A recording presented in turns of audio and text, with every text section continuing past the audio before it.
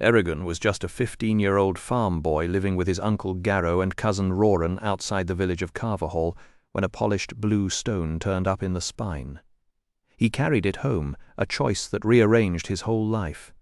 Garrow and his late wife Marion had raised Eragon since birth, and nobody ever spoke of his father. His mother, Selena, Garrow's sister, vanished right after delivering him. Then the stone cracked open, and a baby dragon stepped into his world. The moment he touched her, a silver mark burned into his palm and their minds locked together, making him a dragon rider before he truly understood what that meant. He called her Saphira, for a dragon he'd heard about from the village storyteller Brom. The riders themselves had been created centuries earlier after the elves and dragons tore each other apart in a terrible war. Their mission was to keep peace between the two races, and eventually everyone else.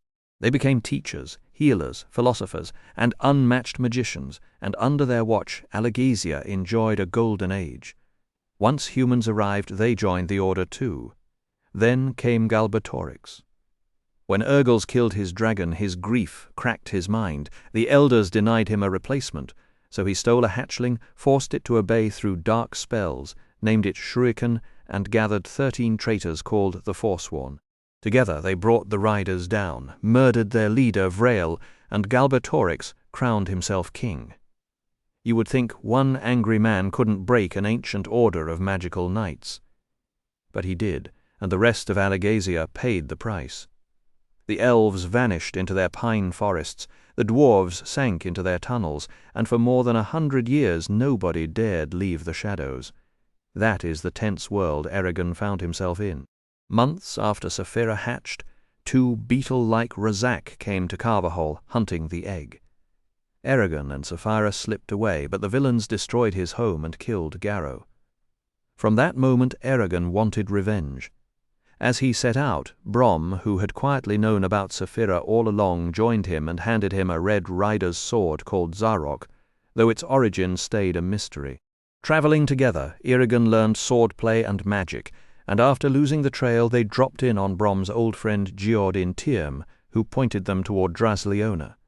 In Tyrm, a herbalist named Angela read Eragon's future, and her Werkat companion Solembum gave him 2 cryptic warnings. En route, Brom admitted he was an agent of the Varden, the rebellion against Galbatorix, and that 20 years ago he'd stolen Saphira's egg and killed Morzan, the first and last of the Forsworn. Only 2 other eggs were left, both in Galbatorix's grip. Near Drasleona, the Razak ambushed them, and Brom was fatally wounded saving Eragon. A stranger named Murtagh then rode in and drove the raiders off, just in time, but Brom's story wasn't over. With his final breath, Brom admitted he had once been a rider, and that his lost dragon had also been named Saphira. The news hit Eragon like a landslide. Eragon and Saphira chose to support the Varden, but the plan collapsed when he was captured in Gilead and thrown in front of Durza, a vicious shade who answered to Galbatorix. With Murtagh's help, Eragon escaped, and he took Arya with them, an elf ambassador, Durza's prisoner, and a woman slowly being killed by poison. Urgles chased the 4 of them toward the Beor Mountains, those impossible peaks that rise more than 10 miles high. One freezing night, Saphira curled around the camp, and her body heat was the only reason Eragon could still move his fingers. Murtagh, who had no desire to face the Varden, finally revealed that he was Morzan's son and that Zarok had been his father's sword. He claimed he had rejected his father's evil and left Galbatorix's court to make his own way. The Varden reached them just as the Urgles were about to finish the job. Inside Farthendur, a hollow mountain that housed the dwarven capital of Trondheim, Eragon met Ajihad, the Varden's leader, while Murtagh was locked up for having the wrong father. Eragon shook hands with King Hrothgar, talked with Nasawada, and let the twins, a pair of deeply unpleasant magicians, poke around his mind. He and Saphira even blessed an orphaned baby while the healers purged Arya's poison. The break was nice while it lasted. Then word came of an Urgle army crawling through the dwarves' tunnels, and in the battle that followed, Eragon lost Saphira and had to face Durza alone. The shade cut him open from shoulder to hip and left him bleeding on the stone.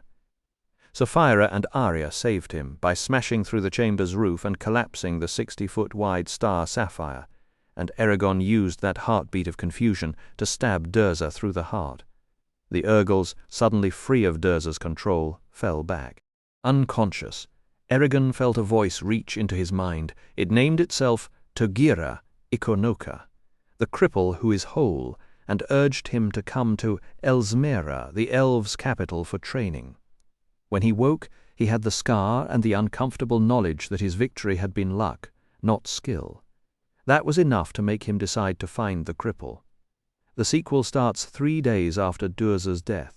The Varden were still recovering from the Battle of Farthen Dûr when Ajihad, Murtagh, and the twins went into the tunnels to hunt down escaped Urgals. An ambush killed Ajihad and wiped out any trace of Murtagh and the twins. The Council of Elders handed leadership to Nasuada, and Eragon swore an oath to serve her. Then he and Sapphira prepared to leave for Elismera to study with the cripple who is whole. Before setting out, Eragon accepted Hrothgar's offer to join the Djurgrimst Ingaitum, gaining legal rights as a dwarf and a seat in dwarven councils. With Arya and Auric, Hrothgar's foster son, as travelling companions, they stopped in Tarnag. Some dwarves there were welcoming, but the clan called As Swelden Rak Anhuin made it clear that riders and dragons were not welcome, because the Forsworn had slaughtered so many of their kin. At last, the party reached Duweldenvarden, the forest of the elves, and at Elsmera they met Islanza Dee, the elf queen, who turned out to be Arya's mother, at Elsmera. Eragon and Sapphira meet Oromis, an ancient elf called the cripple who is whole, and his dragon Glader. The pair have spent a century hiding from Galbatorix while searching for a way to break his hold on Alagasia. Both carry old wounds that make direct battle out of the question. Glader is missing a leg, and Oromis, captured and tortured by the Forsworn, cannot channel large amounts of magic without suffering seizures. Training begins immediately. Eragon studies the histories of Alagasia's races, the art of swordsmanship, and the ancient language used by all magicians. Then comes a horrible realization. In Farthen Dûr, when he and Sapphira blessed the orphaned baby, he meant to say, "May you be shielded from misfortune." Instead, he said, "May you be a shield from misfortune." Not quite the same thing. The child is now cursed to absorb whatever pain and harm was meant for others. Sapphira makes quick progress under Glader, but Eragon's scar from his fight with Durza slows every lesson. The mark is disfiguring, and it can strike him with violent spasms at any moment. He begins to doubt he will ever master magic or the blade. At least his heart gets a workout in another way. He confesses his feelings to Arya, and she gently but firmly sends him away before returning to the Varden.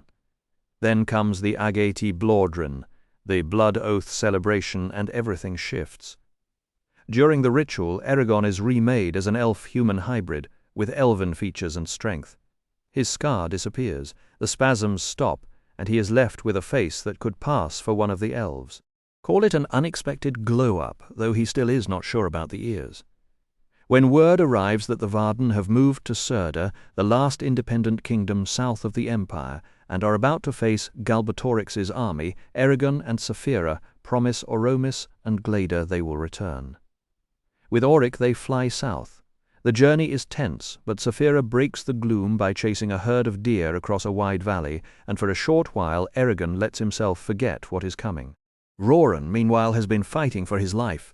Galbatorix sends the Razak and a legion of soldiers to Carvahall to seize Eragon's cousin. Roran escapes into the mountains and leads the villagers in a desperate defense. Many die when Sloane, the village butcher, who opposes Roran's relationship with Katrina, betrays him to the Razak. The creatures come for Roran in the middle of the night. He fights free, but Katrina is captured. With no other option, Roran convinces the townspeople to leave everything behind and march west through the spine toward the coast, hoping to sail to Surda. He proves himself a leader, keeping the refugees alive through the harsh mountain journey. In Term they meet Duod, who explains that the Razak were never hunting Roran or the villagers, they were after Sapphira. Duod helps them commandeer a ship, and the last of Carvahall sets sail. When Eragon and Sapphira rejoin the Varden, the army is readying for battle. Eragon finally sees the baby he cursed. Her name is Elva. She is still a toddler in years, but she looks 4, and she speaks with the weary voice of an old soul. It is a sobering moment. Eragon understands that good intentions mean nothing if the words are wrong. Eragon's spell had turned a little girl into a walking pain magnet. She felt every hurt she saw, and if she tried to ignore it, the suffering clawed through her own body. So while the Varden marched onto the burning plains where underground peat fires left smoke curling from cracks in the earth, Eragon braced for a fight, but not for family. A red dragon appeared in the distance, and its rider killed Hrothgar, the dwarf king, before turning on Eragon and Saphira. When Eragon ripped off the rider's helmet, he froze. It was Murtagh, someone he'd mourned after the Urgal ambush at Farthendur. The twins, the Varden's own officers, had staged that attack, murdered Ajihad, and delivered Murtagh straight to Galbatorix. Under the ancient language, Murtagh had sworn loyalty to the king, so now he rode for the Empire with his new dragon, Thorn, and there was no way out. Eragon begged him to turn, but Murtagh held the leash too tight. Then came the cruel part. Murtagh overpowered them, let them live out of old friendship, and swiped Zarok, calling it his inheritance as Morzan's elder son. He also revealed that Eragon was Morzan's son too, which made them brothers. The twins had pulled that secret from Eragon's own memories back at Farthendur. So in one afternoon Eragon got a brother, lost a sword, and learned that happy reunions are mostly fiction. Staggering away, he found Roran and the villagers of Carvahall charging in, just in time for the battle. Roran had personally killed both twins, which was a solid start. The cousins mended fences over Garrow's death, and Eragon promised to help Roran save Katrina from the Razak, and that's how he ended up on a sandy rise, belly down, staring at Helgrind, a dark stone tower that stabbed the sky like a sharp blade. The evening sun turned Leona Lake into a raw gold streak, and the sparse grass prickled his hands as he crept forward. To his left, Roran breathed steadily, but to Eragon's elf-sharp ears, every inhale sounded like a windstorm. Below, a column of people moved from Dras Leona toward the tower, 24 priests in heavy leather robes, each missing an arm, a leg, or worse. They limped, crawled, and twisted along the ground, their bodies bent in unnatural shapes. Their leader was just a torso with a head, perched on a litter carried by 6 oiled slaves, and had a 3-foot leather crest balanced on his brow. "The priests of Helgrind," Eragon whispered. "Can they use magic?" Roran asked. "Possibly." I didn't dare probe Helgrind with my mind while they were all still there. If any of them practiced magic, even a feather-light touch would betray us. Behind the robed priests came a double line of young men wrapped in golden cloth, each carrying a rectangular frame with 12 iron rungs. From those rungs hung bells as large as winter cabbages, and whenever the first group stepped forward on their right feet, they shook the frames with a violent jolt. The second group did the same on their left feet, sending the hills rolling with a mournful, clanging din. A stench of stale incense and unwashed bodies drifted on the wind. The acolytes added their own groans and shouts, whipping themselves into a feverish frenzy as they processed. Behind them shuffled a long tail of Dras Leona's citizens, nobles sweating in heavy velvet, merchants clutching ledgers, battle-scarred officers, labourers, beggars, and common foot soldiers. I scanned the crowd for Governor Marcus Tabor, but couldn't pick out his face among the pressing mass.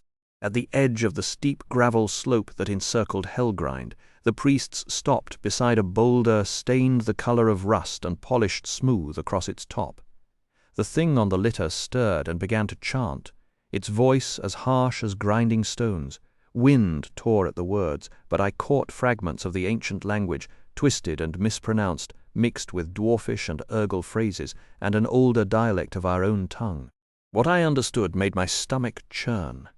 Talk of centuries-old hatred that had festered in dark hearts while the riders were gone. Blood and madness and rites performed beneath a moonless sky, charming. I'd come to scout a mountain, and instead I was attending a horror show. The high priest, a limbless creature carried on a pallet, gave a short order. 2 blades flashed, and blood streamed from the creature's shoulders. Whether male or female, I couldn't tell. pooling on the rock and spilling onto the gravel. Acolytes caught the red flow in iron cups and passed them around, and the crowd drank without hesitation. Roran spat on the ground. "You forgot to tell me these lunatics were cannibals." "Not quite," I said. "They skip the flesh and just drink the blood." Afterward, the attendants laid the high priest back onto the litter and wrapped the shoulders in white linen.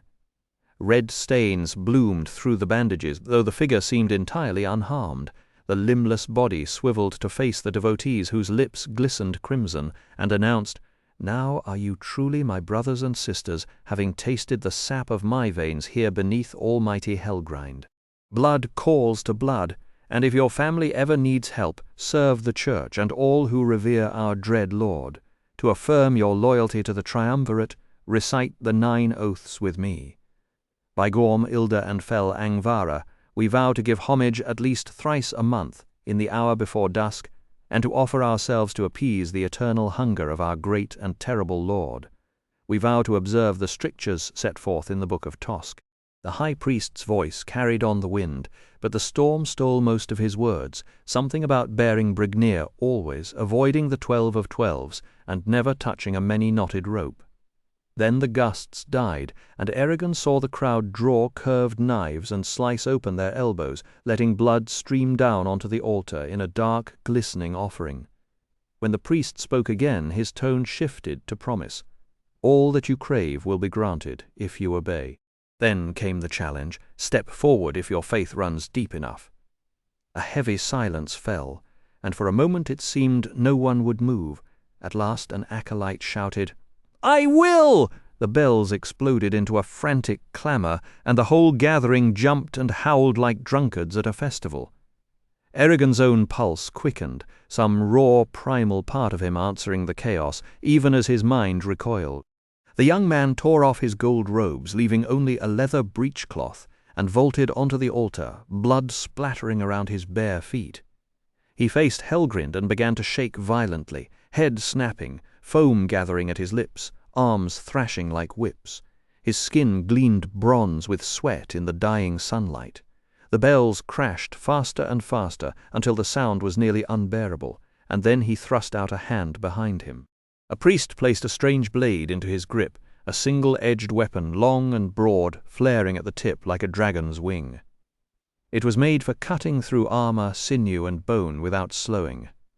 The young man raised it high, aimed it at Helgrind's tallest peak, and then dropped to one knee and brought the steel down across his own wrist. Blood sprayed across the rocks. Eragon winced and turned away, but the screams still cut through him. He'd seen far worse in battle. But there was something profoundly wrong about mutilating yourself on purpose when life already left so many scars. Roran shifted, grinding his teeth, and muttered a curse into his beard. While a priest mended the wound with magic, 2 slaves were dragged from the high priest's litter and chained by the ankles to an iron ring on the altar. The acolytes then hauled out bundles from beneath their robes and piled them just beyond the slaves' reach. The priests left for Dras Leona, wailing and ringing all the way, with the newly one-handed zealot stumbling behind them, his face glowing with a blissful, empty smile. Eragon let out a long breath as the column vanished over a hill. Well, well, I've spent time among dwarves and elves, and not a single one of their rituals was as twisted as what those humans just did. They're worse than the Razak. Roran nodded toward Helgrind. "Now can you tell if Katrina is inside?" "I'll try." "Be ready to run," Eragon told himself before closing his eyes and letting his consciousness seep outward, slipping from one mind to the next like water working its way through sand. He touched teeming insect cities, lizards and snakes stretched across warm rock, the chatter of songbirds and small mammals hustling home. Each creature had its own way of meeting the dusk. Burrowers retreated, while the night shift yawned, stretched, and sharpened its senses for the hunt. Distance blurred his psychic reach, and by the time he descended toward Helgrind's clutter of black spires, only the heaviest living shapes registered faint and smudged. He kept every mental touch featherlight, prepared to recoil if he grazed the Razak or the colossal leatherblacker that sometimes sailed above the den they shared. The Razak had no magic, and they had never trained as mind-breakers. One puff of their breath could stupefy a giant, so perhaps they never saw the need. It was a nasty advantage, and Eragon hated admitting it worked. Still, he pressed on because he, Roran, and Saphira had to know whether Katrina was locked inside Helgrind. Rescue required one plan, capture and interrogation required another. He searched until his concentration frayed, turning over every stone and shadow of the mountain's psychic landscape. When he finally pulled back and opened his eyes, Roran was watching him the way a starving wolf watches a wounded deer. His grey eyes held anger, hope, and despair in such fiery proportions that Eragon half expected the air around them to ignite. He knew that Roran's strength had always come from that blaze, the same passion that carried him through low betrayal and high hardship after Sloane, Katrina's own father, sold him to the Razak. When the creatures failed to catch Roran, they tore Katrina from her bedroom and vanished with her out of Palancar Valley, leaving Carvahall to be burned, looted and enslaved by Galbatorix's soldiers. Roran couldn't chase her then. He led the villagers across the spine instead, down the wild coast of Alagasia, through hunger and death, until they reached the Varden. The road was long and crooked, but it eventually brought Roran to the one man who knew where the Razak nested, and that man was Eragon himself, sworn to help bring Katrina back. Roran survived all of that because his passion ran hotter than anyone else's fear, and it made him unpredictable to every enemy he faced. Eragon felt that same fire kindling in his own chest. If someone he loved were in danger, he would charge into a blazing pit without a second thought. He loved Roran as a brother, and because Roran meant to marry Katrina, Eragon had long since added her to his family. They were the last heirs of their line. Eragon having cut Murtagh out of his life, leaving only the two of them, and now Katrina. Love alone didn't drive them. Revenge did too. Even as they worked to snatch Katrina out of Helgrind's reach, the mortal man and the dragon rider burned to destroy the unnatural servants of King Galbatorix, the ones who had tortured and murdered Garrow, Roran's father in all but blood, and the closest thing Eragon had ever had to a father. So the information Eragon gathered was never just information. It was the seed of everything they would do next. "I think I felt her," Eragon said, his voice barely above a whisper. "I can't be absolutely certain, since we're so far from Helgrind, and I've never touched her mind before, but I'm fairly sure she's somewhere near the top of that forsaken peak, hidden away." "Is she hurt? Is she sick? Don't keep it from me, Eragon. Have they harmed her?" "She isn't in any pain right now. Beyond that, I can't say. It took every ounce of my strength just to sense the faint glow of her consciousness, and I couldn't reach out to her." What he didn't mention was that he'd also detected a second presence, someone he suspected and whose company troubled him deeply. What I didn't find were the Razak or the Lether Blacker. Even if I somehow missed the Razak, their parents are so enormous that their life force should blaze like 1,000 lanterns, just like Saphira's. Aside from Katrina and a few faint specks of light, Helgrind is pure darkness. Roran's jaw tightened. He clenched his left fist and glared at the mountain, which was fading into the dusk as purple shadows crept over it. In a low, flat voice, almost as if he were talking to himself, he said, "Whether you're right or wrong doesn't matter. How so? We can't attack tonight. Night is when the Razak are strongest, and if they're nearby, it would be foolish to fight them at a disadvantage." "Agreed. Agreed." "Then we wait for dawn." Roran gestured toward the slaves chained to the blood-stained altar. "If those poor souls are gone by then, we'll know the Razak are here, and we'll move as planned. If they're still there, we'll count ourselves lucky that the monsters got spooked, free the slaves, rescue Katrina, and fly back to the Varden before Murtagh hunts us down. Either way, I doubt the Razak will leave Katrina alone for long, not if Galbatorix wants her alive to use against me." Eragon nodded. A part of him wanted to free the slaves immediately, but doing so would only warn their enemies that something was wrong. And if the Razak came to collect their prisoners, he and Saphira couldn't possibly intervene before the slaves were carried off. A dragon battling creatures like the Lether Blacker out in the open would draw the attention of every living soul for leagues around. And wasn't that just perfect? Weeks of sneaking through hostile territory, sleeping on cold stone, eating stale rations, and now they were gambling everything on the hope that the monsters had made other dinner plans. Eragon looked away from the shackled men. For their sake, I hope the Razak are on the other side of Alagasia, or at least that they aren't hungry tonight. By unspoken agreement, Eragon and Roran crawled backward down the crest of the low hill they'd been hiding behind. At the bottom, they rose into a half-crouch and ran between two rows of hills. The shallow depression gradually deepened into a narrow gully carved by old floods, lined with crumbling slabs of shale. Dodging the gnarled juniper trees scattered along the way, Eragon glanced upward and caught a glimpse of the first constellations appearing in the velvet sky. They looked cold and sharp, like splinters of ice. Then he turned his attention back to the uneven ground beneath his feet as they trotted south toward their camp. Around the campfire, the low mound of coals pulsed like the heart of some giant beast. Occasionally a patch of golden sparks flared into existence, raced across the surface of the wood, and vanished into a white-hot crevice. The dying remnants of the fire cast a dim red glow over the surrounding area, revealing a patch of rocky soil, a few pewter-grey bushes, and the vague mass of a juniper tree in the distance. Eragon sat with his bare feet stretched toward the nest of ruby embers, savouring the warmth, his back propped against the knobby scales of Saphira's thick right foreleg.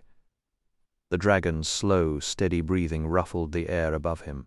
Across the fire, Roran perched on the iron-hard, sun-bleached, wind-worn shell of an ancient tree trunk, his eyes fixed on the coals, his expression unreadable. Every time Eragon shifted his weight, the hollow tree trunk let out a bitter shriek that made him want to cover his ears. Otherwise, the space stayed perfectly still. Even the coals burned without a sound, because Roran had gathered only long dead limbs, stripped of every trace of moisture, so no telltale smoke could give them away. Eragon had just finished walking Saphira through the day's events.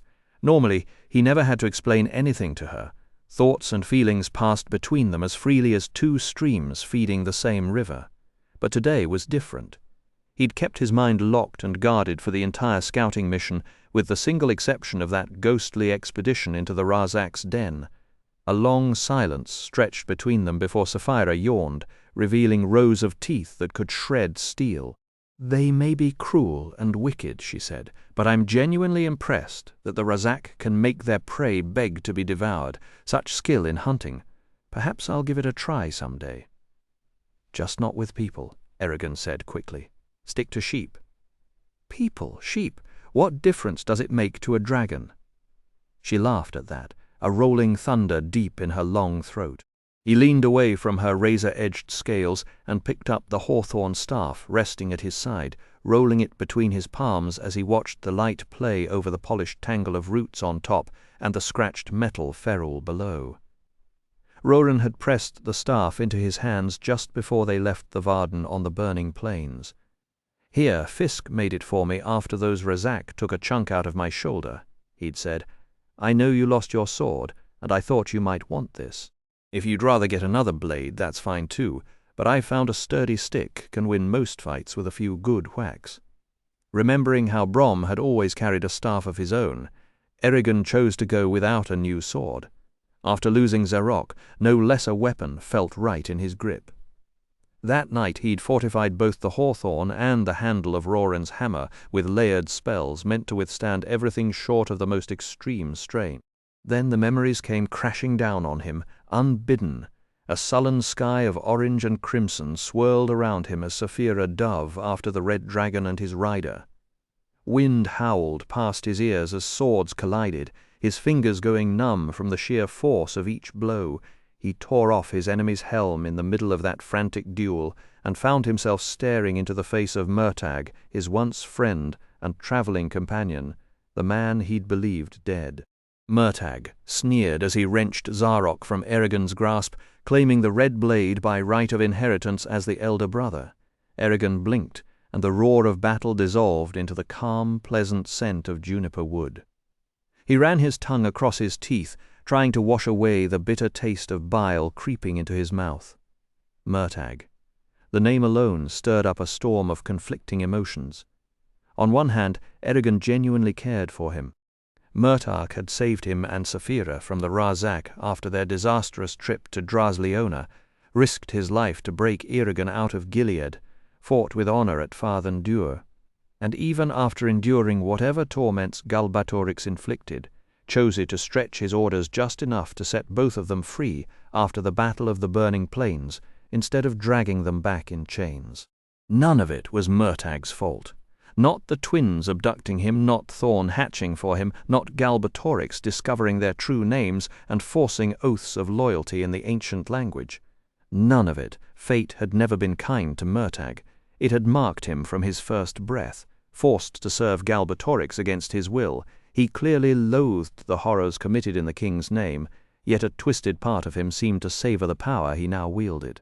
On the Burning Plains, during the clash between the Varden and the Empire, Murtagh had made a point of hunting down the dwarf king Hrothgar and cutting him down, an act Galbatorix had never ordered. True, he allowed Eragon and Saphira to escape, but only after crushing them in a brutal test of strength and listening to Eragon's desperate pleas. And there had been unmistakable satisfaction in Murtagh's voice when he revealed their shared bloodline, both sons of Morzan, first and last of the 13 Forsworn who had betrayed their order for Galbatorix. 4 days after that battle, a new theory occurred to Eragon. Maybe Murtagh's real joy came from watching someone else shoulder the same crushing weight he'd carried all his life. Or maybe it was simpler than that. A beaten dog, whipped enough times, eventually turns on its master. Murtagh had been beaten plenty, and now he was finally biting back at a world that had shown him precious little mercy. But whatever flicker of goodness remained in him, the ancient language had bound Murtagh to Galbatorix with unbreakable chains. He and Eragon were destined enemies, always and forever, and yet Eragon couldn't stop the second guessing, if only he hadn't followed Ajihad into the tunnels beneath Farthen Dûr. If only he'd been faster, the twins never would have. Eragon, Saphira's voice cut through his spiraling thoughts. He nodded, grateful for the interruption. The morning after the battle, with the Varden regrouping and the Empire's army retreating up the Giet River, Eragon had approached Nasuada and Arya, asking permission to help Roran. It went about as well as a snowball in a furnace. Both women were dead set against it, with Nasuada calling it a harebrained scheme that will have catastrophic consequences for everyone in Alagacia if it goes awry. The argument dragged on until Saphira finally silenced the tent with a roar that rattled the canvas. "I'm tired. My rider is doing a terrible job explaining himself, and we've got better things to do than squawk like magpies," she said. "Listen to me instead." Arguing with a dragon was a losing game, Eragon reflected. Her reasoning was layered, but her bottom line was simple. Saphira backed him because she knew what the mission meant to him, while Eragon backed Roran for the sake of blood and love, and because his cousin would chase Katrina to the ends of the earth whether anyone approved or not, and Roran would never take down the Rozak alone. There was also the matter of leverage. With Katrina in the Empire's grip, Galbatorix held a knife to Roran's heart, and through Roran to Eragon's. One threat against her life and Roran would bend to any demand. The smart play was to close that hole in their armor before their enemies exploited it, and the timing was ideal. No one would expect a raid in the middle of the Empire while the Varden fought Galbatorix's forces near Surda's border. Murtagh and Thorn had been spotted heading straight for Urubayan, clearly summoned to face the king's reprimand in person. Nasuada and Arya were quick to agree with Eragon's read on the situation. After that meeting, the two would likely push north and try to catch Queen Islanzade and her elven forces the moment they launched their first attack. For Eragon, though, the more pressing concern was the Razak. If those monsters could be killed before they began terrorizing the Varden and shredding morale, he'd call it a victory even before the war got serious. Saphira, ever the one for tact, pointed out that if Nasuada used her authority as Eragon's legal lord to keep him from the mission, the bitterness that followed could poison their alliance far worse than any single battle. "But it's your call," she said casually. "You can keep him here if you want. His oaths are his own. I haven't made any to you. And I've already decided to fly with Roran. This looks like a fine adventure." Eragon still smiled whenever he thought about that scene. Saphira's combination of unshakable logic and sheer stubbornness had worn down both Nasueda and Arya until they gave their approval, though neither looked happy about it. Nasueda's final words were a study in ambiguity. "We're trusting your judgment in this, Eragon, Saphira. For your sake and ours, I hope this expedition goes well." The way she said it left Eragon wondering whether that was a genuine wish or a quiet warning, and he suspected Nasueda intended exactly that uncertainty. The rest of that day vanished into a blur of preparation. Eragon packed supplies, spread maps of the Empire across the tent floor, and studied them with Saphira, and cast the spells he considered essential, including a safeguard meant to keep Galbatorix and his servants from scrying Roran. When morning broke, he and Roran climbed onto Saphira's back. She launched herself into the air and rose above the orange haze that still clung to the burning plains, then angled northeast. She flew without rest while the sun crossed the sky, disappeared behind the horizon, and exploded back into view in a blaze of red and gold. Their first leg carried them toward the sparsely settled edge of the Empire, where they finally turned west, aiming for Dras Leona and the jagged silhouette of Helgrind. To avoid prying eyes in the scattered villages, they traveled only at night, wrapped in cloaks, furs, wool mittens, and felted hats. They endured Saphira's deliberate choice to fly higher than any mountain peak, where the air was so thin and cold that each breath felt like a knife in the lungs. From that altitude, if some farmer looking up at a sick calf or a watchman making his rounds happened to spot her, she was just an eagle, nothing more. Below them, the land showed every mark of a kingdom at war.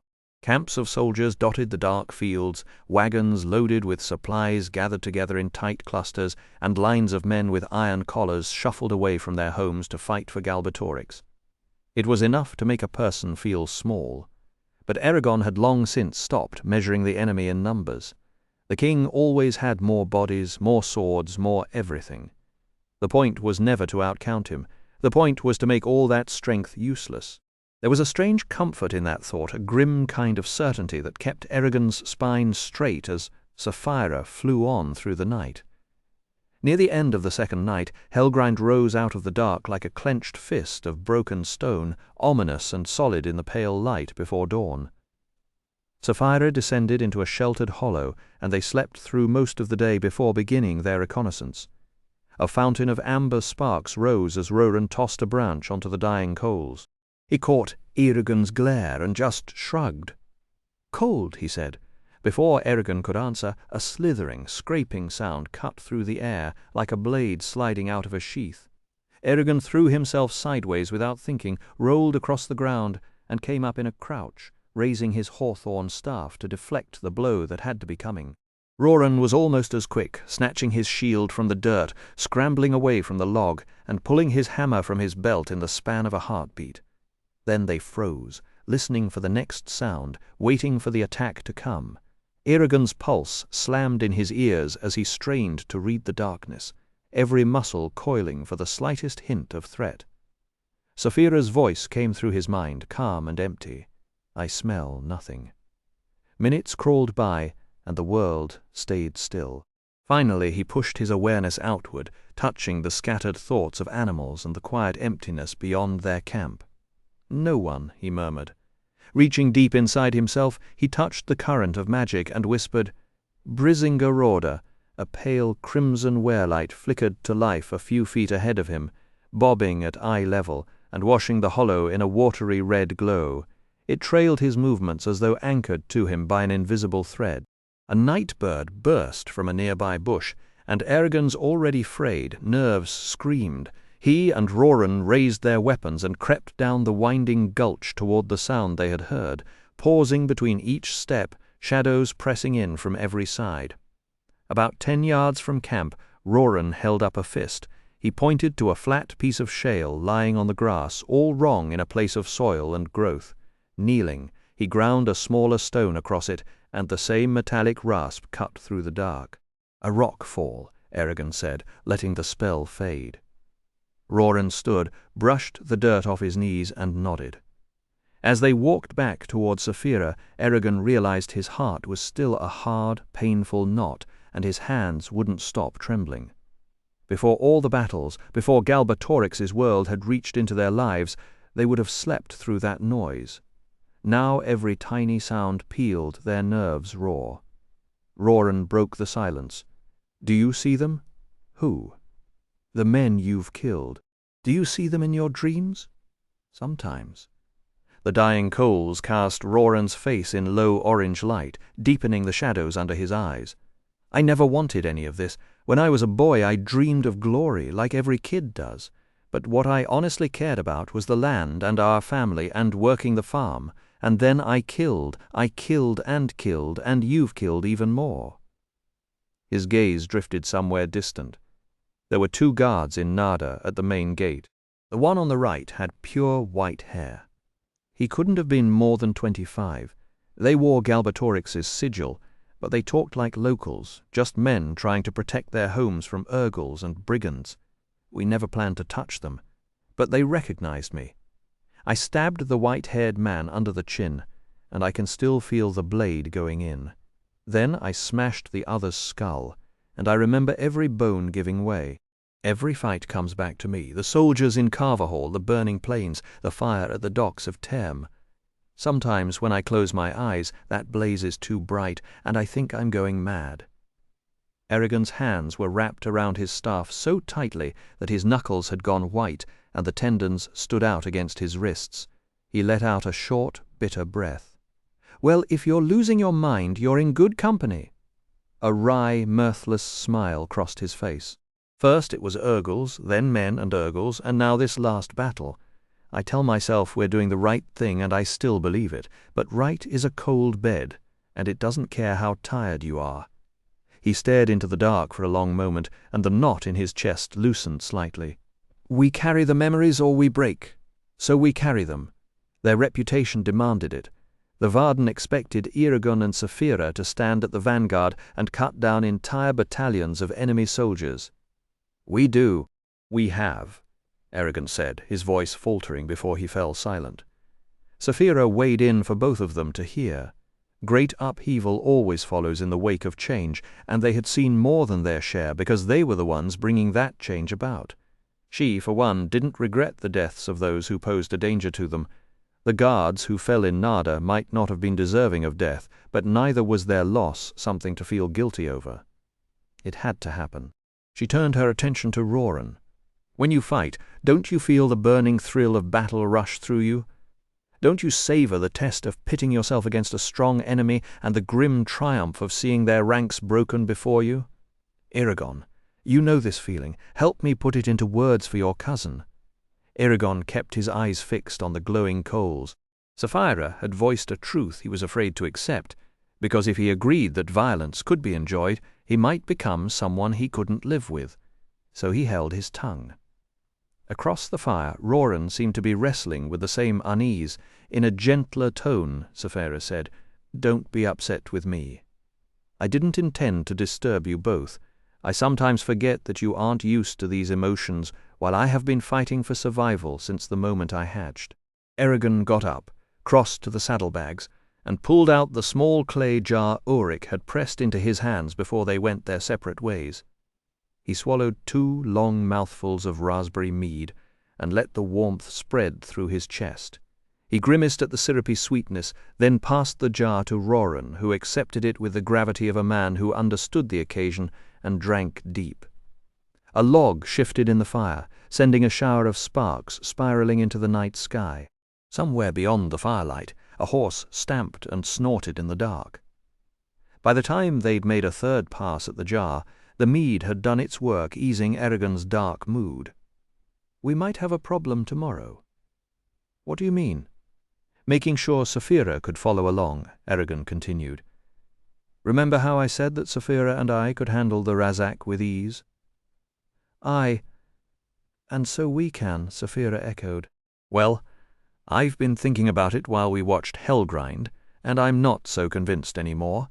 There are nearly endless ways to accomplish anything with magic. If I want to start a fire, I could pull heat from the air or the ground around me. I could create a flame from pure energy. I could call down lightning. I could concentrate sunlight into a single point. I could use friction. The possibilities go on and on. So, here's the catch. Even though I can devise many different spells to perform one action, blocking them may take just a single counterspell. If you prevent the action itself from happening, you don't have to customize your defense against the specifics of every attack. Roran shook his head. I still don't see what this has to do with tomorrow. I do, Saphira said, catching on at once. It means that over the past century, Galbatorix might have placed wards around the Razak.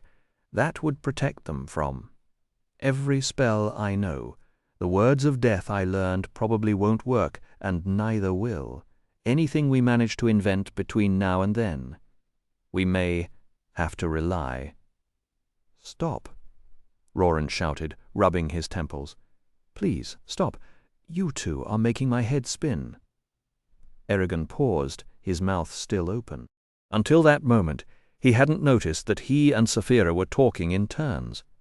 The realization lifted his spirits. It showed how far their partnership had come, how seamlessly they could act as one being. Together they were far stronger than either of them alone. But it also nagged at him, the thought that such a bond might slowly wear away at who they were as individuals. He closed his mouth and chuckled. Sorry.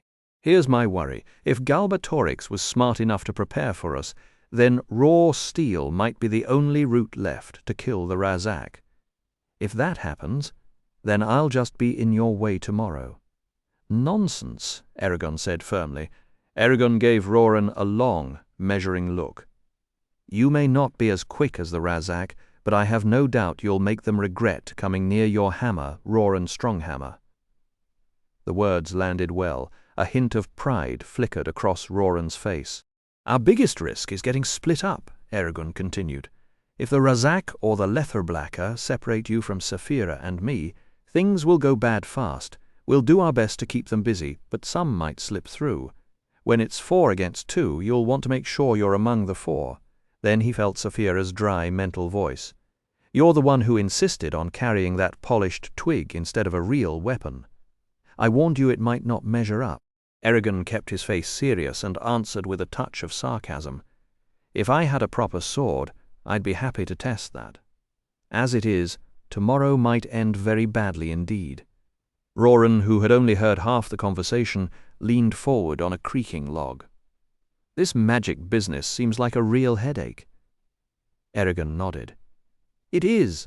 Half the job is trying to predict every trick an attacking magician might pull. I spend most of my time asking, what if someone hits me with this?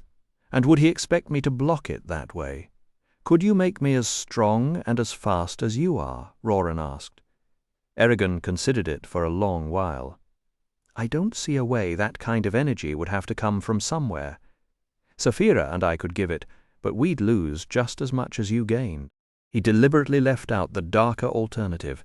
Draining energy from living plants and animals would kill the small sparks of life around them. That was a dangerous secret, and in any case the barren rock of Helgrind offered nothing worth draining. Then teach me magic, Roran said. Not now, obviously. We don't have time, and I'm not expecting to become a wizard overnight. But eventually, we share the same blood, and it's a handy thing to know. Eragon hesitated. I don't actually know how a non-rider begins learning magic. It's not something I studied. He picked up a flat, round stone, tossed it to Roran and said, Try this. Focus on lifting it a foot or so off your palm and say Sten Ariza. Roran repeated the words, frowning so hard his eyebrows met. Nothing. He tried again with a growl. The stone stayed stubbornly still. Keep practicing, Eragon said. That's all I can tell you. But if you ever succeed, come straight to me, or find another magician if I'm not around. Messing with magic without knowing the rules can kill you and everyone near you. If you push a spell beyond your strength, you will die. Don't try anything too big, don't try to bring back the dead, and don't try to unmake anything. Roran nodded, still staring at the stone as if he could glare it into moving. Magic aside, Eragon said, leaning forward so the embers of their campfire cast long shadows across his face. There's something else you need to master before anything else. Roran raised an eyebrow, and that would be keeping your mind locked tight against the Black Hand, Duvranga Gata, or anyone else who might try to pick your thoughts clean. You're carrying secrets now, cousin. secrets that could sink the Varden if they fell into the wrong hands. Until you can shield yourself from every spy and schemer, neither Naswada nor I can safely trust you with anything that might aid our enemies."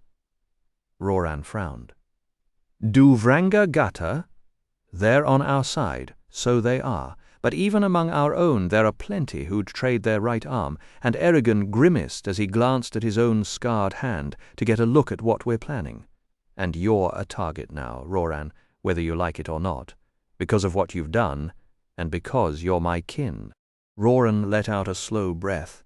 "It's strange being recognized by people I've never met." "That it is." Eragon nearly added a few more observations on that subject, but he let the thought fade. There would be time to talk about it later.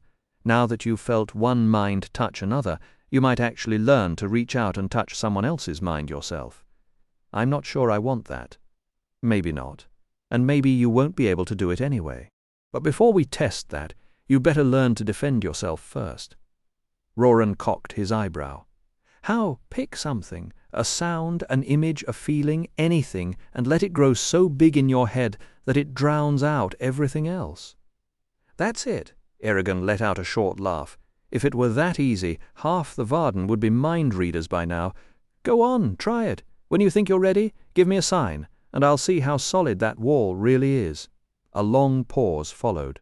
Then Roran twitched his fingers, and Eragon sent his consciousness hurtling toward his cousin, eager to see what kind of defense he'd managed. The full force of Eragon's mental probe slammed into a barrier made entirely of Roran's memories of Katrina, her smile, her voice, the feel of her hand in his. It held firm. Eragon found no crack, no handhold, no way to get a grip. For that moment, Roran was nothing but his love for her. His mind was so single-minded that it seemed to have no other surface Eragon could latch onto. But then Roran shifted, and the old log he was sitting on let out a sharp, grating squeal. The mental wall shattered into a dozen fragments as a flood of distractions broke loose. What was that? Damn it, ignore it. He'll break through Katrina. Think of Katrina. Don't let him in. The night she said yes. The smell of the grass. Her hair brushing my face. Is that him again? No, focus. Don't. Eragon seized the opening, throwing his will forward and pinning Roran in place before his cousin could rebuild his defenses. "You've got the basic idea," Eragon said out loud, releasing him, "but you have to hold your concentration even when the world is falling apart around you. You need to think without thinking, to let go of every hope and worry except the one thought that becomes your shield. That's something the elves taught me. Recite a riddle, or a line from a poem, or a song. A repeated phrase can anchor your mind and keep it from wandering." Roran nodded, rubbing his temples. "I'll work on it." Then Eragon's voice dropped, quieter and softer. "You really do love her, don't you?" It wasn't a question so much as an observation, one that made him feel oddly vulnerable to say out loud. They'd never talked about romance. Not once, even after all those long evenings in Carver Hall, debating which of the village girls had the best laugh or the prettiest smile. How did it happen? Roran looked at the fire. "I liked her. She liked me." "What importance are the details?" Eragon asked, then pressed on. He'd been too furious to ask before Roran left for Therinsford, and they'd only reunited 4 days ago. Roran rubbed his temples and sighed. It wasn't much, he admitted. He'd always been fond of Katrina, but after his rites of passage, he began picturing her as his wife. One visit to Carver Hall, he saw her pause by Loring's house to pick a moss rose growing in the shade of the eaves. The way she smiled at that flower, so innocent and happy, made him vow to keep that smile alive forever. Now he feared he'd fallen short.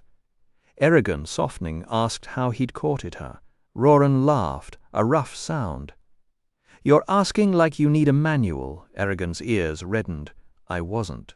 But Roran cut him off. "I know when you're lying. You've got that big foolish grin. Elves may have given you a new face, but not a new tell."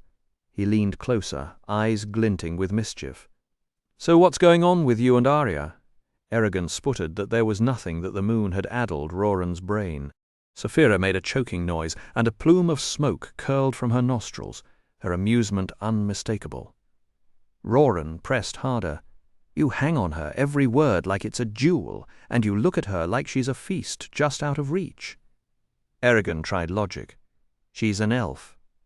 "She's beautiful," Roran countered. "Pointed ears aren't flaws, and you look like a cat yourself." "She's over 100 years old," Roran blinked. "Doesn't look it.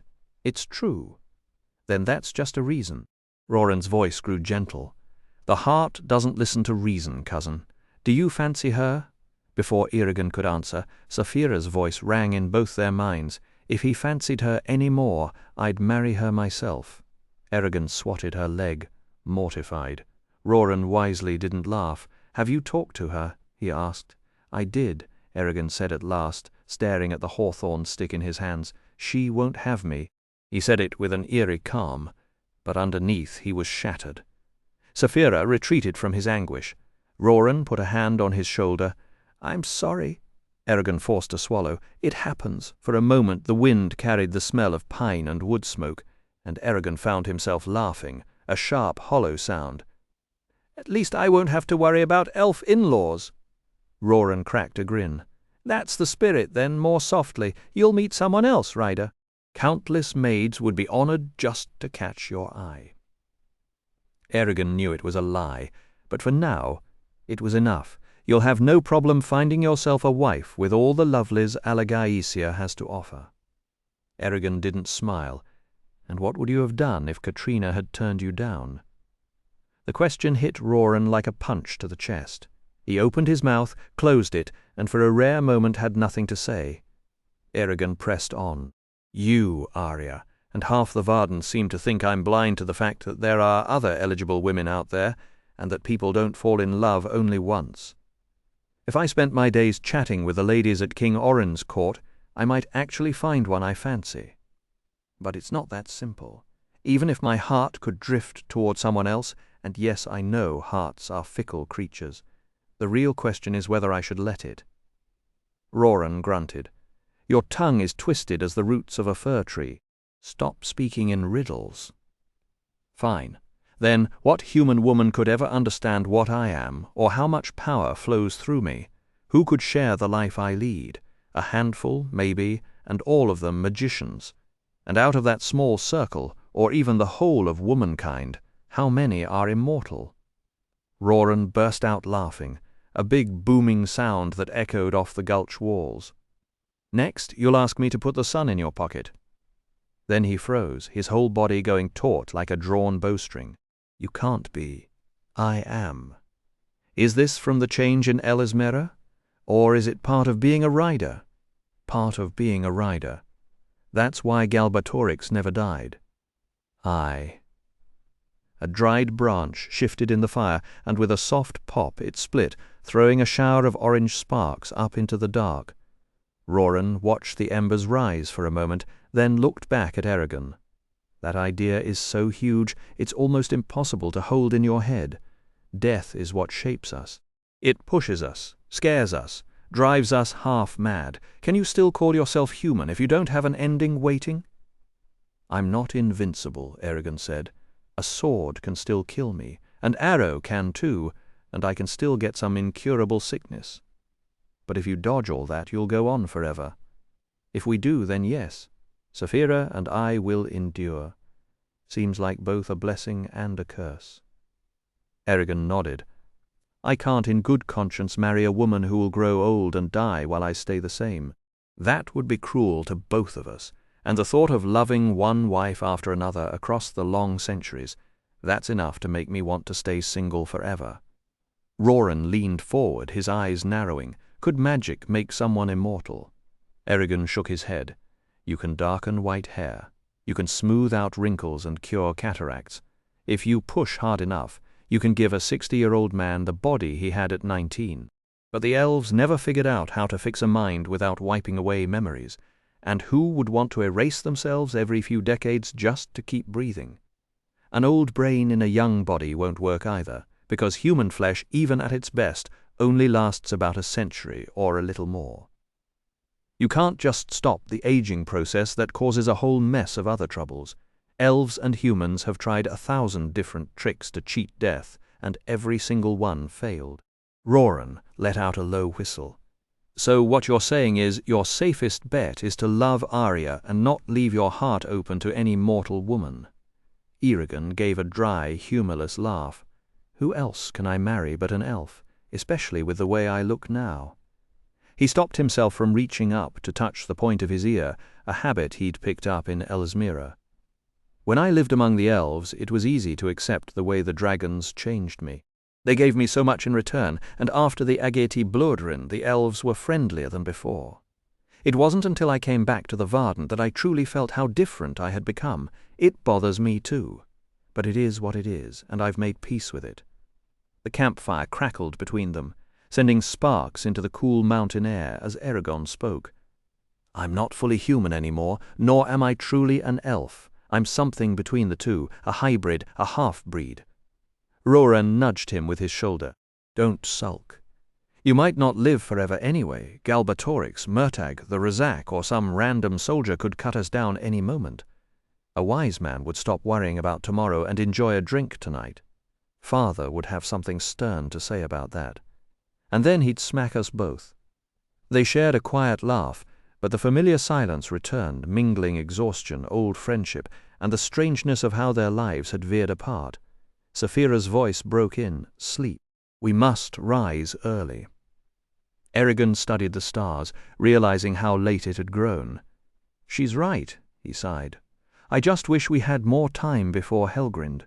The burning plains took everything out of me and Saphira, and the last 2 nights of charging Biloth the Wise's belt haven't helped either. I'm still aching." He loosened his sleeve and exposed a sickly bruise on his forearm.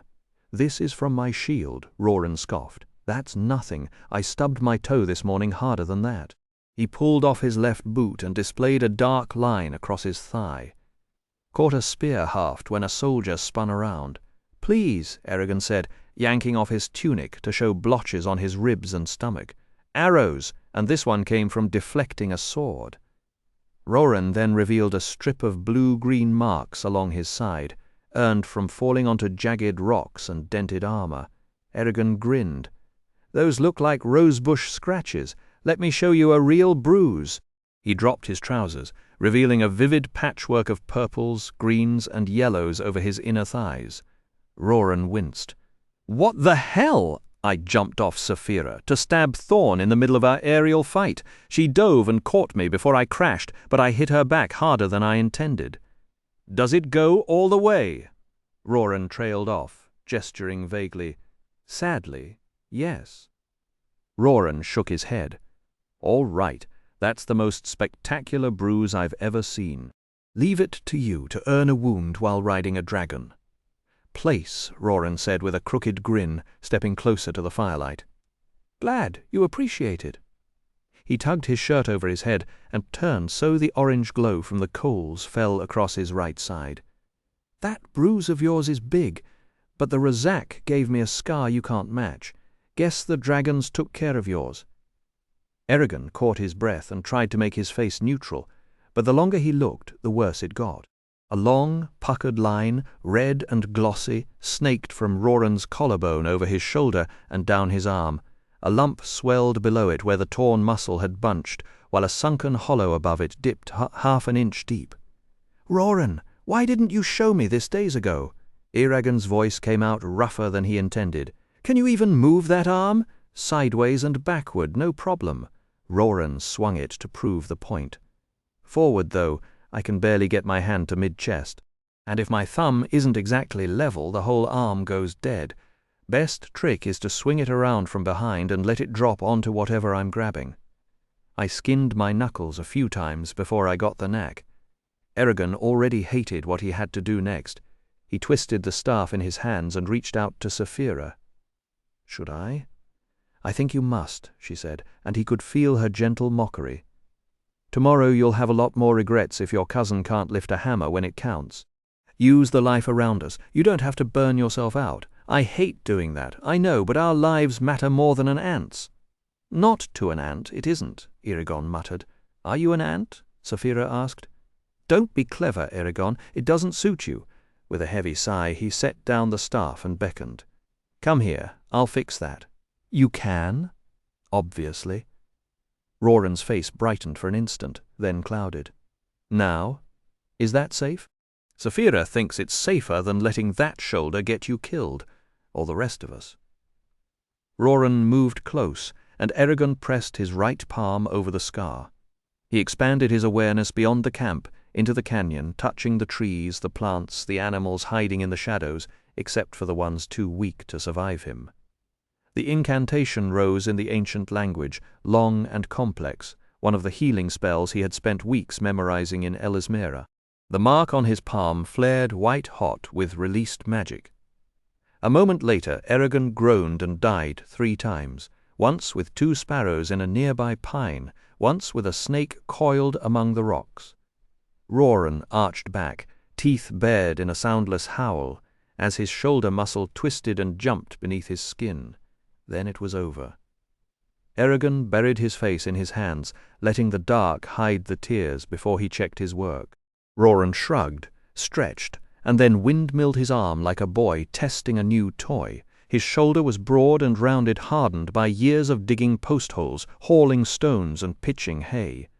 Eragon felt a flicker of envy. He might be stronger, but he'd never had that kind of thick, honest muscle. A wave of fatigue swept over him, yet somehow it felt like relief. Magic had its price, but tonight it had brought his cousin home. Roran's grin spread wide across his face. It's as good as ever, maybe even better. Thank you. You're welcome. It was the oddest thing. I genuinely felt like I might crawl right out of my skin. It itched like crazy, and I could barely stop myself from tearing. Would you grab me some bread from your saddlebag? I'm hungry. We just finished dinner. I need a bite after using magic like that. Eragon sniffled, pulled out a bandana, and wiped his nose, then sniffled again. What he'd said was only half true. It wasn't the spell itself that had unsettled him. It was the wildlife his magic had brought down. The memory of those small deaths churned in his stomach, and he feared he'd be sick if he didn't settle it with something simple. "You're not coming down with something, are you?" Roran asked. "No." Still haunted by the deaths he'd caused, Eragon reached for the jug of mead at his side, hoping to drown the grim thoughts. Without warning, something huge, heavy and sharp smashed into his hand and drove it into the ground. He winced and looked over to see the tip of one of Saphira's ivory claws pressed into his flesh. Her thick eyelid swept shut and open, covering and uncovering the gleaming iris she had fixed on him. After a long moment she lifted the claw the way a person lifts a finger, and Eragon pulled his hand free. He swallowed hard and gripped his hawthorn staff, forcing himself to focus on the here and now instead of sinking into gloomy self-pity. Roran pulled a torn half-loaf of sourdough from his saddlebag, then paused, a smirk creeping onto his lips. "Wouldn't you rather have some venison? I saved my leftovers." He offered a juniper branch with 3 chunks of golden-brown meat stuck on it. The aroma drifted toward Eragon, rich and smoky, hitting his senses harder than he expected. It brought back nights in the mountains, crowded around a small stove with Roran and Garrow, while snow piled against the windows and a blizzard rattled the old bones of their cabin. His mouth went wet. "It's still warm," Roran said, waving the meat in front of him. Eragon forced himself to shake his head. "Just give me the bread." "You sure?" "It's excellent, not too chewy, not too soft, seasoned exactly right, so juicy that one bite tastes like a spoonful of Elaine's best stew." "No, I can't. You know you want it." "Roran, quit teasing me and hand over that bread." "Ha! Now that's the look I was hoping for. Maybe you don't need food. You need someone to get your blood boiling, eh?" Eragon scowled at him, then, quicker than a blink, snatched the loaf right out of Roran's grip. That only made Roran laugh harder. As Eragon tore at the bread, Roran pressed on. "I'll never understand how you survive on nothing but fruit and bread and vegetables. A man needs meat to keep his strength. Don't you miss it? More than you can imagine. Then why do you insist on making yourself miserable? Everything in this world eats something alive, even if it's just plants. That's how we were made. Why go against the natural order? I said much the same thing when we were in Elismera. Sapphira observed dryly, but he paid me no mind. Eragon shrugged. "We've been through this already. You do what you want, and I won't tell you or anyone else how to live. But I can't bring myself to eat a creature whose thoughts and feelings I've shared, whose life I've touched with my own mind." The tip of Sapphira's tail flicked, and her scales scraped across a weather-worn boulder poking out of the earth. Oh, he's beyond hope. She stretched out her neck, snatched the venison, spit and all from Roran's other hand, and crunched down. The wood snapped between her jagged teeth, and she swallowed it all into the fiery depths of her belly. You weren't exaggerating, Roran, now. That was a sweet morsel, tender, savory, delicious beyond words. It almost makes me want to dance with delight. Sapphira stretched her neck and gave Roran a toothy grin. "You really should cook for me more often, Roran Stronghammer, but next time I expect several deer at once, or else I won't consider it a proper meal." Roran froze mid-bite, trying to decide whether she was joking, and if she wasn't, how he could politely escape such an unexpected burden without offending a dragon. He shot a desperate look at Eragon, who burst out laughing at both Roran's expression and the absurdity of the situation. Sapphira's deep, sonorous laugh joined his and rang through the hollow, her teeth glowing a madder red in the firelight. An hour after the three of them had turned in, Eragon lay on his back beside Sapphira, wrapped in layers of blankets against the cold night. Everything was still silent enough that it seemed a wizard had placed the land under an eternal sleep. The stars watched, frozen, and nothing moved. He nearly laughed out loud at the thought. Here he was, a dragon rider running on fumes, about to lead a desperate charge into Helgrind with only his stubborn cousin and a dragon for backup. What could possibly go wrong? "Without moving," he whispered in his mind. "Sapphira?" "Yes, little one. What if I'm right and he's in Helgrind? I don't know what I should do then. Tell me." "I can't decide that for you, little one. This choice is yours alone. Human ways aren't dragon ways. My instinct would be to rip his head off and make a meal of him, but I suspect that wouldn't be right for you. And will you stay by my side, no matter what I decide? Forever, little one. Now sleep. Everything will be fine." Comforted, Eragon stared into the dark void between the stars, slowing his breathing until he slipped into the trance that had replaced sleep for him. He stayed aware of his surroundings, but against the white constellations, strange shadowy figures from his waking dreams kept wandering through their silent, confused plays. Daybreak was still 15 minutes away when Eragon rolled upright. He snapped his fingers twice to wake Roran, then scooped up his blankets and knotted them tightly. Roran pushed himself off the ground and did the same. The air smelled of pine and frost. Neither spoke, but their eyes glittered with nervous excitement. "If I fall," Roran said, "will you look after Katrina?" "I will. Let her know that I went into battle with joy in my heart and her name on my lips." "I will." Eragon muttered a quick line in the ancient language, feeling only the faintest pull on his strength. There, that will filter the air in front of us and keep out the paralyzing effects of the Razak's breath. From his bags, he pulled out his mail shirt and unwrapped the sackcloth around it. Blood from the fight on the burning plains still crusted the once bright corselet, and rust had crept across the rings from sweat and neglect. Still, the mail was sound, since he had patched every tear before heading into the Empire. He put it on, wrinkling his nose at the stench of death and desperation that clung to the leather, then fastened chaste bracers to his forearms and greaves to his shins. Over his head went a padded arming cap, a mail coif, and a plain steel helm. His old helm, the one he had worn at Farthen Dur, engraved by the dwarves with the crest of Durgrimst Ingaitum, had gone down with his shield in the mid-air clash with Thorn. He pulled on mailed gauntlets. Roran armed himself much the same, but added a wooden shield with a soft iron rim to catch an enemy's blade. Eragon carried no shield. His hawthorn staff needed both hands. Across his back he slung the quiver from Queen Islanzadi, holding 20 heavy oak arrows fletched with grey goose feathers, along with the silver-fitted bow she had sung out of a yew tree for him. The bow had been strung since before dawn, and Sapphira shifted restlessly, her claws working the earth. "Let's be off!" They left their packs hanging from a juniper branch and scrambled onto her back, skipping the saddle because she had worn her tack all night. The leather beneath Eragon felt warm, almost alive. He gripped the next spike in front of him, while Roran wrapped a thick arm around his waist and raised his hammer. As Saphira tensed, a piece of shale cracked beneath her weight, then she launched, clearing the gulch's rim in one powerful bound. Her wings snapped open, their thin membranes like translucent blue sails stretched toward the sky. "Not so tight," Eragon grunted. "Sorry," Roran said, loosening his hold. Then Saphira jumped again, and the world fell away.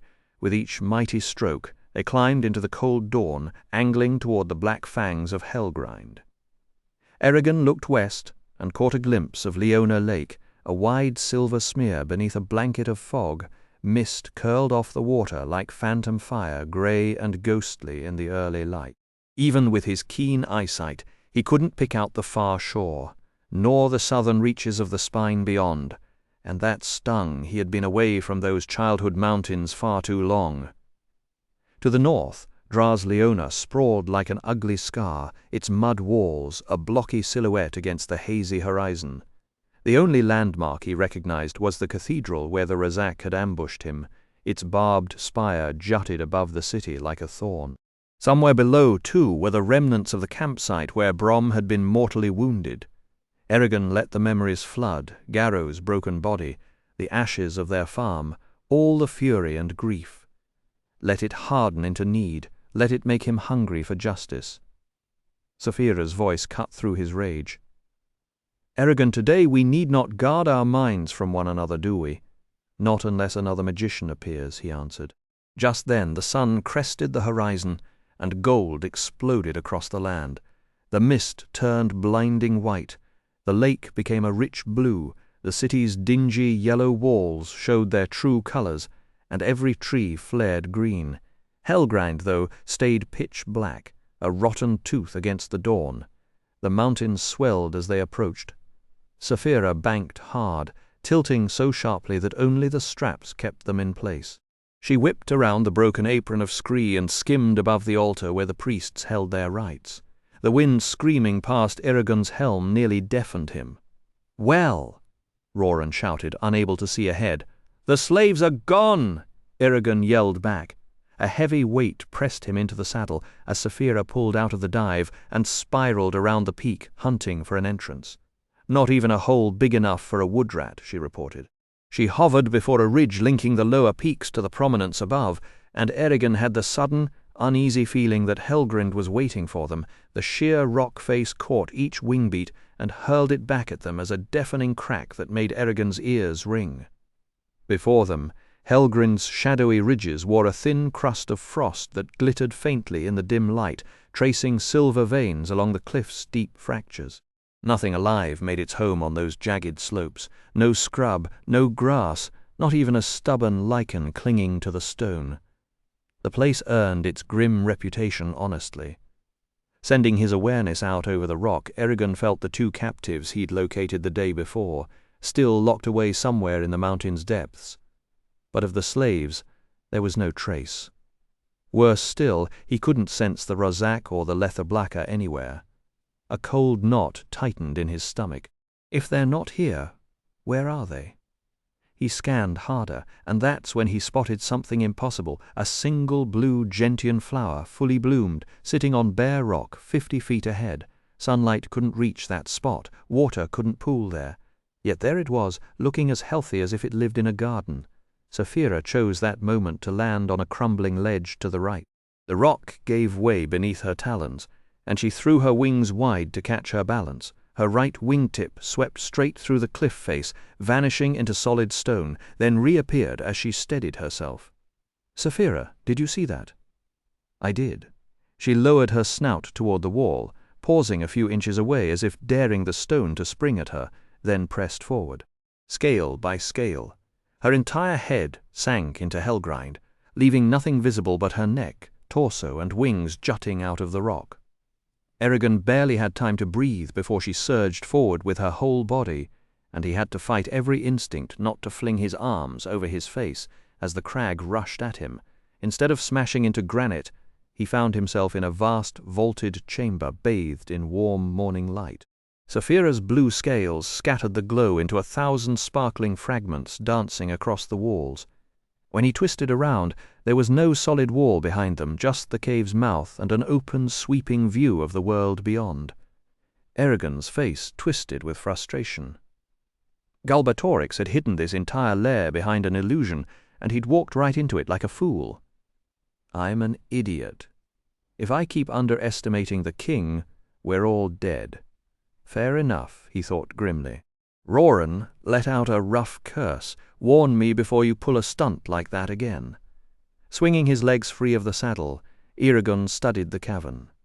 The entrance was an irregular oval about 50 feet high and 60 across, but the chamber behind it ballooned to nearly twice that size before terminating in a jumble of thick stone slabs leaning together at odd angles. The floor was covered in a web of deep scratches, proof of the Letherblacker's endless comings and goings. 5 low tunnels bored into the walls like keyholes, and one larger passage could have swallowed Saphira whole. He probed each one with his mind and found only wet, black emptiness.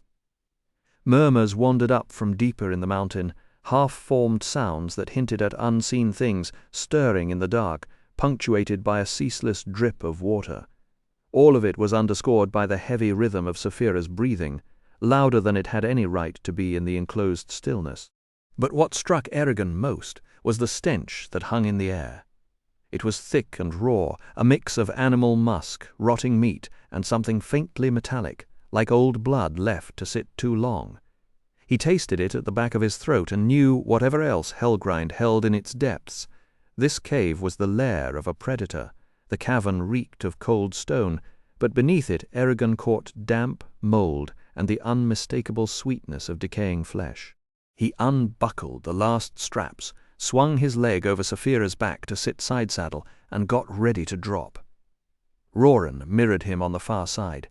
Just as he loosened his grip, a volley of sharp clicks rang out, like a dozen hammers striking rock, followed by a second burst a heartbeat later. Eragon and Saphira both turned toward the sound. A monstrous silhouette burst from the lancet passage, black, bulging eyes without rims, a 7-foot beak, bat-like wings, and a torso of bare, rippling muscle. Claws like iron spikes. Saphira twisted to dodge, but the Letherblacker slammed into her right side with the force of a rock slide. Eragon's mind went blank, and he was hurled through the air, landing hard on his back and cracking his head against the floor a second time. The impact knocked every breath from his lungs. Dazed and curled on his side, he gasped, struggling to move his useless limbs. Saphira's voice cried in his mind. Eragon and her fear ignited him. He grabbed his fallen staff, jammed its spike into a crack, and hauled himself upright, swaying as red sparks swam across his vision. And here came a strange, almost funny thought, even amid this nightmare. At least the ringing in his ears kept him from having to listen to that beast's screeching. But no, his ears were dead. The fight between Saphira and the Letherblacker must have been ear-splitting. Yet he watched in total silence as they tumbled across the cave, kicking, clawing, snapping, gouging deep furrows into the rock. He felt the tremors through his boots.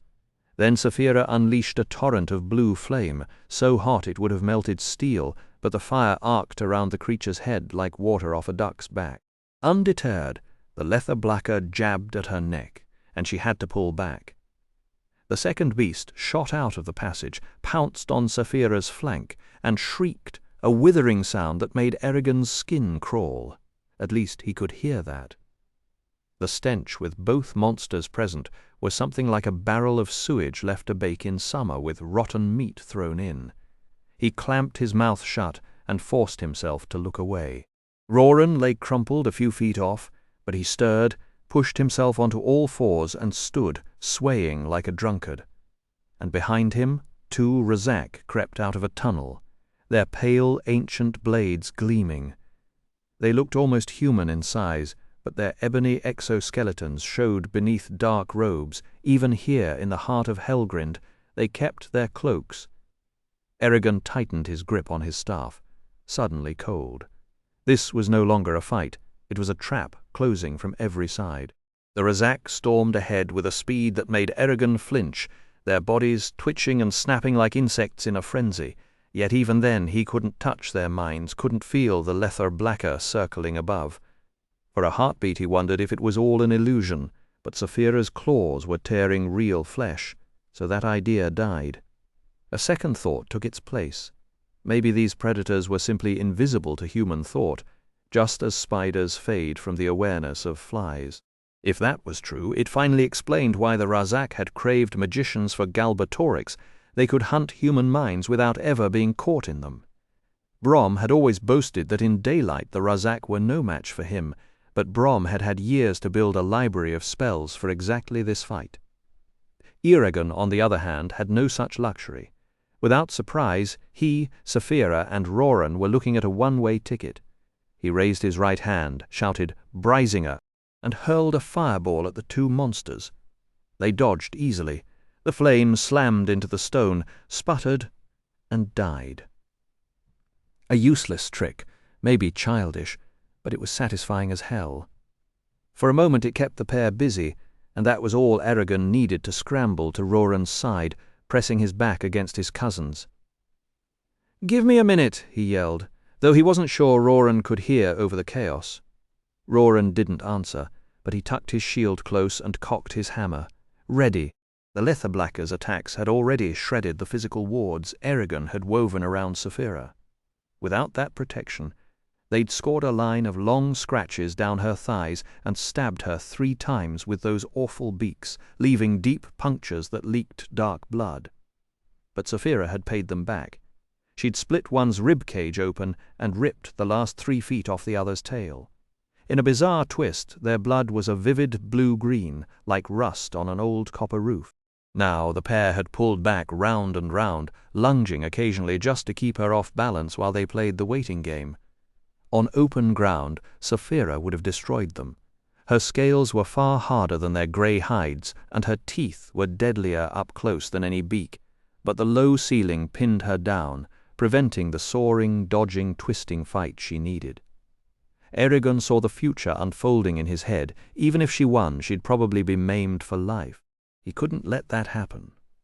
He sucked in a breath and released every one of the 12 killing counters Oromis had drilled into his muscles, phrasing the spell as a string of separate processes so he could abort it if Galbatorix's wards pushed back. The magic went out and then vanished, like a candle dropped in a well. It had no effect. He hadn't expected a miracle, but he'd needed to try on the off chance the king had gotten sloppy. He hadn't. For a second, just a second, the Razak's cloaks billowed like sails in a storm, and Eragon caught a dark, almost human profile underneath. Then it was gone, and he was back in the blood and sulphur air of the cave, with a bad feeling that the night was far from over. From behind him, Roran bellowed a sharp yah. The next moment, steel slammed into his shield, and a second blow rang off his helm like a bell. Eragon's hearing, already sharp, had somehow become keener. The dawn air reeked of hay, dust, and blood, and somewhere a bird sang, indifferent to the fury. The Razak pressed their attack, and while Roran couldn't mount a counteroffensive, he might as well have been carved from stone for all the damage their frenzied blades could do. The creatures hissed in frustration, their clacking jaws mangling a torrent of curses.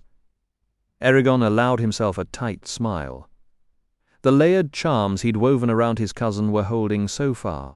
That invisible cocoon of energy had to last until Eragon could deal with the Lether Blacker. Then the 2 great beasts shrieked in unison, and everything turned grey and unsteady. For one horrible heartbeat, Eragon's courage bolted for cover. Great, just what he needed, a pair of screaming nightmares to add to his mourning. But he shook himself like a dog flinging off water, forcing the dread away. The sound might remind him of children in pain, but he knew there was nothing innocent behind it. He began to chant, pouring out the ancient language as fast as he dared, each word a potential death sentence. Saphira took another slash on her left flank, then answered by shredding her attacker's wing membrane with her claws. Behind Eragon, Roran's shield rang like a smith's anvil as the Razak hammered away at him, their blows landing with bruising force. One of them tried to circle around, aiming for Eragon directly. Then, in the chaos of clashing steel and scraping claws, a sword scraped through mail, and there was a wet, sickening crunch. Roran yelled. Warm blood splattered over Eragon's right calf. From the corner of his eye, Eragon saw a humpbacked shape leap toward him, a leaf-bladed sword extended to skewer his chest. For an instant, the world contracted to that glinting point, bright as a splinter of ice in the dawn light. He had time for exactly one more spell before he'd have to turn and fight for his life.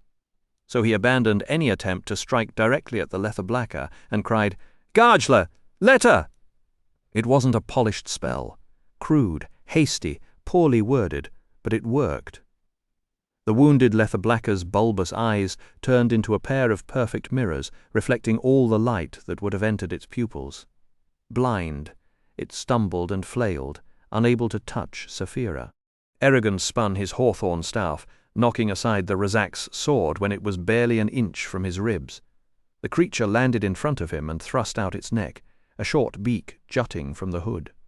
Eragon recoiled as the chitinous beak snapped shut, just shy of his right eye. In a strangely detached way, he noticed the tongue inside, barbed, purple, writhing like a headless snake. Then he brought both hands together at the staff's center, drove his arms forward, and caught the Razak square in its hollow chest, throwing it back several yards. It landed on hands and knees. Eragon pivoted around his bleeding cousin, parried the other Razak's sword, feinted, beat the blade aside, and when the monster lunged for his throat, whirled the other half of the staff across his body and deflected the thrust. Eragon didn't stop to think. The cave's cold air reeked of damp stone and old blood, and then he shot forward, jamming the blunt base of the staff into the Razak's midsection. With Zarok in hand, he would have ended the fight on the spot. Instead, something inside the creature gave way with a wet crack, and the Razak tumbled across the cavern floor, leaving a smeared trail of blue gore. It was back on its feet in an instant. "I need a real weapon," Eragon reminded himself. He settled his weight and braced for the two of them at once. There was no running now. Roran was too hurt and too exposed behind him, and those curved claws were already slicing through the air. He tried to shape the familiar words of the spell that had worked on the Letherblacka, but the Razak closed too fast, swinging high and low. Steel rang against the staff, a dull, unsatisfying bonk. The enchanted wood didn't take a single scratch. The rhythm of the fight swallowed him, left, right, up, down, block, strike. Against two enemies, the staff was perfect. It gave him two working ends, and he used both as if he'd done nothing else his whole life. Each breath came in short, ragged gasps. Sweat stung his eyes and soaked his shirt, plastering it to his back and arms. The old red thrill of battle pounded in his chest, telling him he was more alive in danger than anywhere else.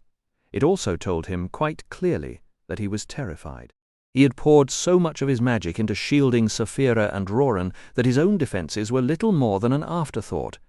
Sure enough, the smaller Razak's blade caught him on the outside of his left knee. Wonderful, perfect, exactly what he needed. The wound wasn't fatal, but his leg buckled and refused to carry his full weight, and the irony didn't escape him. Protect everyone, leave yourself empty, and get chopped up for your trouble. Grinding his teeth, Eragon reversed his grip, drove the iron-shod butt of the staff into one Razak's head, and sent it crashing to the stone. He couldn't tell if it was dead or just unconscious, and didn't have time to care.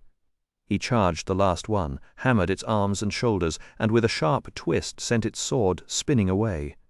One more strike would have finished it.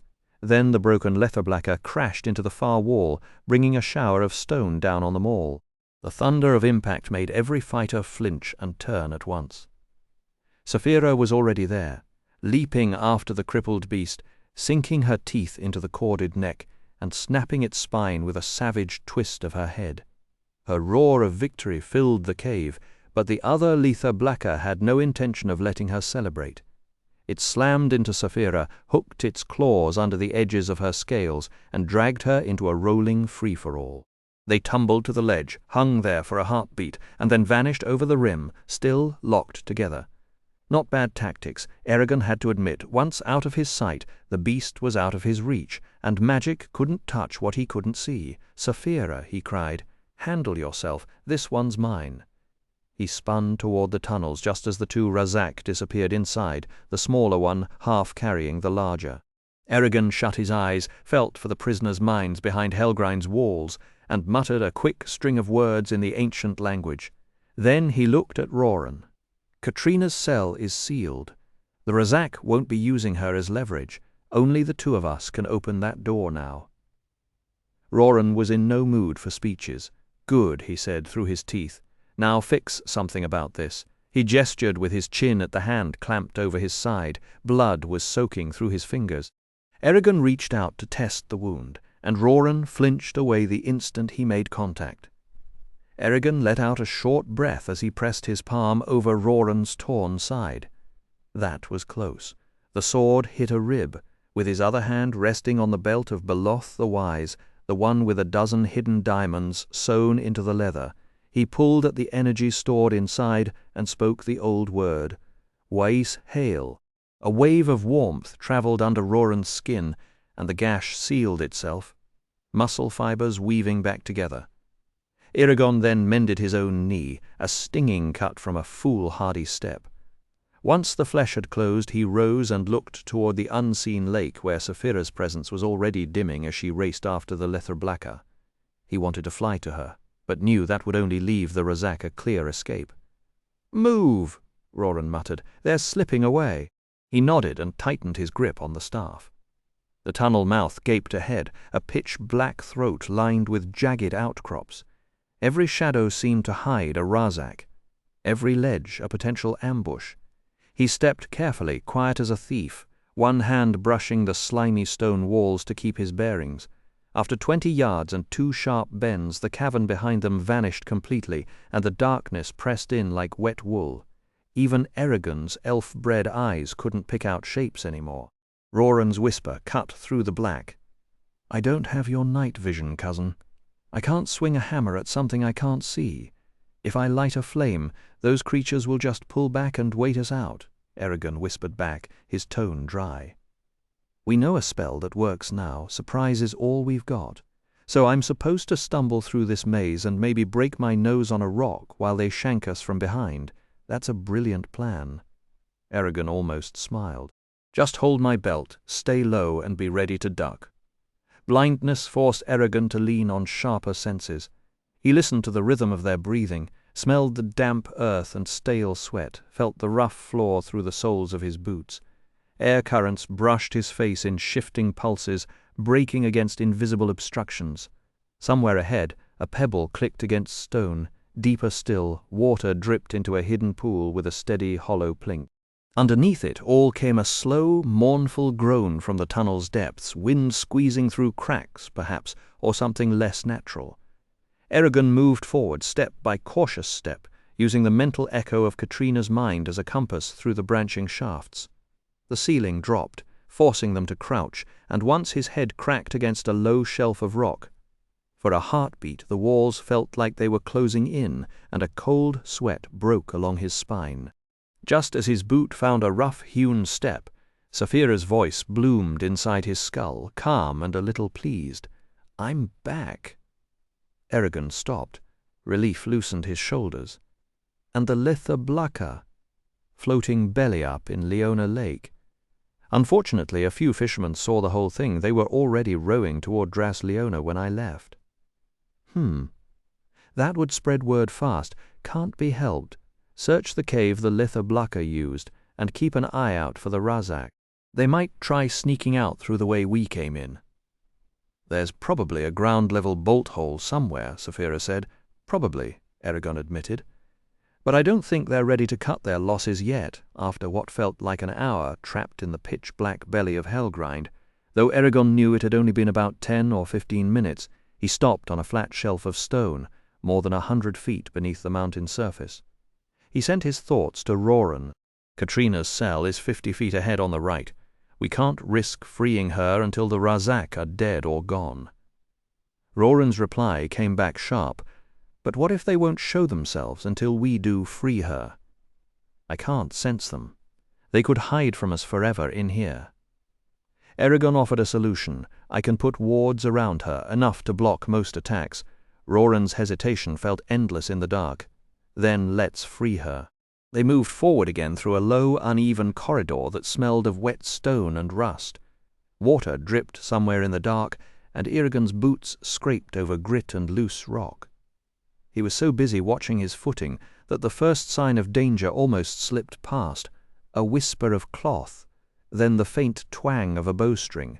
He shoved Roran hard against the wall, and a heartbeat later an arrow tore a burning groove across his cheek. The pain hit like a hot blade. Without thinking, Eragon shouted a word of power, and sudden red light, bright as the midday sun, but with no source at all, flooded the tunnel, making every surface look flat and strange.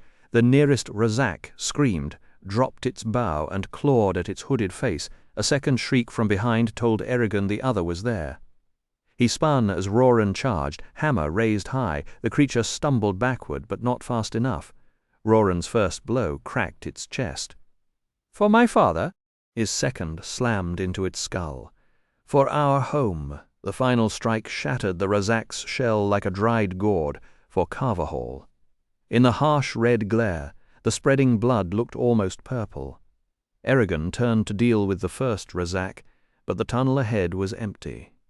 He swore, walked over to the twisted corpse, and swung his staff down across its chest with a satisfying thud. "I've waited a long time to do that." Roran looked at him, chest heaving. "So have I." A dry, bitter laugh escaped Eragon. "Nice place for a reunion?" Then his cheek began to bubble and burn, and the joke died in his throat. Roran grabbed his arm. "It's bubbling. Do something." Eragon realized the arrowhead had been coated in some kind of dark poison meant to eat through flesh and mind. He forced himself to focus, whispered a cleansing spell, then a healing one, and felt the torn skin tingle, tighten and close. He opened and closed his mouth a few times, testing the muscles. A grim smile crossed his face. "Imagine the state we'd be in without magic," Roran answered flatly. "Without magic, we wouldn't have Galbatorix to worry about." Saphira's voice cut in before either could say another word. "Talk later. Once those fishermen reach Draz Leona, the king may hear of this, and we don't want his eyes on Helgrind while we're still here." Eragon nodded, snuffed out the blinding red light, and whispered a new spell in the ancient language. A smaller, steadier red wearlight appeared and anchored itself a few inches below the ceiling. Now he could see the passage clearly, rough stone walls dotted with iron-strapped doors, 20 or so in all. He pointed with his staff. "9th on the right. Go get Katrina. I'll check the other cells." Roran was already moving. Roran crouched over the fallen Razak, patting down the armored corpse in search of keys that simply weren't there. He let out a frustrated grunt, tossed his shield aside, and squared up to the cell door with his hammer. Each swing sent a deafening clang echoing through the dungeon corridor, a sound like a blacksmith's worst nightmare. Eragon made no move to assist. He knew his cousin needed to work through his anger with his own 2 hands, and besides there was something Eragon needed to do. He drifted to the first cell, muttered 3 soft words under his breath, and the lock clicked open. Inside, a rusted chain, a scattering of bones, and nothing more. The remains were pitiful but not unexpected. Eragon already knew where the man he sought was being kept, but he kept up the pretense, moving from cell to cell with deliberate slowness to keep Roran's suspicions at bay. The second cell held only damp straw. The third was empty. Then the 4th door swung open, and the wear-light's glow spilled inside Sloane. The butcher sat crumpled against the far wall, both wrists shackled to an iron ring bolted above his head. His clothes hung off him like rags on a scarecrow, and his skin had gone papery and pale, with blue veins tracing a road map across his bony frame. His wrists were raw, ringed with sores. His hair, once dark, had turned a brittle grey and hung in greasy strands across a face marked by pits and scars. The noise of Roran's hammering had roused him, and he lifted his chin toward the sound, his voice cracked and uncertain. "Who's there?" When he turned, Eragon saw the damage. The razak had taken his eyes entirely, leaving behind hollow sockets and tattered flesh. The skin around them was bruised and crusted with dried blood. And here's where things got tricky. By every measure of justice, Sloane deserved what was coming to him. He'd betrayed Carverhall, sold them out to the Empire, and murdered the watchman Bird to do it.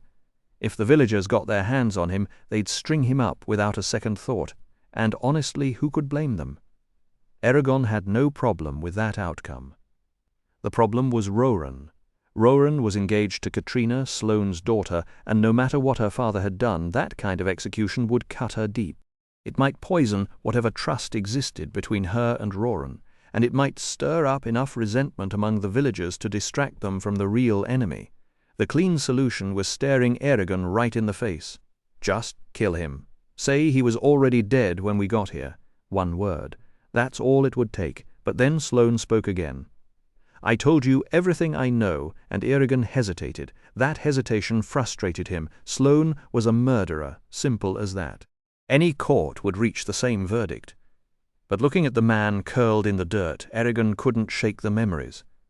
This was the same butcher who'd sold him sausages as a kid, who'd grumbled about the weather in Carverhall's streets, who'd been a fixture of his hometown for as long as he could remember. It felt like raising a hand against Horst or Loring or any of the village elders. The sight of him broken and blind was hard to reconcile with the man Eragon had known. Eragon raised his hand to speak the killing word, but instead of the spell, a memory surged forward. Torkenbrand, the slave trader he and Murtagh had run into on the road to the Varden, down on his knees in the dirt, and Murtagh walking up without hesitation and taking his head. He had hated that execution, had argued with Murtagh about it, and the image had gnawed at him for days. Now he was about to become the same kind of judge. Have I really changed so much, he wondered. Killing in battle was one thing. This was a cold, deliberate murder with Sloane helpless in front of him. Behind him, wood splintered as Roran wrenched the last hinge off the cell door. His cousin dropped the hammer, attempted to raise the door free, and it wobbled, halting an inch off the ground. "Give me a hand here. I don't want it to fall on her." Eragon looked back at the miserable butcher, the man who had sold out his own town and led soldiers to Carverhall. No more time to second guess. He had to choose. Roran's shout snapped the silence. "Eragon!" And then it hit him. He didn't know what was right. Great, he thought. Perfect moment for a moral crisis. Sloane deserved punishment, but killing him or hauling him back to the Varden both felt wrong. Maybe there was a third way, something quieter, less bloody. He lifted his palm as if offering a blessing and whispered, "Slither." The manacles clattered as Sloane crumpled into a deep, dreamless sleep. Eragon pulled the cell door shut, locked it, and restored the wards around it. "What are you up to now, Eragon?" Saphira's voice slipped into his thoughts. "Wait until we're together," he told her. "This is going to take some explaining." "You don't have a plan," she said. "Give me a minute. I'll have one by the time we leave." Roran stood waiting by the broken door. "What was in there?" he asked. "Sloane." Eragon grabbed the door's edge. "He's dead." Roran's eyes went wide. "How?" "Looks like they broke his neck." For a heartbeat, Eragon thought his cousin might question the lie. Instead, Roran gave a curt nod. "It's better that way, I suppose. Ready? 1, 2, 3. Together they threw the heavy oak door out of its frame, and the stone passage boomed with the impact. Roran charged into the cell, and Eragon followed one step behind. A single wax taper lit the room. Katrina huddled at the foot of an iron cot, her face pale and streaked with grime. "Leave me alone, you toothless bastards, I." She stopped dead the moment she saw Roran.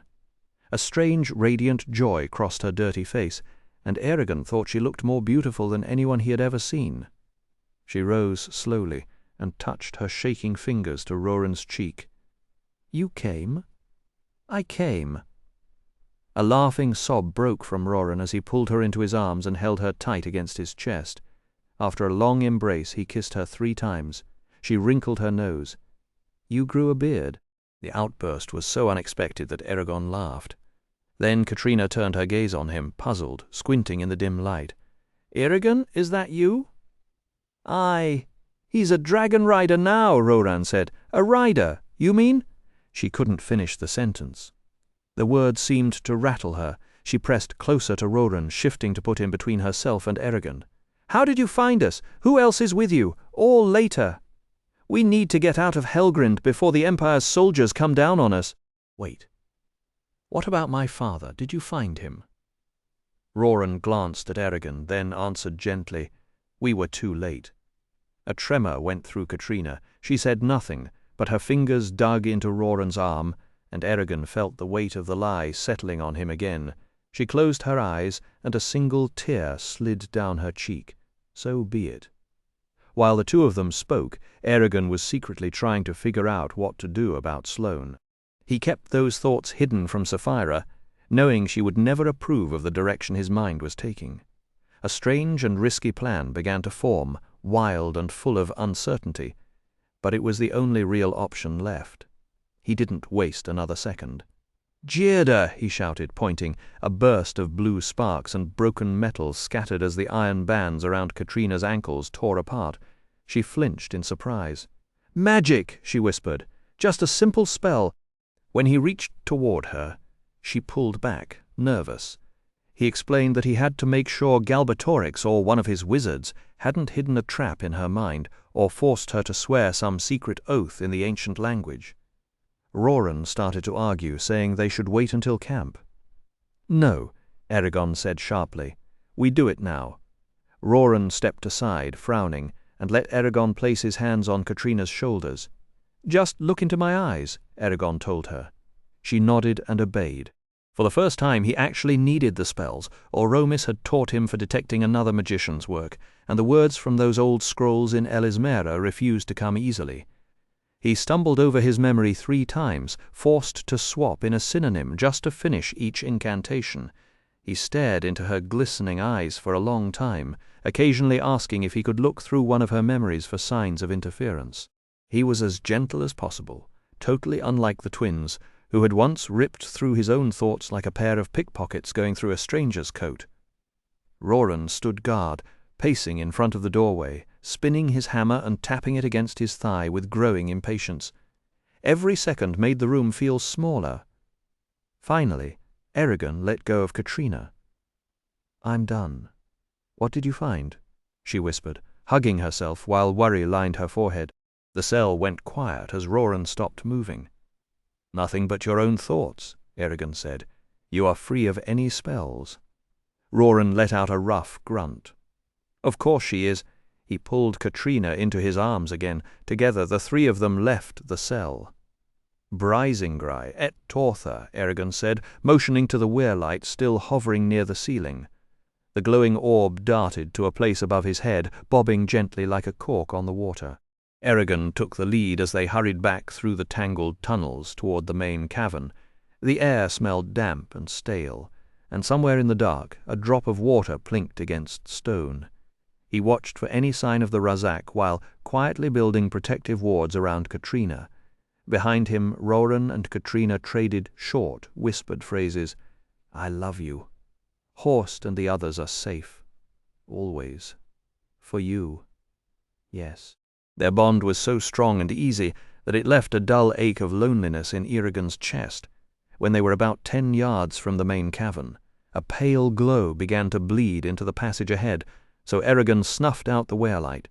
A few steps later, Katrina slowed down, pressed herself against the tunnel wall and covered her face. I can't, she said. It's too bright. My eyes hurt. Roran moved in front of her at once, shielding her with his shadow. When was the last time you were outside? I don't know. Panic crept into her voice. I don't know. Not since they brought me here. Roran, am I going blind?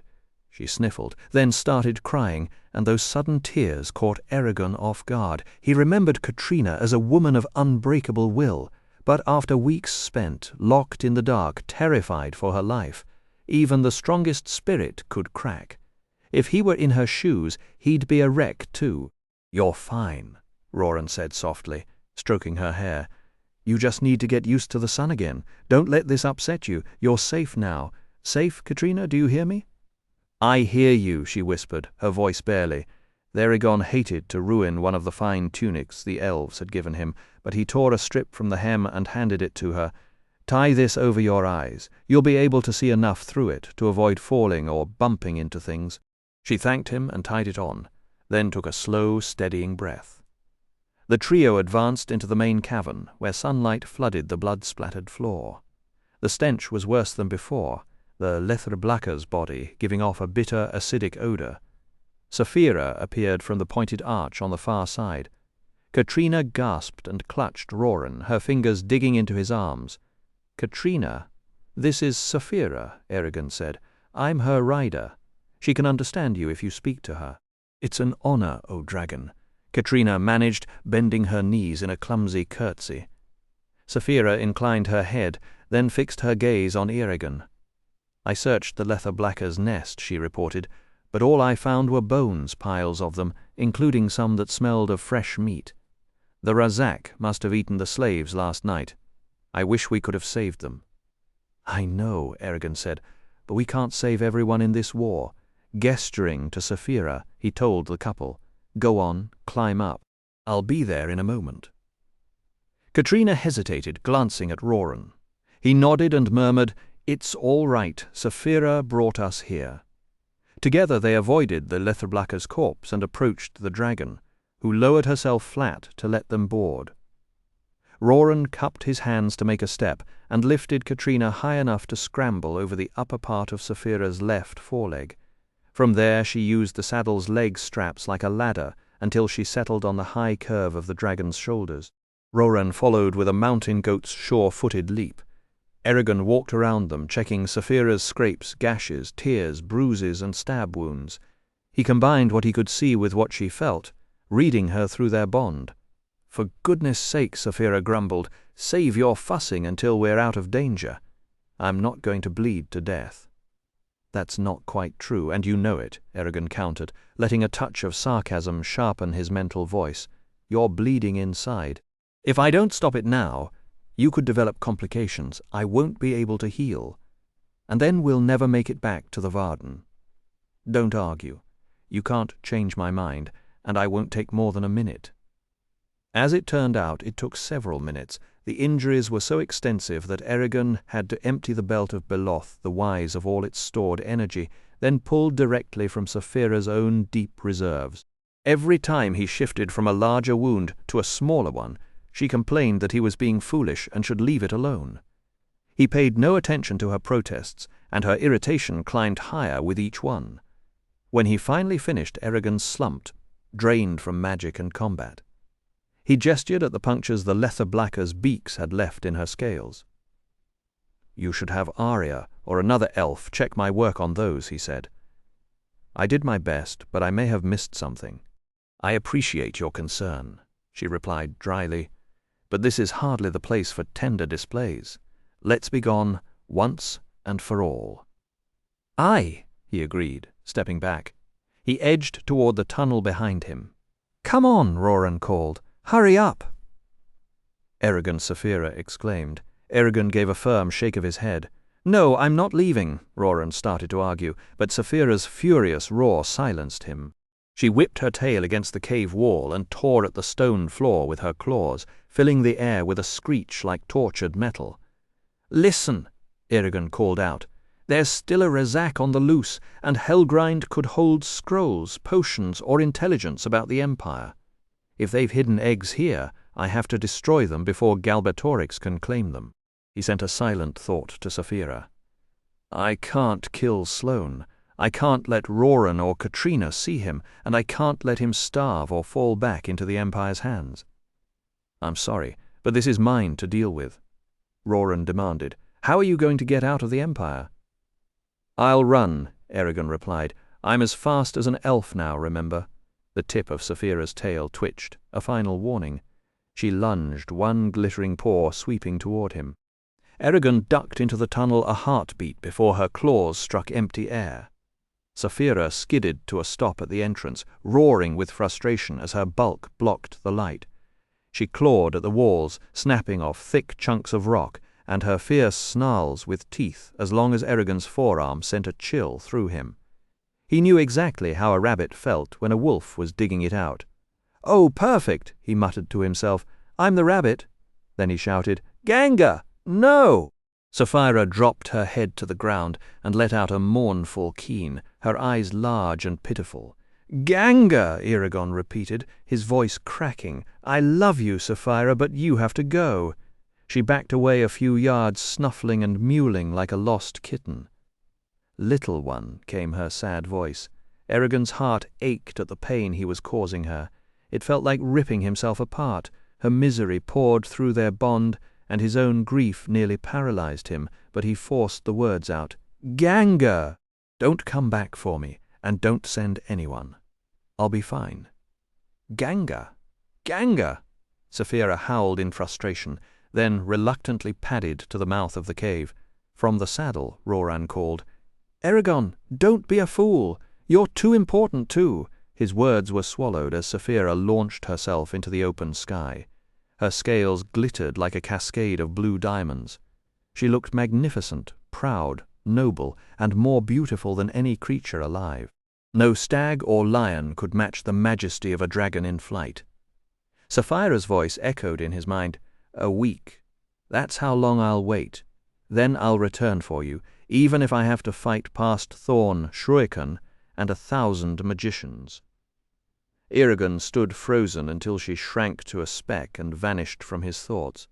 Then, his heart heavy as lead, he squared his shoulders, turned his back on the sun, and walked down into the shadows. He paused at the tunnel mouth and noticed small weathered symbols carved into the rock, perhaps left by prisoners long ago. He tucked that detail away and kept going. Eragon sat in a chamber deep within Helgrind, surrounded by rusted cell doors, bathed in the cold crimson glow of his wearite. His staff lay across his lap, and the stone walls threw his voice back at him as he repeated the same phrase over and over in the ancient language. It wasn't magic, just a challenge aimed at the last Razak. The meaning was simple. "Come, eater of men's flesh, let us end this. You're wounded, and I'm tired. Your companions are dead, and I'm alone. We're evenly matched. I swear I won't use magic or any spells I've already woven against you. Come, eater of men's flesh, let us finish this." The Razak's speech stretched into an endless blur, a warped loop of words that seemed to echo in a chamber that never changed, as if time itself had gone sour. Eragon's frantic thoughts eventually faded, replaced by a strange and dangerous calm. He closed his mouth and watched. A few strides away the creature stood with dark blood staining its ragged robes, and faint drips from the stone ceiling ticked like a slow clock. "My master does not want me to kill you," it hissed, "but that does not matter to you now. If I fall to your staff, let Galbatorix deal with you as he will," Eragon said. "He has more hearts than you do." Eragon laughed. "Hearts? I'm the champion of the people, not him." The Razak tilted its head, its gaze sliding past Eragon to the dead body of its kin farther up the tunnel. "She was my hatchmate. You have become strong since we first met, Shadeslayer. It was that or die. Will you make a pact with me, Shadeslayer?" "What kind of pact? I am the last of my race. We are ancient, and I would not have us forgotten. In your songs and histories, remind humans of the terror we inspired. Remember us as fear." "Why would I do that for you?" The Razak tucked its beak against its chest and made a clattering, clicking sound, almost like a bitter laugh. "Because I will tell you something secret. Yeses, I will. Then tell me." "Give me your word first, lest you trick me." "No, tell me, and then I'll decide whether to agree." For more than a minute, neither of them moved. Eragon kept his muscles coiled, ready for a sudden lunge, counting the drips from the ceiling. At last the creature burst into another squall of sharp clicks. "He has almost found the name." "Who?" "Galbatorix." "The name of what?" "I cannot tell you." "The name, the true name." "You have to give me more than that." "I cannot." "Then we have no pact. Curse you, rider. I curse you. May you find no roost nor den nor peace of mind in this land. May you leave Alagasia and never return." A cold dread pricked the back of Eragon's neck. Angela's old words surfaced in his memory, the dragon bones rattling across the table, the prophecy of exile. Great, he thought. Another cheerful prediction. Maybe I should ask for a refund next time I'm in town. Then the Razak swept back its sodden cloak, revealing a bow with an arrow already on the string. It lifted, drew, and loosed in one fluid motion. Eragon batted the shaft aside with his staff, and the creature set its bow down as if that shot had been no more than a required opening gesture. It straightened its cowl, drew a leaf-bladed sword from beneath its robes, and stepped forward. Eragon rose, planted his feet in a shoulder-wide stance, and tightened his grip on his staff. They lunged together. The Razak swung a cleaving arc meant to split Eragon from collarbone to hip. Eragon twisted aside, stepped past the blow, and jammed the staff's metal spike upward, driving it under the creature's beak and through the plated throat. The Razak shuddered once and collapsed. Eragon stared at its lidless black eyes, and suddenly his knees went weak. He turned and retched against the corridor wall, breathing hard. When the spasm passed, he yanked the staff free and whispered, "For our father, for our home, for Carvahall, for Brom. I've had enough vengeance. May you rot here forever, Razak." He found Sloane in the proper cell, still bound in enchanted sleep, and lifted the butcher over his shoulder. Then he began the long walk back through Helgrind's dark tunnels, toward the cold open air and whatever awaited him beyond the mountain's shadow.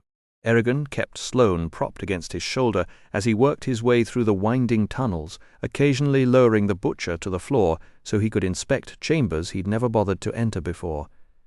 Those forgotten rooms yielded nasty surprises, including 4 sealed flasks of seether oil, a corrosive substance that could eat through flesh like hot wire through butter. He smashed every last one of them, refusing to leave such weapons behind for anyone else to abuse. When he finally stumbled out into the open air, the sunlight slammed into his face like a physical blow. He held his breath, hurried past the carcasses of the dead Lether Blaka, and made his way to the edge of the great cavern. Below, Helgrind's sheer cliffs plunged toward the dusty plains far beneath his feet. To the west a plume of orange dust rose along the road to Dras Leona riders and coming fast. His right shoulder screamed from bearing Sloane's weight, so he shifted the butcher to the other side and wiped the sweat from his eyes. Almost a mile straight down. No path, no stairs, no helpful rope conveniently left behind by the gods. Great, just great. He talked himself through the problem out loud, the way Oromis had always taught him. The body simply couldn't convert stored energy into magic fast enough to sustain a heavy spell for more than a few heartbeats. That was the lesson, drilled into him over and over until it was carved into his bones. He could lower them in short bursts, yes, but each one would drain him a little more. And standing here muttering like a madman isn't solving anything, he admitted to the empty air. Eragon tightened his grip on Sloane and fixed his gaze on a narrow ledge roughly 100 feet below. This is going to hurt. Audra. He lifted off the ground, weightless for a heartbeat. Fram. The spell carried him out over open space, away from the stone and into nothing but thin air. He'd flown with Saphira enough to know the sensation, but that didn't make it any more comfortable. He descended quickly from the Razak's hidden lair, the insubstantial wall of stone sealing it shut behind him as if it had never existed, and came down on the ledge harder than he meant to, his boot skidding on loose gravel. For a few awful seconds he flailed, searching for solid footing. When his left leg slipped off the edge entirely, he was certain he was done for. But his foot jammed into a crack, painful and sudden, stopping his fall cold. The stone bit into his calf, and he was grateful for it. Above him, a loose pebble clattered down the cliff face, and he flinched, half expecting the rock to crumble on top of them. He leaned back against the wall, using it to prop up Sloane's limp body. That wasn't so bad, he said, huffing a lie, but a useful one. The effort had cost him, but he could still move. He told himself he could do this, he could make it down, and dragged fresh air into his lungs, waiting for his racing heart to slow. He felt as if he'd sprinted 100 yards carrying the butcher on his back. The riders caught his eye again. Closer now, their horses kicking up dust as they galloped across the open ground. They were racing him whether they knew it or not. Magicians among them almost certainly. He was in no shape to trade spells with Galbatorix's people. He glanced at Sloane's slack face. "You could at least wake up and say thanks," he muttered. The butcher didn't stir. "Of course not." Eragon pushed off from the wall, grunted "order" again, and let the magic lift him. This time he borrowed strength from Sloane as well as himself, whatever little the man had to spare, slide by side. The two of them plunged along the broken face of Hellgrind like a pair of odd, dark-winged creatures, aiming for a ledge broad enough to feel like sanctuary. Eragon didn't take a direct route. He veered right, letting the mountain's rough shoulder block the horsemen from seeing them. They circled downward in a long, cautious arc. The lower they got, the heavier his limbs became. Each stop gave back less than the last, and the gap between rest and collapse narrowed. Moving even one finger felt like dragging an anvil through mud. Sleep wrapped around him like a wool blanket, numbing every thought until jagged boulders felt like featherbeds. When he finally crashed onto the sun-scorched ground, he was too spent to break his own fall or shield Sloane's dead weight. He landed face first, one arm twisted under his chest, and found himself staring at a crumb of rock dotted with tiny yellow crystals. Sloane lay across his back like a load of smith's iron. Each breath came out, but nothing went back in.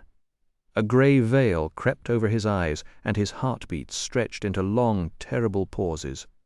He was too far gone for panic. All he felt was a distant, exhausted relief. Death, when it came, would simply be the warm end of a long, bone-tired day. A hawk cried somewhere above, a lonely sound that seemed to mock his own faint pulse. Then from somewhere above, a bumblebee the size of his thumb buzzed into view. It circled his ear, bobbed past his nose, and landed on that same speckled rock, its legs dusted with gold. Sunlight caught the fuzz on its body, making every hair flare like a tiny filament. The low hum of its wings was like a drummer rolling a soft tattoo. That absurd, fat little insect, so busy, so brazenly alive, snapped something in Eragon's chest. If the world had room for a thing that ridiculous and beautiful, maybe it had room for him too. He forced his left arm out from under his chest and grabbed the dry stem of a scrubby bush. Drawing on its life, he sucked the green energy out of it until the leaves curled and browned. The energy hit him like a splash of cold water, and with clarity came fear. Now that he wanted to live, the dark edge of that void looked terrifying. He crawled forward, drained another bush, then another and another, until his arms stopped shaking and his lungs filled properly. When he rose to his feet, the trail of dead plants stretched behind him like a guilty confession. He knew he'd been reckless. If he had died, the Varden would have been doomed. Brom would have knocked some sense into him for this. He went back to Sloane, hauled the bony butcher onto his shoulder with a grunt, and set off east, ducking into a dry ravine for cover. 10 minutes later, he risked a peek and spotted dust churning at the base of the black tower. A grin crossed his face. Any of Galbatorix's half-trained magicians among those riders was too far off to brush against his or Sloane's minds by the time anyone stumbled onto the Razak's bodies. Eragon figured he'd be miles away. They'd be searching for a dragon and her rider, not a man jogging across the open land. So he stopped worrying and eased back into the long, unhurried stride he could hold all day. The sun burned bright overhead, and beyond the uneven horizon, raw, untamed country rolled for miles before lapping against the outbuildings of some far-off village. In his chest, something new was blazing. The Razak were dead at last. His vengeance was complete. He had kept his promise to Garrow and to Brom, and the shadow of fear and anger that had dogged him since Carverhall finally lifted from his shoulders. It had taken far longer than he ever expected, and he hadn't done it alone. Roran and Saphira had been with him, but the deed was done, and it was a mighty one. He let himself savor that victory. Yet to his surprise, the triumph tasted strange, mixed with a quiet ache. That hunt had been one of his last ties to Palancar Valley, and even a bond made of blood and vengeance was hard to release. More than that, the mission had given his life a shape when nothing else did. It was the reason he had left home in the first place. Without it, a hollow gaped inside him, where his hatred for the Razak used to sit. And then he caught himself and nearly laughed out loud. Mourning the end of something that had nearly killed him? Really? That was a fool's game. He swore then and there that he would never let himself become so attached to his struggle against the Empire, Murtagh or Galbatorix, that he couldn't walk away when the time came. He would rather adapt than invent reasons to keep fighting. So he pushed the misplaced regret aside and focused on relief instead. Real, clean relief. He was free of the grim demands that had driven him for so long, and his only remaining duties were the ones he had chosen for himself as a dragon rider. His steps felt lighter. He smiled at the ragged horizon and laughed as he ran, careless of what anyone might hear. His voice rolled over the draw and disappeared into the gathering dusk, and for the first time in ages, everything around him seemed fresh and full of promise. Then his stomach made a noise like a rockslide underwater. Eragon, lying on his back with his knees folded to stretch his tired thighs after carrying far too much weight for far too long, sat bolt upright and grabbed for his staff before his mind even caught up. Wind whispered across an empty landscape. The sun had vanished, and in its place, blue and purple shadows swallowed the land. Nothing moved except the grass and Sloane, whose fingers twitched as he slept under the weight of some enchanted dream. A biting cold promised that true night was on its way. Eragon relaxed and offered himself a small grin at his own jumpiness. The grin disappeared when he considered the real problem. Fighting the Razak, casting spell after spell, and hauling Sloane on his back all day had left him hollow as a drum. He could almost conjure the memory of the roast Nagra boar from Tarnag, hot, rich, dripping with honey and spices, and his mouth watered at the thought. The trouble was he had no supplies. Water he could pull from the ground with a whisper, but food was another matter. He'd figure that out tomorrow, once the hunger gave him no choice. The barren land offered Eragon almost nothing to eat, and each frustrating failure shoved him deeper into a moral corner he had hoped never to face. Oromis had taught him about the climates and landscapes of Alagasia, so he could recognize most of the plants near camp. But edible ones were scarce, and none grew in enough abundance to feed 2 grown men without hours of effort. The local animals had to have hidden stores of seeds and fruit somewhere, yet he had no way to find them, and a desert mouse probably saved only a few mouthfuls at best. That left 2 choices, and neither sat well with him. He could drain energy from the plants and insects around him, as he had done before, but that would leave behind a lifeless blight in the soil, and while the energy might keep him and Sloane moving, it would do nothing for their growling stomachs. Or he could hunt. He scowled and drove the butt of his staff into the ground. Having shared the fears and wants of countless animals, the idea of eating one made him feel sick.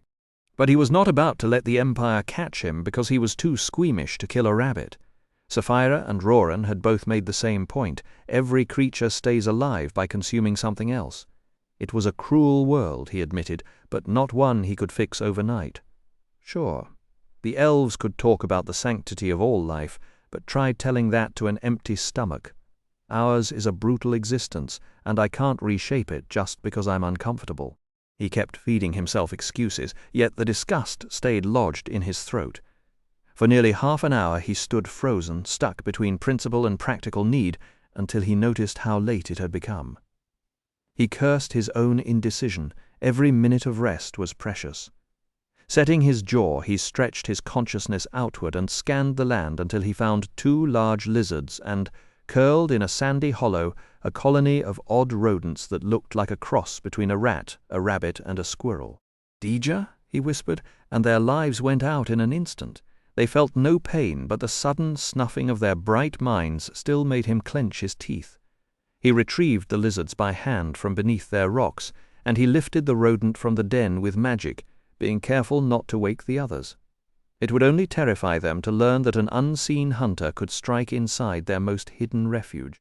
Then came the messy work, gutting, skinning, cleaning, and burying the scraps deep so scavengers would not find them. He stacked flat stones into a rough oven, coaxed a fire to life, and set the meat over it. There was no salt to season anything, but he crushed a few native leaves between his fingers and rubbed the fragrant pulp across the carcasses. The rodent cooked first, because it was smaller. He lifted the meat from the stones and held it near his mouth, grimacing, caught in another wave of revulsion, but the fire still needed tending and the lizards had to be turned. Those small chores distracted him just long enough for his hunger to take over, and he bit down. That first bite was the hardest. It stuck in his throat, the hot grease coating his tongue, and his stomach lurched as if it might reject everything he had forced upon it. He shuddered, swallowed twice, and the craving faded. After that it became easier to manage. He felt almost grateful that the meat was so bland, since the lack of taste helped him ignore what he was chewing. He finished the entire rodent and then worked through part of a lizard. When he tore the last shred of flesh from a thin leg bone, a satisfied sigh slipped out, and then he stopped, embarrassed to realize he had actually enjoyed the meal. His hunger had made the scanty supper taste wonderful once he got past his disgust. Maybe, he thought, when I return, if I'm at Nasuada's table or King Orin's and meat is set before me, I might take a few polite bites. I won't eat the way I used to, but I don't have to be as strict as the elves either. Moderation is wiser than zealotry. A grim smile tugged at his lips. Who was he kidding? A man starving enough to devour a rat had no business lecturing himself about moderation. By the faint glow from the oven coals, Erigon studied Sloane's hands. The butcher lay a few feet away, exactly where Erigon had left him. Dozens of thin white scars crossed his long, bony fingers, which had oversized knuckles and fingernails that once were immaculate in Carvahall, but now were torn, dirty, and caked with grime. Each scar marked a moment of carelessness in a lifetime spent gripping knives. His skin was wrinkled, weathered, and lined with bulging veins, though the muscles beneath were still sinewy and hard. Erigon squatted and rested his arms on his knees. I can't just let him go, he said to himself. Letting Sloane wander free could lead him straight to Roran and Katrina, and that possibility was unacceptable, and even if Erigon refused to kill him, the butcher still deserved to pay for what he had done. Erigon hadn't been especially close to Bird, but he knew the man had been honest and steady, and he recalled Bird's wife, Felda, and their children with warmth, since Garrow, Roran, and he had shared meals and slept beneath that roof more than once. Bird's death felt brutally unjust, and Erigon believed the family deserved some measure of justice, even if they never learned of it. But what truly constituted a fair punishment? He had turned down the role of executioner. He reminded himself only to end up debating whether to be a judge. What did he know about the law? He rose, crossed to Sloane, bent close to his ear, and whispered, "Vakna." Sloane jolted awake, his wiry hands scrabbling against the dirt. The remnants of his eyelids twitched as he instinctively tried to open them and see, but he remained sealed in his own endless night. Erigon said, "Here, eat this," pushing the leftover half of the lizard toward him. Sloane couldn't see it, but he clearly caught the scent. "Where am I?" Sloane asked, his hands shaking as he explored the rocks and plants around him. He touched his raw wrists and ankles, seeming puzzled to find the shackles gone. "The elves and the riders of old called this place Mirnathor," Erigon said. "The dwarves call it Wergaden, and humans call it the Grey Heath. If that doesn't answer you, then know that we are several leagues southeast of Helgrind, where you were held." Sloane mouthed the name Helgrind. "You rescued me?" he asked. "Yes, but what about? Leave your questions. Eat first."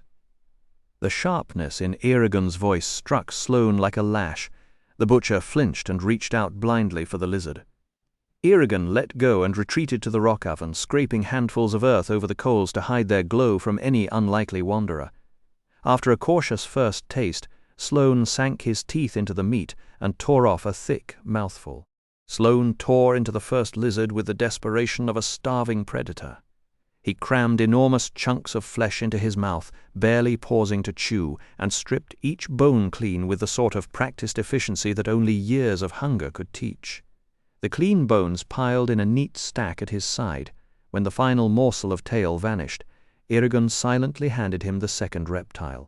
Sloane grunted and kept eating, grease shining on his chin, until he reached 2 ribs above the bottom of the chest cavity and finally conceded. He placed the remains on the bone pile, sat back, wiped his mouth, tucked his long hair behind his ears, and looked at Eragon with something that resembled genuine gratitude. "Thank you, strange sir, for your hospitality. It has been so long since I had a proper meal that I believe I prize your food even above my own freedom." Then his voice hardened with fragile hope. "If I may ask, do you know of my daughter, Katrina? She was imprisoned with me in Helgrind." Eragon studied him, noting the complete absence of the sneering disdain that had poisoned every word the butcher ever spoke to him in Carverhall. What remained was a broken man holding himself together with hope and fear, and beneath that a resolve as unyielding as the mountains of the spine. "She is with Roran." Sloane's eyes widened. "Roran? How did he get here? Did the Razak capture him as well, or—" "The Razak and their steeds are dead." Sloane's entire body went rigid.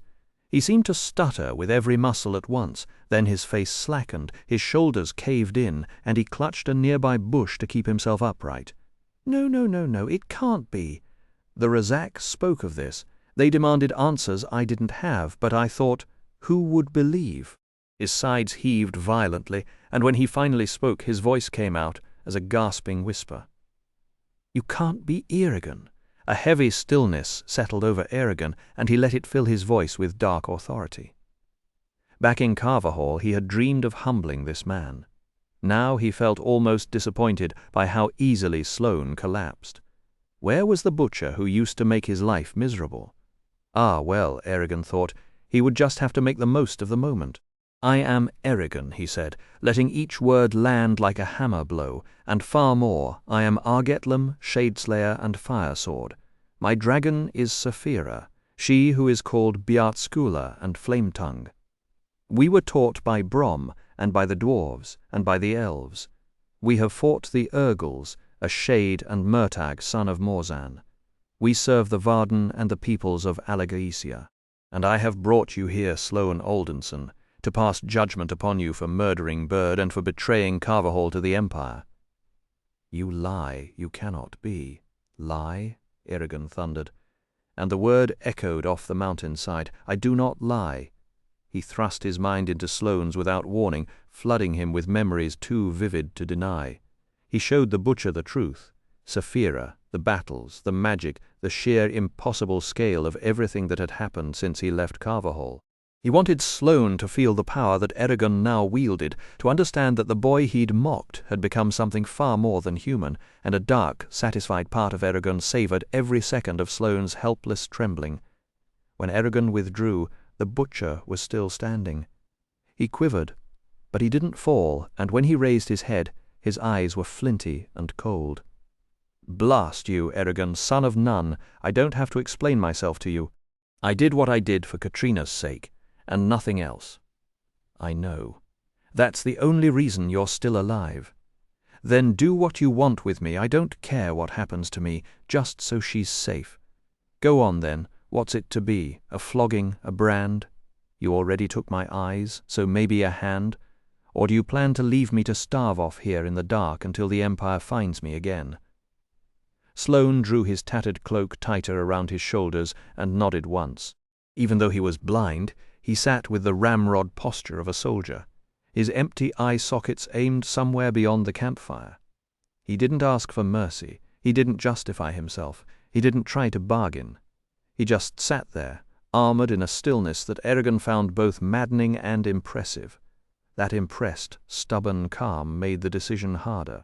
Around them the night had grown immense, the dark pressed in from every side, and Eragon felt as though the whole wild continent were bearing down on him. Whatever he decided would shape the rest of Sloane's life, and the weight of that knowledge sat on his chest like a stone. So he worked through what he knew. Sloane's love for Katrina was a clutching, obsessive thing, selfish and tangled, though Eragon had to admit it hadn't always been that way. Once it had been something almost wholesome, the simple affection of a father who wanted to protect his daughter. Then there was his hatred of the spine, born from the day Ismira fell to her death among those brutal peaks. Irigan remembered a winter afternoon in Carver Hall, when Sloane had pressed a pouch of coins into a widow's hand and then snarled at her for thanking him. He remembered the pride the butcher took in every clean cut, every slab of meat wrapped in paper. He had heard stories about Sloane's childhood, the cold loneliness of it, and he had lived enough years in Carver Hall to know how that town could shape a man. Sure, Sloane was a hard shell, but under that shell was a wound that had never healed. Irigan let the fragments settle, trying to make them fit. He pictured it like a map drawn in the dirt, lines of grief and fear and love, all crossing until a shape emerged, and at last he saw it. He understood Sloane. Not just the surface of the man, but the core of him, the parts that couldn't be removed without destroying who he was. 3 words rose into Irigan's mind, words in the ancient language that seemed to capture that core exactly, and before he could think, he whispered them aloud. Sloane shifted. His fingers dug into his thighs, and his jaw went tight. A cold wave slid down Irigan's left side, and goosebumps ran along his arms and legs. He tried to explain the reaction. Maybe Sloane had heard something, maybe he was reacting to the cold, maybe the wind had moved. But only one explanation held up, and even Irigan didn't want to believe it. He whispered the words again. Sloane turned his head and muttered, "Someone walking on my grave." Irigan let out a breath. It was true. He had stumbled onto Sloane's true name. He hadn't been given it, he had guessed it by accident, and that thought left him dizzy. A true name meant power, absolute power over a person. The elves never gave theirs lightly, and only then to someone they trusted without reservation. Irigan had never known anyone's true name. He had always imagined it would be a gift offered freely by a friend or a loved one. Instead, he had found one by force of observation, and he had no idea what to do with that burden. Then came the harder realization. To guess Sloane's true name, he had to understand Sloane better than Sloane understood himself. Irigan didn't have the faintest idea what his own true name might be. He didn't know himself that way at all. The thought settled into his gut like cold iron, and he sat with it while the fire crackled and the shadows continued to crowd the edge of the camp. With enemies like the ones hunting him, Irigan could not afford to remain a stranger to himself. Ignorance on that front felt like a slow poison, so he made a silent promise to spend more time in deep reflection and to uncover his true name, whatever it cost. Maybe Oromis and Gleda would know it. The memory of Sloane's true name still churned up confusion and disgust, but it also handed him the first rough shape of a plan for dealing with the butcher. It took another 10 minutes of pacing to smooth out the details, and when he finally got to his feet, Sloane stirred and asked, "Where are you going?" Irigan gave no answer. He walked out of the firelight into the starlit darkness, passing between scattered pines until he found a low, broad rock with a shallow, bowl-shaped hollow. A wolf howled somewhere far off, and he let the sound ground him before he spoke. "Eldunarí," water answered. Tiny beads leaked out of the soil, merged into silver streams, then curled over the rock and filled the bowl. Once it began to overflow, he cut the spell and waited. When the surface turned glass-like, it looked less like a puddle and more like a bowl of stolen stars. Then he whispered Drauma Copa along with the rest of the incantation, a scrying variant Oromis had taught him 2 days before he and Saphira left Elismera for Surda. At first the water went black, every gleam snuffed out. Then an oval of light appeared, and Irigan found himself staring into a large white tent lit by a red eristar, an elf lantern that burned without flame. He could not normally scry a place he had never seen, but the elves' seeing glass was built differently. It broadcast its surroundings to anyone who touched it, and his spell sent his own image back onto its surface. That meant strangers could talk across the world, a gift worth more than gold in wartime. A tall elf with silver hair and scarred armor moved into view, and Irigan recognized Lord Daethadre, advisor to Queen Islanzadi and a close friend of Arya. If Daethadre felt any surprise, he did not show it. He nodded gracefully, touched his fingers to his lips, and said in that melodious way of his, "Atra esterni ono thilduin, Irigan shortugal." Irigan switched to the ancient language, mirrored the gesture, and replied, Atra du everinia ono varda, dathedra vodra. Dathedra then spoke in the common tongue. I'm glad you're safe, Shadeslayer. Arya Drotningu told us about your mission days ago. You and Saphira have been on our minds. Nothing has gone wrong, I trust? Irigan hesitated. No, but I've run into an unexpected problem, and I'd like to ask Queen Islanzadi for her advice. Dathedra's cat-like eyes narrowed until they were unreadable slits. I know you would not ask lightly, Eragon Vodda, but beware, a drawn bow can snap and wound the archer just as easily as it can loose the arrow. If it pleases you, wait while I find the queen. Eragon thanked him, said he would wait, and as the elf turned away, he let out a slow breath. He knew the elves meant well, but their love of riddles was exhausting. A bow could snap, yes. It could also just be a bow. Why could no one simply say, be careful, and be done with it? He still couldn't decide if that warning had been about the dangers of scheming around the queen, or about Islanzadi herself being a bowstring pulled too tight. Maybe it meant something else entirely. At least he could finally reach the elves. For as long as anyone could remember, the wards around Duweldenvarden had made scrying impossible, wrapping the forest in a magical silence that no far-seeing eye could pierce. That meant real conversation required messengers who had to physically travel through the trees. But now that the elves were on the move, leaving the shadow of their black-needled pines behind, those old protections were no longer airtight, and the seeing glass in front of Eragon had suddenly become useful again. Minutes trickled past like water through his fingers. Come on, he muttered, and he quickly glanced around to make sure no person or beast was creeping up on him while he sat there waiting. The tent flap ripped open with a sound like torn canvas as Queen Islanzadi thrust it aside and swept straight toward the seeing glass. Bright golden scale armor hugged her chest, mail and greaves glinting beneath, and a helm set with opals and other precious stones held back her long black hair. A red cape trimmed in white surged behind her like a storm front rolling in. In her left hand she carried a naked sword. Her right hand was empty, but it looked as if she were wearing a crimson glove, until Eragon realized the red was fresh blood, coating her fingers all the way to her wrist. Her slanted brows narrowed when her gaze landed on him, and in that flash she looked almost exactly like Arya, though her height and presence were even more imposing. She was beautiful and terrible, like a war goddess from an old song. Eragon touched his lips with his fingers, twisted his right hand over his chest in the elves' gesture of loyalty, and recited the first line of their customary greeting, speaking first as was proper when addressing someone of higher rank. Islanzadi gave the expected response, and, hoping to win her approval, Eragon finished with the optional third line, and may peace live in your heart. The ferocity of her posture softened a little, and a faint smile tugged at the corner of her mouth. And yours as well, Shadeslayer?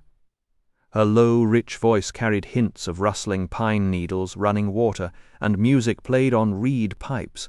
She sheathed her sword, moved to the folding table, and began washing the blood from her skin with water from a pitcher. Peace is difficult to come by these days, I fear. The fighting is heavy, Your Majesty. Not yet. It will be soon. My people are massing along the western edge of Duweldenvarden, where we can prepare to kill and be killed while still close to the trees we love. We are a scattered race, and do not march in rank and file like others do. That kind of movement harms the land, so it takes time for us to gather from the farthest reaches of the forest. Eragon nearly laughed at the scene in front of him. A queen still speckled with someone else's blood, discussing peace with the calm of a woman talking about weather. A single red drop clung to her wrist, and he had to force his voice to stay steady. I understand. Only if the fighting has not yet started, I can't help but wonder why your hand is covered in gore. She shook the water droplets from her fingers and lifted her perfect gold-brown forearm for Eragon to inspect. In that moment, he realized where he had seen that arm before. It had been the model for the pair of intertwined arms carved in the entryway of his treehouse back in Elsmera. Not covered, she said. Blood leaves no stain on the body. The only stain it leaves is on the soul. I said the fighting would escalate in the near future, not that we hadn't already begun." Then she pulled the sleeve of her corselet and tunic back down to her wrist. She slipped her hand into a silver-stitched gauntlet drawn from the jeweled belt at her slim waist, adjusting the fit with a practiced flex of her fingers. "We have kept watch over Tsunon for some time because that is where we intend to strike first," she said. 2 days ago our rangers spotted crews with pack mules leaving the city and heading into Du Weldenvarden. At first we assumed they meant to harvest timber along the forest's edge, as humans have done for generations, a thing we permit, since they need wood for their fires and homes, and the young fringe trees are hardly worth our notice. But these teams did not stop at the fringe. They pushed deep into the forest, following worn paths that showed an unsettling familiarity. They were hunting for the oldest, tallest trees that had already been towering when the dwarves first struck stone in Farthen Dure. When they found them, they started cutting them down. Her voice shook with barely controlled fury. From their talk, we learned they were here on Galbatorix's orders to replace the siege engines and battering rams he lost on the burning plains. If they had come with honesty in their hearts, we might have forgiven the loss of one ancient monarch, perhaps even 2. But they took 28, a cold dread threaded through Irigon's spine, and he asked the obvious question, though he already knew he would not like the answer. "What did you do?" Islanzadi lifted her chin, and her face turned to stone. "I was there with 2 of my rangers. Together we corrected their mistake." She said it so calmly, so matter-of-factly, that Eragon felt a chill that had nothing to do with the mountain air. In the old days, the people of Tsunon knew better than to trespass on our lands. Today, we reminded them why.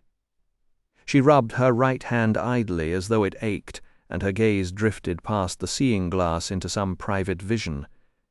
"You have learned, Eragon Finirel, what it feels like to touch the life force of the plants and animals around you. Now, imagine feeling that bond for centuries. We pour our own essence into Du Weldenvarden. The forest is an extension of our bodies, our minds, our very souls. Every wound it suffers we suffer. We are a slow people to anger. But once roused, we become like the dragons, mad with it."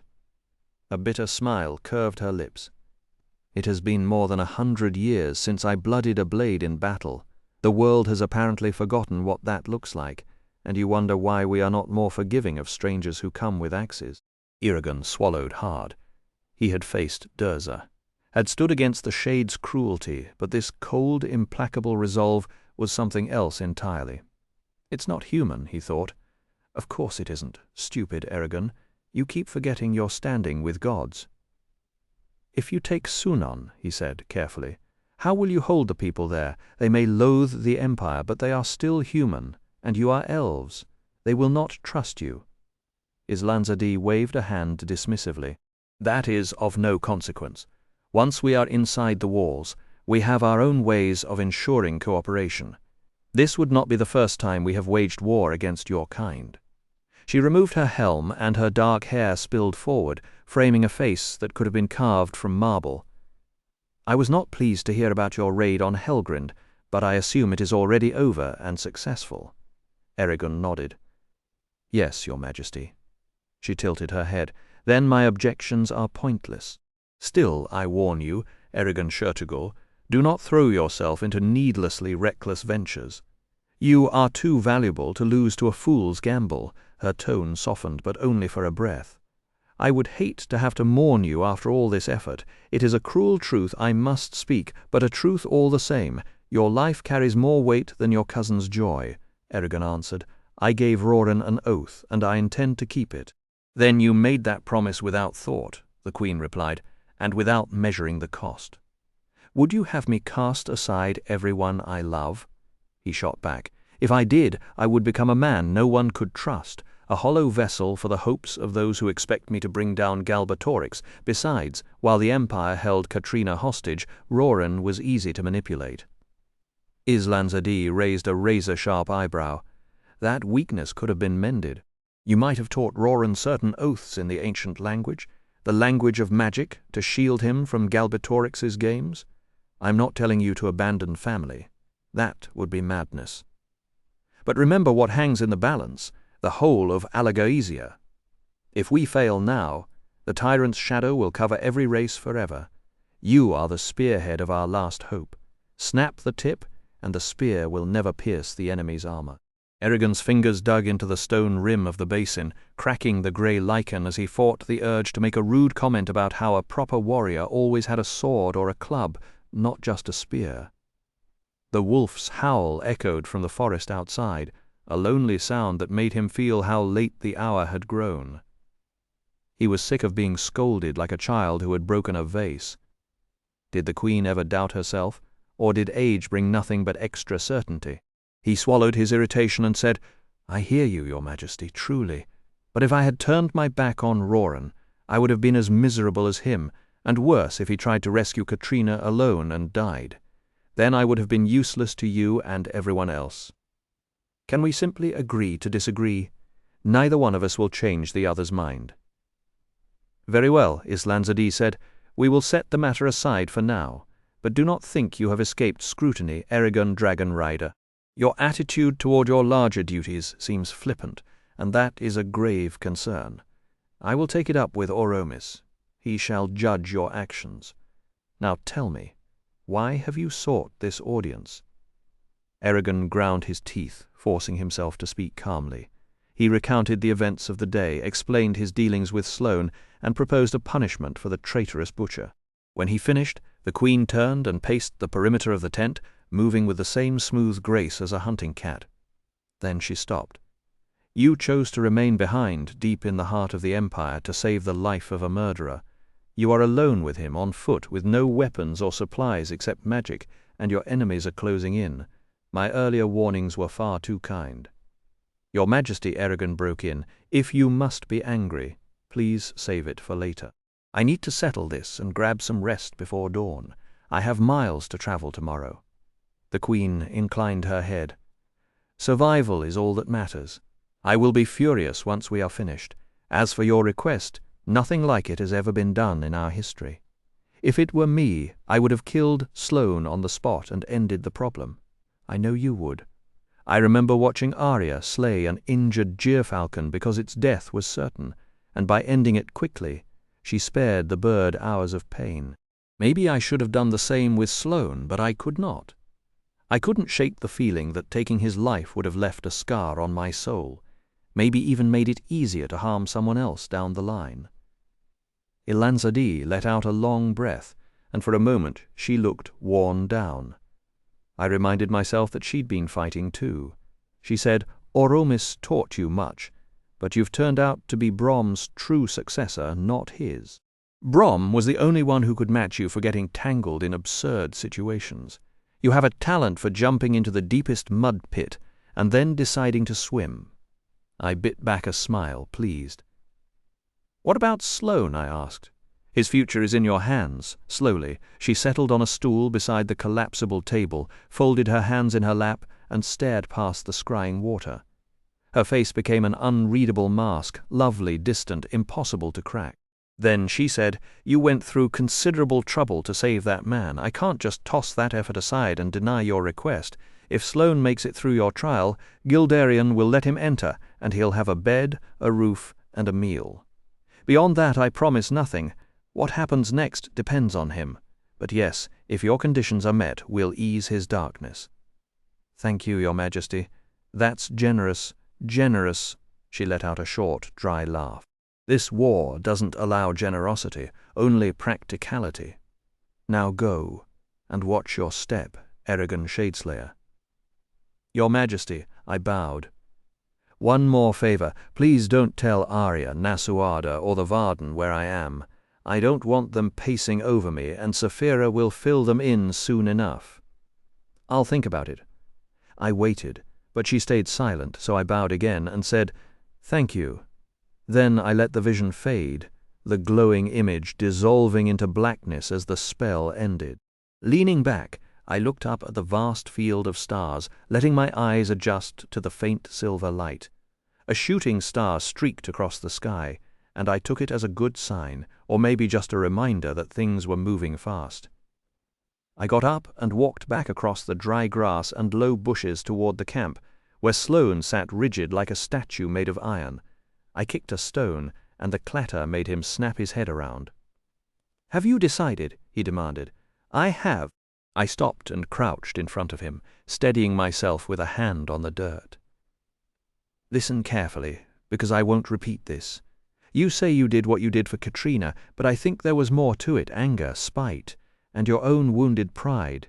His lips went thin and white. "You're wrong. No, my voice was quiet but solid. Since I can't kill you without hating myself, I've come up with the worst punishment I can think of, short of death. You told me Katrina means more to you than anything, so here it is. You will never see her, touch her, or speak to her again, not even on your last day. And you'll live, knowing she's with Roran, happy, and that you aren't part of it." Sloane sucked air through his teeth. "That's it?" "Ha! You can't enforce that.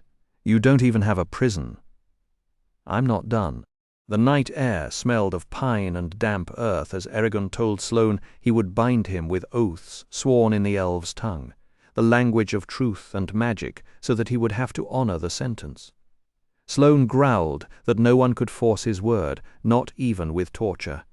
Eragon answered that he wouldn't torture him, but he would lay a compulsion on him to travel north until he reached the elf city of Elsmira, hidden deep in Dhu Weldenvarden.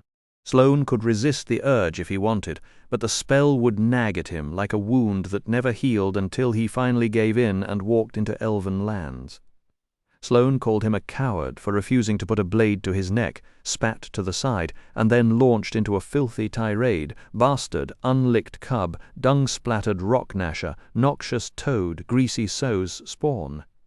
Eragon thought the performance was almost obscenely impressive, though that didn't stop him from wanting to throttle the butcher. But he suspected Sloane was trying to goad him into a quick, undeserved death, so he held back. "Bastard I may be," Eragon said, "but not a murderer." Sloane drew a sharp breath, and before he could start again, Eragon added that Sloane would never go hungry, nor would wild animals attack him. He would place enchantments around the man so people and beasts left him alone, and even cause animals to bring him food when he needed it. Sloane whispered that Eragon couldn't do this, that he didn't have the right. Eragon told him a dragon rider had as much right as any king or queen.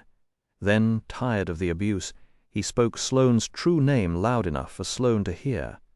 Horror and understanding crawled over the butcher's face, and he threw up his arms and howled like a man stabbed through the chest. His cry was ragged and raw, the sound of someone condemned by his own nature, and he pitched forward onto his palms, sobbing into the dirt. Eragon watched, transfixed, and briefly wondered whether learning your true name would shatter anyone that way, whether it might shatter him too. Still, he hardened his heart and did what he had promised. He spoke Sloane's true name again, and, word by word, forced the butcher to swear oaths in the ancient language that would keep him from ever meeting or contacting Katrina again. Sloane wept and wailed and ground his teeth, but struggling did no good. Every time Eragon invoked his true name, the man had no choice but to obey. When the oaths were finished, Eragon cast 5 spells to drive Sloane toward Elsmira, to protect him from unprovoked attacks, and to make the birds, beasts, and fish feed him along the way. He made sure the magic drew its strength from Sloane, not from himself. Midnight had long faded into memory by the time the last incantation was done. Leaning heavily on his hawthorn staff, Eragon looked down at the weeping figure curled at his feet and said, "Finished." The crumpled figure below let out a muffled, broken sound that seemed almost like speech. Eragon dropped to one knee beside him. Sloane's cheeks were scratched, red and raw, the marks made by his own frantic fingers. His nose ran, and tears leaked from the one eye socket that was still intact enough to cry. A heavy wave of pity and guilt rose inside Eragon. He found no satisfaction in this. Sloane had been stripped down to nothing, his family, his dignity, even the comforting lies he used to tell himself, and Eragon was the one who had done the stripping. The whole thing left him feeling stained, as if he had committed something shameful. It had to be done, he reminded himself, but such necessity didn't make the weight of it any lighter. Sloane moaned again, muttering, "Only a piece of rope. I didn't mean to Ismira. No, please. His ramblings trailed off, and Eragon set a hand on his arm. Sloane tensed at the touch. "Eragon," he breathed. "I'm blind, and you're sending me out to wander the land alone. I know exactly what I am now, and I can't bear it. End this. Kill me." On a sudden impulse, Eragon pressed the hawthorn staff into Sloane's right hand. "Take my staff," he said. "Let it lead you where you need to go." Sloane shouted, "Kill me!" Eragon answered, "No." Sloane let out a raw, cracking scream and thrashed on the ground, slamming his fists into the earth. "Cruel, cruel you are," he wailed. At last, exhausted, he curled into a tight ball, whimpering and empty. Eragon bent low, his mouth near the blind man's ear. "I am not without mercy, so hear this hope. If you reach Elsmere, you will find a home. The elves will care for you and let you live however you choose, with one exception. Once you enter Due Weldenvarden, you may never leave. And listen, Sloane, while I was with the elves, I learned that a person's true name shifts as they grow and change. That means who you are isn't fixed forever. A man can become someone new if he truly desires it." Sloane said nothing in reply. Eragon left the staff beside him, crossed to the other side of camp, and stretched out on the cold ground. He muttered a spell that would wake him before dawn, then sank quickly into a restless sleep. The grey heath was bitter and black when a low buzz hummed through his thoughts. "Letter," he murmured, and the sound faded. Groaning, he pushed himself up and raised his arms overhead, shaking out the stiffness. His back ached so deeply that he dreaded swinging a weapon any time soon. Then he looked for Sloane. The butcher was gone. Eragon smiled at the sight of a jagged trail of footprints, marked by the round imprint of the staff, wandering away from camp. The path drifted and circled, but its overall direction pointed north, toward the great forest. What surprised Eragon was his own thought. I want him to make it. If Sloane could find his way to a better life, then maybe everyone had a chance to redeem themselves. And if Sloane ever mended what was broken in him and owned the harm he had caused, his situation would not be as hopeless as he believed, because Eragon had kept one final secret from him. If the butcher truly reformed his ways, Queen Islanzadi's spellweavers would restore his sight. But that was a reward Sloane had to earn without ever knowing it existed, or else he would only try to deceive his way into receiving it. For a long moment, Eragon studied the prints pressed into the soil, then lifted his gaze to the line where earth met sky and murmured, "Best of luck." Though tiredness clawed at his legs, a quiet sense of purpose drove him forward. He turned his back on Sloane's path and broke into a steady run across the grey heath. Far to the southwest, he knew, stood the ancient sandstone bluffs where Brom lay sealed within a tomb of solid diamond. He wanted nothing more than to change course and visit that sacred place, but he couldn't risk it. If Galbatorix had uncovered the site, agents would be lying in wait for anyone who came to pay respects. "I'll return," he said under his breath. "This isn't farewell, Brom. Some day I'll come back." With that he pushed himself faster, and a startled flock of crows burst from the brush as he passed. "Three Trial of the Long Knives, we are your people!" The protest came from Fadawar, a towering man with sharp cheekbones, a proud nose, and skin the color of burnished oak. His accent, that familiar heavy rhythm and stretched vowels Nasueda, remembered from her early years in Farthen Dûr, carried a note of raw injury. When she was a child, emissaries from her father's tribe used to arrive at the mountain stronghold, and she would curl up in Ajihad's lap, drifting in and out of sleep, while the men talked and the blue smoke of Cardus weed coiled around their heads. Nasueda tilted her head back, silently wishing for a few extra inches, so she could look Fadawar and his 4 retainers straight in the eye. Being overshadowed by men was nothing new to her. What unsettled her far more was standing in a room where almost everyone had the same dark complexion as she did, a strange, almost dizzying feeling.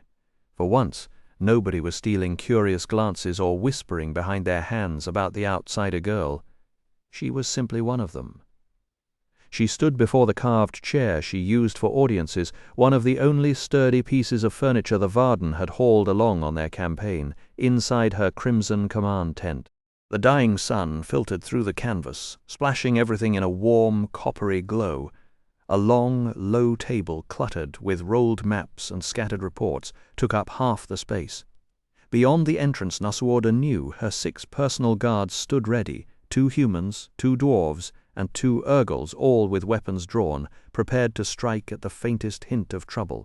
Jormundur, her oldest and most trusted commander, had been saddling her with guards since the day Ajihad died, but never with this many for this long.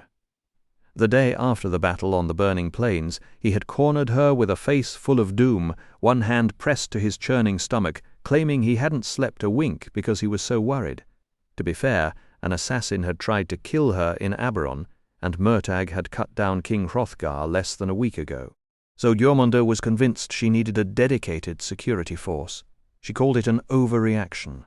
He threatened to resign on the spot. That shut her up fast. They spent the next hour haggling like merchants at a street stall. He wanted 12 guards or more at all times. She insisted 4 would be more than enough. They finally settled on 6, which Nasuoda still thought was excessive. It wasn't that she didn't appreciate the concern, but she hated looking frightened, or worse, as though she were trying to scare the very people she needed to win over. She told Jormundur he was a stubborn old worrywart. He laughed and replied, "Better a stubborn old worrywart than a foolhardy youngling dead before his time." Because the guards rotated every 6 hours, the full force assigned to protect Nasuoda came to 34 warriors, with another 10 held in reserve in case someone fell sick, was injured, or died. Nasuoda had insisted the unit draw from all 3 mortal races aligned against Gulbatorix. That choice, she reasoned, would build trust between the groups and send a clear signal. She was not merely the human leader, but the voice of every race under her banner, dwarf and Urgal alike. Nasuoda would have included elves in the guard too, but Arya remained the only elf fighting alongside the Varden, and the 12 spellcasters Islanzadi had promised to send still hadn't arrived. To Nasuoda's disappointment, her human and dwarf guards had been openly hostile toward the Urgals they were meant to fight beside, a reaction she'd foreseen but couldn't prevent. She knew it would take far more than a single shared battle to ease the centuries of hatred between these races. Still, she found it encouraging that the warriors had named their corps the Nighthawks, a clever play on both her dark coloring and the Urgal's habit of calling her Lady Nightstalker. She'd never confess it to Jormundur, but she'd come to value the extra security her guards provided. They were masters of their weapons, whether human swords, dwarven axes, or the Urgal's eccentric arsenal, and many of them could weave spells. All of them had sworn their loyalty to her in the ancient language. Since the Nighthawks first took up their posts, they'd never left Nasuoda alone with anyone except Farika, her handmaid. That changed today. She'd dismissed them from the pavilion because she knew her meeting with Fadawar could easily erupt into violence, and the Nighthawk's sense of duty would force them to intervene. But she wasn't entirely defenseless. A dagger rested in the folds of her dress, a smaller knife was tucked into her undergarments, and Elva, the prescient witch-child, with a gift that often felt more curse than blessing, waited behind the curtain behind Nasuoda's chair, ready to protect her if the meeting went wrong. The air inside the pavilion was thick and still as Fadawar tapped his 4-foot scepter against the ground. The rod was solid gold, as was everything else on the man. Gold bangles covered his forearms, a hammered breastplate gleamed on his chest, chains of thick gold hung around his neck, white gold discs stretched his earlobes, and on his head sat a gold crown so enormous that Nasuoda genuinely wondered how his neck didn't snap. Honestly, the thing was at least 2.5 feet tall. It looked less like a crown and more like a monument that had somehow wandered onto his head. Fadawar's men dressed in the same fashion, though less opulently, their gold declaring their wealth, their status, and the renown of their tribe's craftsmen. The dark-skinned peoples of Alagaesia, nomads and city-dwellers alike, had always been famous for their jewelry, which could rival even the dwarves' finest work. Nasuoda owned such pieces herself, but had deliberately left them behind. Her plain clothes couldn't compete with Fadawar's magnificence anyway, and she didn't want to tie herself to any one group. She had to represent all the different factions of the Varden, and if she showed favoritism toward one, she'd lose her grip on the rest. That was the core of their dispute. Fadawar jabbed his scepter into the earth once more. Blood is the most important thing. First, your responsibilities to your family, then your tribe, then your warlord, then the gods above and below, and only then to your king and your nation if you have them. That is how Unulukuna intended men to live, and that is how we should live if we want to be happy. Are you brave enough to spit on the shoes of the Old One? If a man doesn't help his family, whom can he depend upon to help him? Friends are fickle, but family is forever. Nasuada let the saying hang in the air, then answered, "You come before me as my mother's cousin, and you remind me my father was born among your tents. I would gladly put your kinsmen in positions of power if they were truly the best the Varden could offer. But you have not convinced me they are. And save your silver tongue, because appeals to blood mean nothing to me. Whatever support you sent my father was trinkets and empty promises to Father Dieu, never real help when he needed it. Only now that victory and influence are mine do you show your face. My parents are dead. I have no family but myself. You are my people. Yes, and nothing more." Fadawar narrowed his eyes and lifted his chin. "A woman's pride is always without sense. You will fail without our support." He switched to his native tongue, forcing Nasuada to answer in kind. She hated him for it. Her words stumbled, her accent too thick, exposing her as an outsider who had not grown up in their tribe. The trick undermined her authority. "I always welcome new allies," she said, "but I will not show favoritism, and you should not need it. Your tribes are strong and well gifted. Prove yourselves in the Varden and rise by merit, not by charity. Are you starving dogs who want to sit whining at my table, or are you men who can feed yourselves? If you are men, then let us fight Galbatorix together." "Bah!" Fadawar threw his arms wide, bracelets clattering. "Your offer is as false as you are. We are not servants. We are the chosen ones. You insult us. You do. You stand there smiling, but your heart is full of scorpion's poison." Nasuada swallowed her irritation and tried a softer tone. "I meant no offense. I was only explaining my position. I have no hatred for the wandering tribes, but I have no special love for them either. Is that so terrible? Worse than terrible. It is bald-faced treachery. Your father made promises to us by blood, and now you ignore our service and send us away like empty-handed beggars." A strange calm settled over Nasuada. So Elva was right, she thought. This is inevitable. A thrill of fear and excitement ran through her. If it must be, she had no reason to keep playing this game. She set down her goblet, let the silence stretch, and spoke loudly enough for the whole tent to hear. "Promises you did not honor half the time. We did. You did not. And even if you were telling the truth, the Varden cannot afford to give you something for nothing.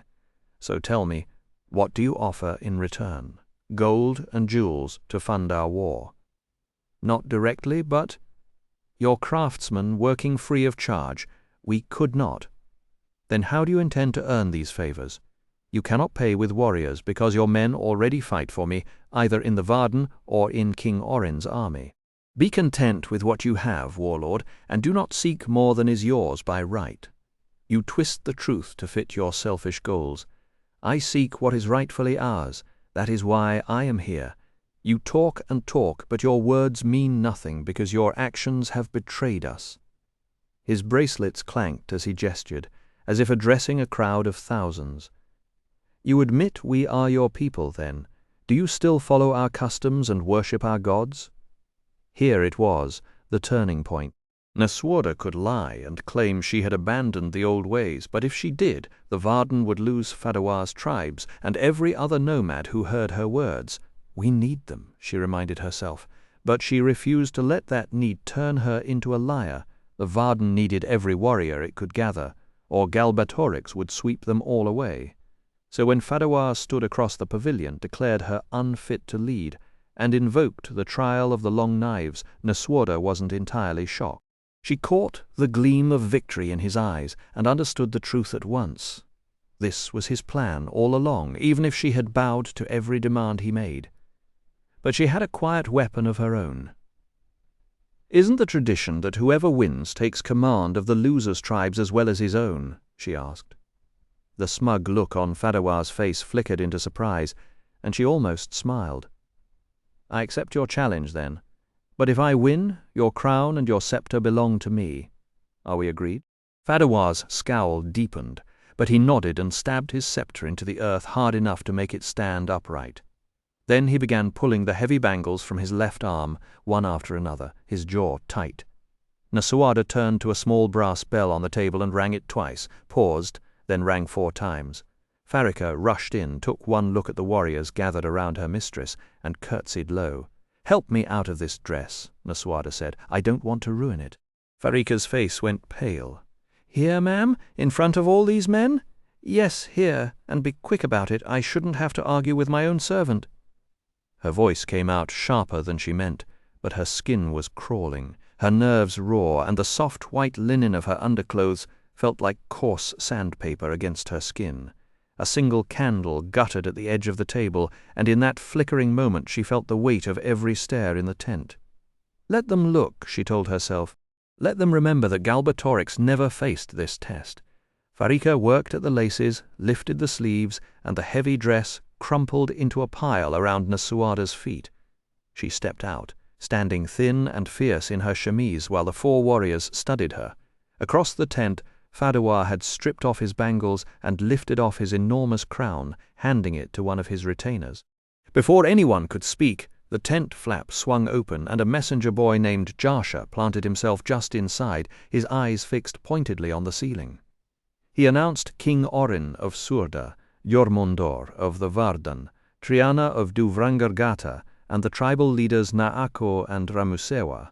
Orin marched in first, began a greeting to Fadawar, then stopped cold when he saw Nasuada in her undergarments. "Why, Nasuada? What is the meaning of this?" She met his gaze without flinching. Behind her, Jormungandr tightened his grip on his sword and glared at anyone who dared look at her too openly. Once everyone was assembled, Nasuada announced that she had called them there to witness the trial of the long knives between her and Fadawar, and afterward they were to speak the truth of what happened to anyone who asked. The 2 grey-haired tribesmen, Nako and Ramusewa, leaned close together, their weathered faces tightening with worry as they whispered urgently. Triana crossed her arms, the snake bracelet catching the lamplight around her slim wrist, but otherwise she showed nothing. Jormungandr swore under his breath. "My lady, you cannot be serious. This is madness. You can't. I can and I will." He opened his mouth to argue again, but she cut him off. "Your concern is noted. My decision is final, and no one is to interfere." She could see the defiance in his eyes, but Jormungandr's loyalty had always outweighed his desire to shield her from harm. King Orin stepped forward.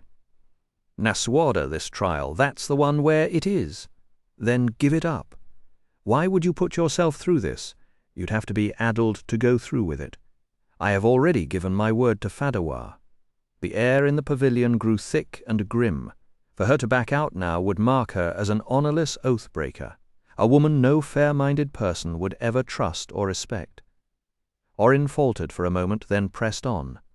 To what end? "If you lose, if I lose, the Varden will answer to Fadawar, not to me." Nasuada braced herself for an uproar. Instead, a heavy silence fell. The hot anger on Orin's face cooled into something sharp and brittle. "I don't appreciate you gambling with our entire cause," he said. Then he turned to Fadawar. "Will you not be reasonable and release Nasuada from her obligation? I'll reward you handsomely if you give up this ill-conceived ambition." "I am already rich," Fadawar said. "Your gold means nothing to me. Nothing but the trial of the long knives can settle the slander Nasuada has cast upon my people and my name." "Bear witness now," Nasuada said. Orin clenched the folds of his robes, but he bowed. I will bear witness." Fadawar's 4 warriors reached into their voluminous sleeves and produced small, hairy goat-hig drums. They squatted, set the drums between their knees, and struck up a furious beat, pounding so fast their hands became blurs. The raw music drowned out every other sound, and for a moment Nasuada's frantic thoughts went silent. Her heart began to race in time with the manic rhythm. Without missing a note, the oldest of Fadawar's men reached inside his vest and drew out 2 long, curved knives, tossing them high toward the peak of the tent. Nasuada watched them tumble haft over blade, caught by the strange beauty of their motion. As her knife came close, she lifted her arm and caught it. The opal-studded hilt stung her palm. Fadawar caught his own weapon just as cleanly. Then he rolled back the left sleeve of his garment, and Nasuada kept her eyes fixed on his forearm. His limb was thick and muscled, but she knew that strength alone would not decide this contest. What she looked for were the telltale ridges of old scars across the underside of his arm. She saw 5 of them. 5, she thought. So many her confidence flickered, and nearly failed. The only thing holding her together was Elva's prediction. The girl had said Nasuada would prevail. She clung to that memory like a lifeline. She said, "I can do this, so I must be able to outlast Fadawar. I must be." Since Fadawar had issued the challenge, he went first. Fadawar stretched his left arm out from his shoulder, palm tilted upward, and pressed the knife flat against his skin just below the elbow. With one smooth action he dragged that polished blade across his flesh, and the split opened like a ripe fruit spilling too much juice. Blood rolled up from the deep crimson line, and he held his gaze steady on Nasuada while the tribal drums kept hammering through the smoke-filled air. She answered with a smile, set her own blade against her arm, and felt that icy sting of metal before she cut herself. This was the trial of the long knives, a stupid, bloody competition in the name of leadership, built on the idea that a chief or a warlord must suffer more than anyone else to prove they truly care about their people. Nasuada thought the custom rewarded fanaticism more than wisdom, but she knew the weight it carried. Beating Fadawar at his own ugly game would lift her standing with the Varden and, with any luck, earn respect from King Orin's stubborn crowd. She said a quick prayer to Gokukara, the mantis goddess, and then drew the blade across her skin. The cut should have taken only a second or 2, but for Nasuada it stretched into an eternity. She could feel every layer of flesh parting, her arm screaming in 1,000 tiny voices, and the only thing that stopped her from throwing down the knife and clutching herself like a wounded animal was the image of her father Yermundur and everyone in the Varden who depended on her. "I do this for them," she told herself. "This is my service." Still, as the blood ran down her wrist and started pooling around her feet, a strange, bitter thought surfaced. What good is a leader who bleeds out before the real war? She shoved it aside. Fadawar carved a second gash across his own arm, and the cords in his neck strained so hard they looked ready to snap. The vein in his jugular bulged like it might explode. Nasuada knew it was her turn again, and knowing what was coming only made it worse. Her hands trembled. Her instincts begged her to run, and for a moment she was certain her body would betray her. But she steadied herself and made the cut. A 3rd time. A 4th. A 5th. By then, a heavy tiredness had settled into her bones, and she realized this contest might not be about who could endure more pain. It was about who would collapse first from blood loss. The cuts on Fadawar's arm looked like the gills of a fish, which struck her as so absurdly funny that she had to bite her tongue to keep from laughing. Then Fadawar let out a howl and finished his 6th cut. "Best that, you feckless witch," he yelled above the drums, dropping to one knee. She did the same, moving the knife from her right hand to her left, because tradition demanded a maximum of 6 cuts per arm before the tendons got too close to the wrist. She was about to go again when King Orin jumped between them, shouting, "Stop! I won't allow this! You're going to kill yourselves!" He reached for her. She stabbed at him without thinking. "Don't meddle," she growled through clenched teeth, and the drum beats hammered on as the blood continued to fall. Fadawar turned his knife on his right forearm and carved a fresh line, sending blood flicking across the packed earth. Somewhere in the tent a tribesman sucked in a breath. He's clenching, Nasuada thought. Maybe that's the mistake she could use against him. The moment the steel touched her own skin, a raw cry slipped out of her throat. The cut burned like a wire pulled straight from the fire. Halfway through that stroke her battered left arm twitched, and the blade veered, leaving a jagged tear twice as deep as the rest. She couldn't breathe, the pain swallowed the air. "I can't keep going, I can't, it's too much, I'd rather die." Even as she begged for the end, she knew that was just the weak part of her talking. Surrender was not written in her bones. For the 8th time, Fadawar lifted his knife and held it 1/4 of an inch above his dark skin. Sweat dripped into his eyes while his wounds wept red down his arm. He looked like a statue on the edge of breaking. Then he snarled and yanked the blade across himself. His hesitation hit Nasuada like a jolt of lightning. So that was all his nerve. The sarcastic thought caught her off guard, turning a slice of agony into a fierce, almost bitter glee. She matched his cut and added another without a second thought. "Top that," she whispered. Fadawar blinked, licked his lips, and tried to adjust his grip once, twice, 3 times. The knife slipped from his hand and stuck upright in the ground. His chest heaved under his robe, and when he finally touched the blade to his arm, it only scratched a thin line. His jaw clenched. A shudder rolled down his spine, and then he doubled over, hugging his wounded arms to his belly. "I submit." The drums stopped. For a heartbeat, everybody in the pavilion was silent, and then King Orin, Jormungandr, and the rest exploded in overlapping shouts. Nasuada didn't pay attention to the noise. She felt behind her, found her chair, and dropped into it before her legs gave out. Her vision swirled, but she was determined not to pass out in front of the tribesmen. Somewhere in the crowd a child started crying and was quickly shushed. Farika appeared with bandages and a worried face. "My lady, may I tend to you?" Nasuada nodded. As the handmaid wrapped her arms in linen, Naako and Ramusewa came forward and bowed. Ramusewa said no one had ever endured so many cuts in the trial of the long knives. Fadawar had proven himself, but Nasuada was the clear victor, and the tribe would pledge their loyalty to her. "Thank you," she managed, closing her eyes as the pain swelled.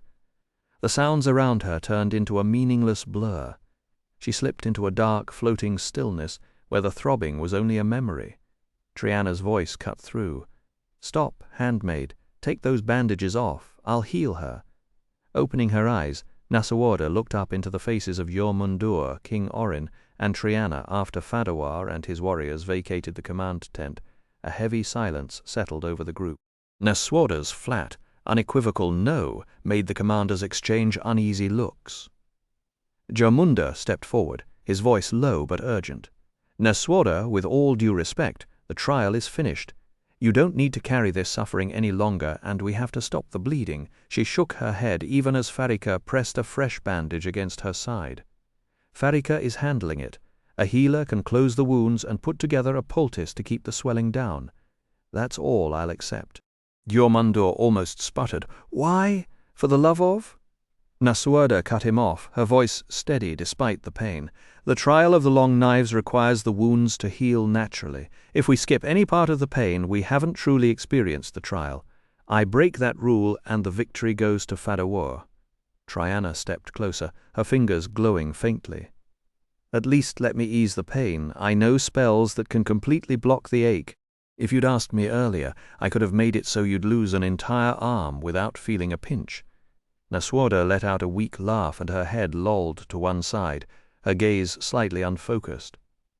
"I'd have said the same then as now. Tricks are dishonor. I needed to win this without deception, so no one can ever raise a hand against my right to lead." Then King Orin spoke, his voice so soft it was almost a blade. "But what if you had lost?"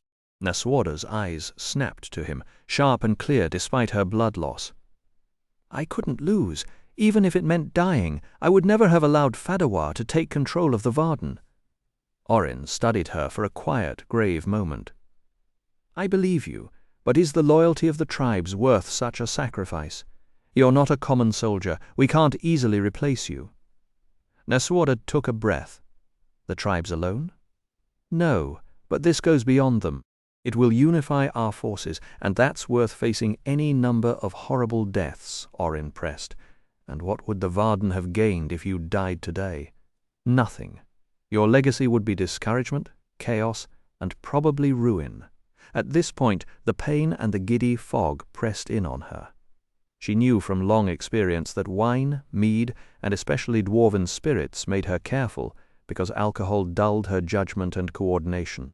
But Pain Drunk was worse than any tankard of blackberry honey mead, and so the courteous reply that should have formed on her tongue never materialized. Instead, a brittle, sarcastic edge crept into her voice. "You sound like a nervous old caretaker, Orrin. It's done." I took a risk. What's the point of wringing your hands over it now? We can't beat Galbatorix unless we're willing to stand at the very edge of the cliff and dance. You're a king.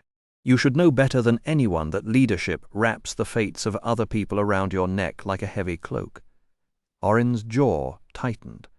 I understand more than you think.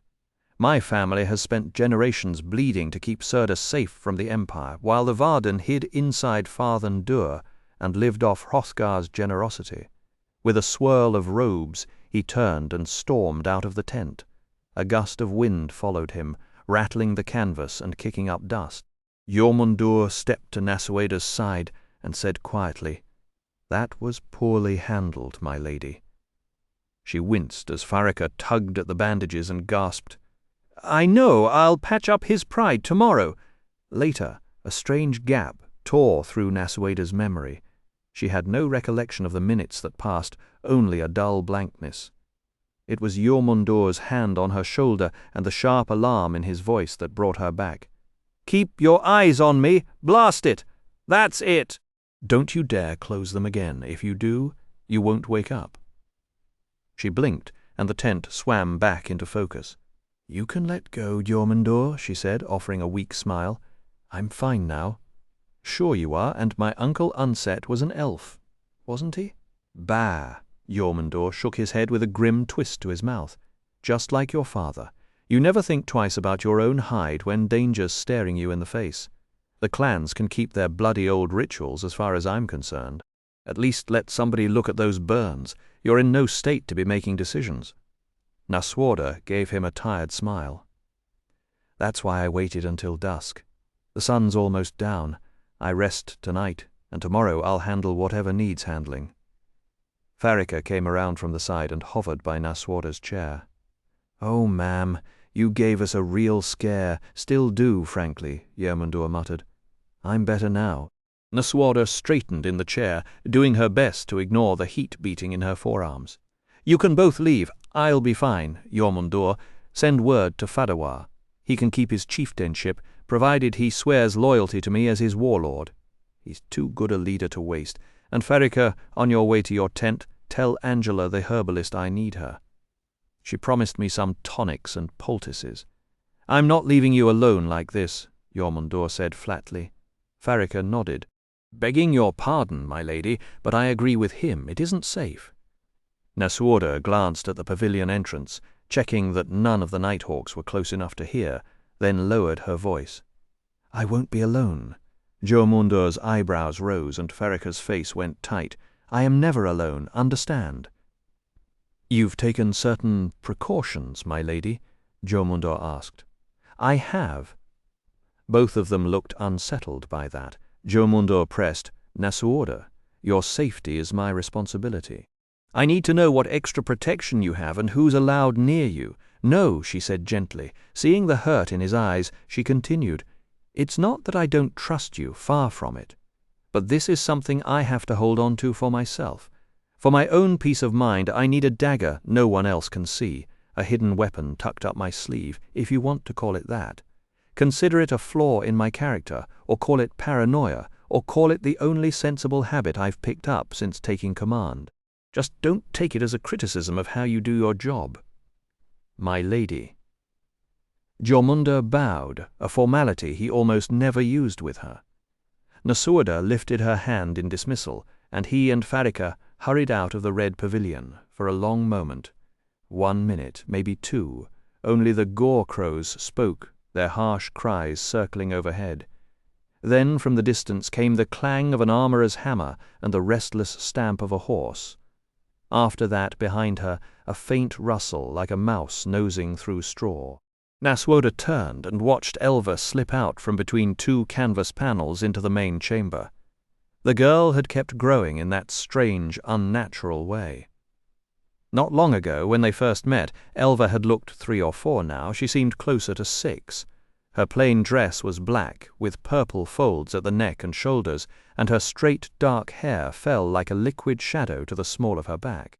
Her angular face was bone pale, since she rarely went outside, and the silver dragon mark on her forehead caught the dim light. But her violet eyes held a look that was far too old for a child, jaded, quiet, almost cynical. It was the mark of Eragon's blessing, which had become a curse. She felt other people's pain and could not stop trying to prevent it. The last battle had nearly killed her, because the pain of thousands beat against her mind, even with one of Duvranga Gata putting her into a deep magical sleep to protect her. Only now was she beginning to speak and take an interest in the world again. She rubbed her mouth with the back of her hand, and Nasuada asked, "Were you ill?" Elva shrugged. "I'm used to the pain, but resisting Eragon's spell never gets any easier." It wasn't the first time Elva had paid her a compliment, but Nasuada still felt a ripple of unease crawl up her spine whenever the girl opened her mouth. That voice belonged to someone much older, a jaded, cynical adult trapped in a child's small frame. Nasuada forced herself to answer calmly. "You're the strong one. I didn't have to carry Fadua's pain on top of my own. I know what staying with me cost you, and I'm grateful." Elva's lips twisted into a strange, crooked smile. "Grateful. That word means nothing to me, Lady Nightstalker. Do you have any food? I'm famished." Nasuada motioned toward the far side of the tent, where Faraka had left bread and wine behind a stack of scrolls. The girl moved quickly, shoving large chunks of bread into her mouth, as if she hadn't eaten in days. "At least you won't have to live like this much longer," Nasuada said. "Once Eragon returns, he'll remove the spell." Elva paused mid-bite. "Maybe. But I should tell you something. I lied about the trial of the long knives." Nasuada's stomach tightened. "What do you mean?" "I saw you losing, not winning. If I'd let things play out, your nerve would have broken on the 7th cut, and Fadawa would be the one sitting in that chair, so I told you the words you needed to hear." A cold wave of realization washed over Nasuada. She understood then that she was even deeper in Elva's debt than she had thought. A part of her wanted to snap at the girl, to say that no one had the right to pull her strings without asking, but she swallowed her pride. "Then I owe you thanks once more." Elva laughed, a sharp, brittle sound. "And every second of that thanks tastes bitter, doesn't it?" "Don't worry, Nasuada, we're useful to each other, that's all." A loud thud broke the silence as the dwarf captain of the guard outside banged his hammer against his shield. "The herbalist Angela requests an audience, Lady Nightstalker." "Granted," Nasuada called out. Angela bustled in, her arms weighted down with bags and baskets, her curly hair a storm cloud around her face. Behind her padded Solembum, the workat, still in his animal form. He immediately angled toward Elva and began rubbing against her legs, tail arching. Angela dropped her load with a sigh and rolled her shoulders. "Honestly, between you and Eragon, I spend most of my time with the Varden patching up people who don't think twice before getting themselves sliced into pieces." She crossed to Nasuada and unwound the bandages from her right arm, clucking disapprovingly. Usually at this point I'd ask my patient how she feels, and she'd lie and say, "Not too bad," and I'd say, "That's great. Keep smiling and you'll heal right up." But let's be honest, you're not about to leap up and charge the Empire. Nasuada asked, "I will recover, won't I?" Angela raised an eyebrow. "If I could use magic to seal these wounds, yes. Since I can't, you'll have to heal the old-fashioned way and pray none of these cuts turn bad." She paused and looked directly at Nasuada. "You know these will scar." Nasuada shrugged. "It will be what it will be." "True enough." Angela set to work, stitching the cuts and covering them with a thick, pulpy mat of crushed herbs. Through the open flap of the tent, Nasuada caught the scent of wood smoke and damp earth, and somewhere outside a war-horse stamped its hoof. She noticed Solembum hop onto the table beside Elva, extend a large furry paw, and hook a piece of bread off the girl's plate. He nibbled it with a flash of white fangs while the tufted tips of his ears swiveled, tracking the sound of armored footsteps outside. Angela glanced at the workat, then muttered, "Barzul." Only men would think of slicing themselves open to settle who leads the pack. Absolute idiots. Laughing hurt, but Nasuada couldn't help it. True enough, she managed once the giggles faded. Angela had just finished tying off the last bandage strip around Nasuada's forearms when the dwarf captain posted outside the tent bellowed, "Halt." A bright clang rang out as the human guards crossed their blades, blocking whoever wanted entry. Without hesitating, Nasuada grabbed the 4-inch knife tucked inside her chemise's bodice. Her fingers felt clumsy and thick, and her arm moved sluggishly, like a limb that had fallen asleep, except for the sharp, fiery lines carved into her flesh. Angela produced a dagger from somewhere in her clothes, stepped in front of Nasuada, and whispered a line in the ancient language. Solembum dropped low beside her, his hackles raised to make him look bigger than most dogs, a deep rumble building in his chest. Elva, meanwhile, kept eating as if nothing unusual were happening, scrutinizing a crust of bread like some rare specimen before dunking it into her wine goblet and popping it into her mouth. Then a shout came from outside, "My lady, Erigon and Saphira are approaching fast from the northeast." Nasuada slid the knife back into its sheath and rose from her chair. "Help me dress, Angela." Angela held the garment open while Nasuada stepped into it, then gently guided her arms through the sleeves as Elva moved in to help lace up the back. In moments, Nasuada was properly clothed, and she checked her arms to see no trace of the bandages beneath. "Should I hide these or show them off?" Nasuada asked. Angela shrugged. "Depends. Do you think showing them will boost your authority, or will your enemies see a target?" It's a philosophical question, really.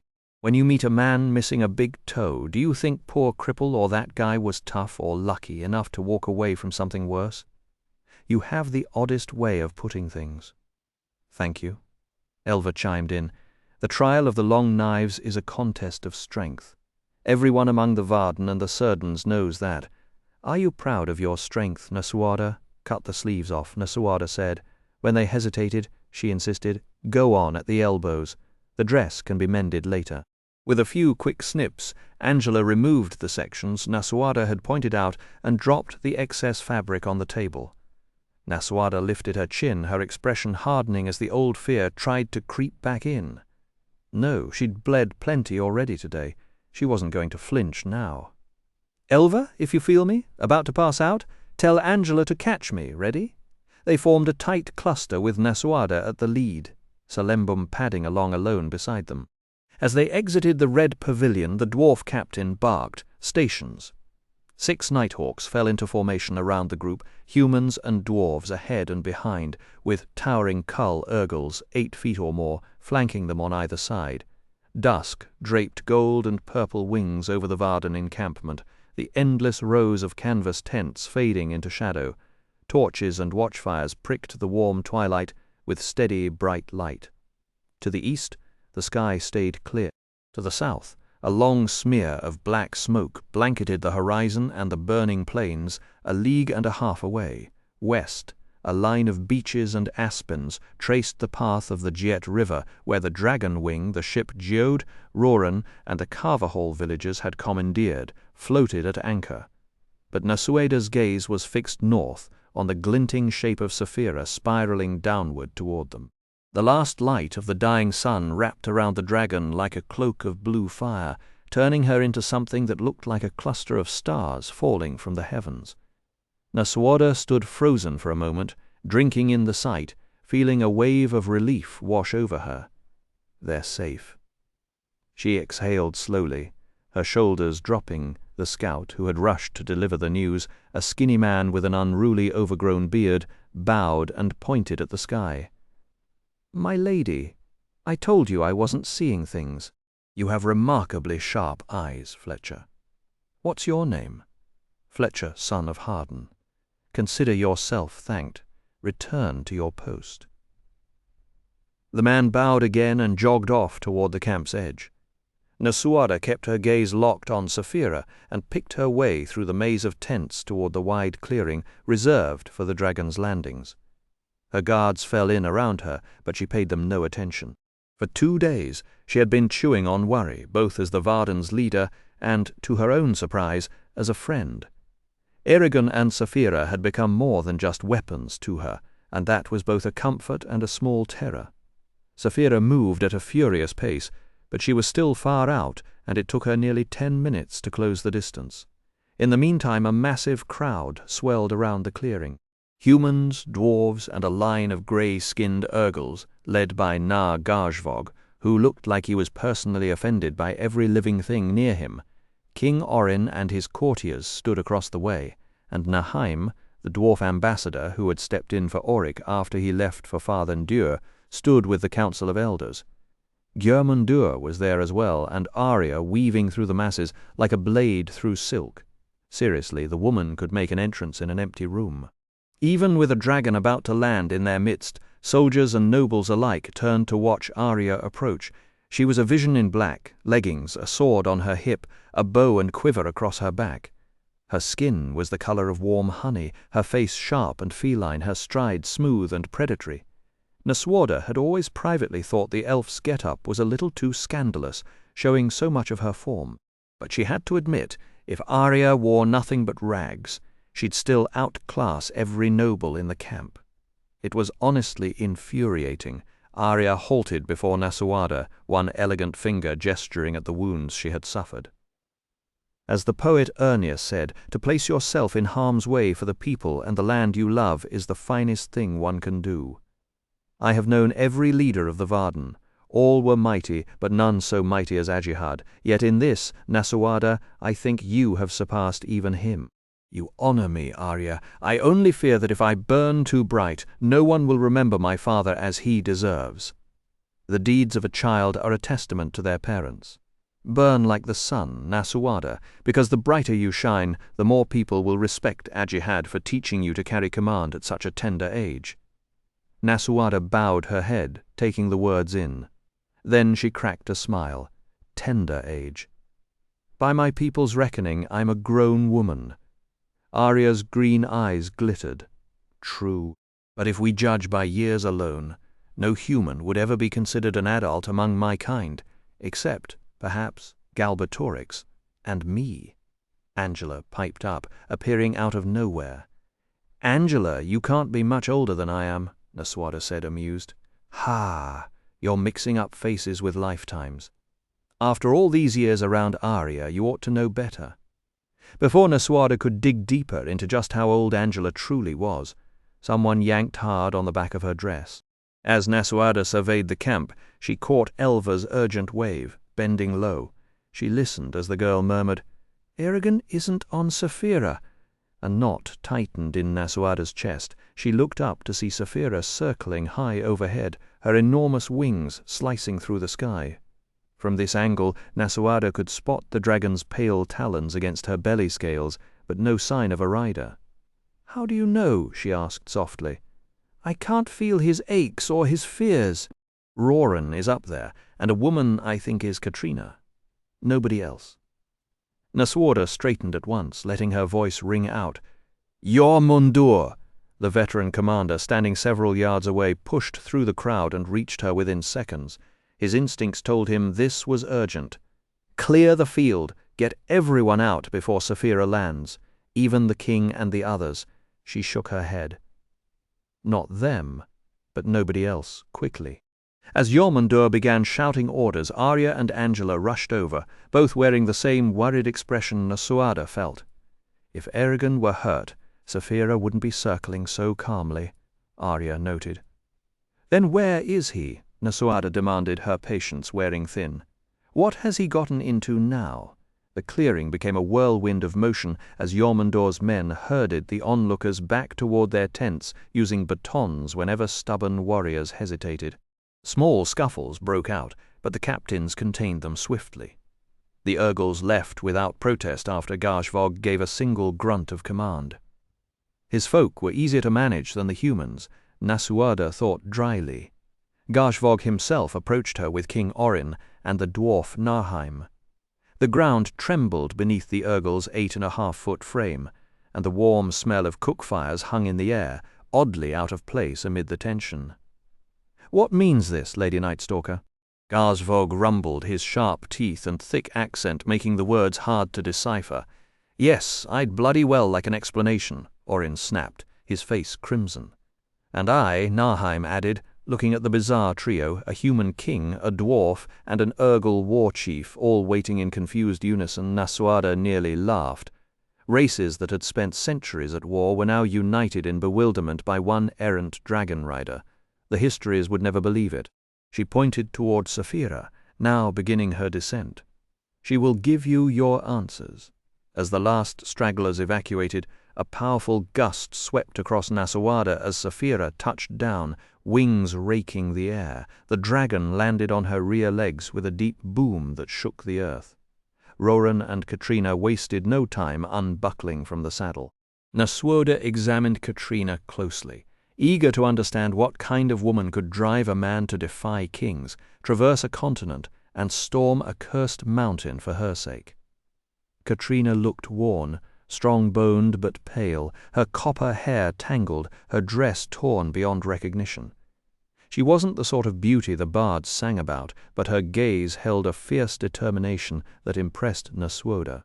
If Roran had been the one taken, she suspected Katrina would have stirred all of Carvahall to march south, fought through the Battle of the Burning Plains, and stood defiant before Helgrind without hesitation. It was a quiet strength that Nasuada recognized and respected, even with Garsvog looming beside her like a half-hewn cliff. Katrina kept her composure. She stood next to Roran, steady as a soldier, while the war-tent's canvas shuddered under a bitter gust, and the brazier behind Nasuada spat sparks. Roran bowed to Nasuada, and then to King Orin. "My lady, your majesty, this is my betrothed Katrina." She curtsied to each of them. Nasuada welcomed her warmly. "Your name is well known here. Roran's devotion has become a song that travels ahead of him." Orin echoed the welcome a little too eagerly in Nasuada's judgment. She saw how the king's gaze clung to Katrina, and every other pair of eyes in the tent, including the dwarves, did the same. Before dawn they would be telling stories of Katrina's beauty around the campfires. But the true magic was Roran's sacrifice. Because he had risked everything for her, she seemed priceless, a treasure beyond ordinary women. Katrina blushed at the attention and murmured thanks, yet a flicker of pride showed through. She had captured Roran's heart, and to her that meant more than any rank or crown. Nasuada felt a small, sharp pang of loneliness. For a heartbeat she envied Katrina. Then she almost laughed at herself. What was she supposed to do? Plan a wedding while Galbatorix massed his armies? She had considered marrying Orin for the good of the Varden, but her nerve had failed her every time. Still, she wasn't sorry. Anyone could fall in love and marry. Few could see a new age born. If love was the price of that chance, she would pay it without complaint. "I'm not myself tonight," she thought. "My wounds have my mind buzzing like a kicked hive." She shook off the mood, looked past Roran and Katrina to Saphira, and lowered the barriers around her mind. "Eragon? Where is he?" Saphira crept forward, scales whispering over scales, and lowered her massive head in front of Nasuada, Arya, and Angela. Fire gleamed in her left eye. She sniffed. Her crimson tongue flicked out, and her hot breath stirred the lace collar of Nasuada's dress. When their minds touched, Nasuada felt something vast and truly non-human, ancient, alien, and capable of both ferocious rage and strange gentleness. It was impossible to be at ease around a dragon. If Saphira had wanted to eat them all, no one in the tent could have stopped her. "I smell blood," Saphira said. "Who hurt you, Nasuada? Say the name, and I will split them from neck to groin and bring you their heads as trophies." Nasuada steadied herself. "There's no need for that. Not yet. I used my own knife, but this isn't the moment to discuss my wounds. I need to know what's happened to Eragon." Saphira's answer came flat. Eragon decided to stay in the Empire. For a second, Nasuada couldn't breathe. Then doom settled on her like a falling stone. She saw the others react around her and realized Saphira had spoken to them all at once. "How could you allow him to remain?" she demanded. Flames danced in the dragon's nostrils as she snorted. "Eragon chose his fate. I could not stop him. He will always do what he believes is right. no matter the cost to himself or to Alagaesia. There are moments when I'd like to give Eragon a good shake, the way a mother dragon handles a stubborn hatchling, but I'm proud of him. I'm not afraid for him either. The boy can take care of himself, and so far no harm has touched him. If he were hurt, I'd feel it. Arya broke the silence first, asking, "And why did he make this choice, Saphira?" Rather than try to explain with words, I offered to show her directly, and with everyone's consent, a river of my memories poured into Nosuada. She saw black Helgrind looming through a break in the clouds, heard Eragon, Roran, and myself debating the best way to strike, watched us uncover the Razak's hidden lair, and lived through my terrible battle with the Letha Blacka. The flood of images fascinated Nosuada. She had been born inside the Empire, yet she could recall none of it. This was the first time in her adult life she had seen anything beyond the wild edges of Galbatorix's domain. At last, the vision turned to Eragon and me facing each other. I tried to hide the wound, but the grief of leaving him burned so fresh and sharp that Nosuada had to wipe her tears with the bandages on her forearms. But the reasons Eragon gave for staying, to kill the last Razak and explore the rest of Helgrind, sounded hollow to her. She frowned. Eragon could be rash, certainly, but he wasn't foolish enough to jeopardize everything they had fought for just to poke around a few caves and squeeze the last bitter drops from his revenge. There had to be something else. She considered demanding the truth from me, yet she knew I wouldn't conceal such a thing without a purpose. Maybe she means to speak privately about it, Nosuada thought. King Orin threw up his hands. Blast it. Eragon couldn't have picked a worse moment to run off on his own. One Razak, when Galbatorix's whole army is camped a few miles from us. Give the boy a map and a lantern, and he'll be back in time for tea. Angela laughed, her 5 bone needles clicking and scraping in their odd, steady rhythm as she worked on a sock. "And how do you plan to fetch him? He'll be moving by daylight, and Saphira can't very well go soaring around searching for him when any farmer could spot her and send word to the king. But he's our rider," Orin insisted. "We can't just sit here while he's wandering through enemy territory." Nahheim agreed. "However we manage it, we must bring him back.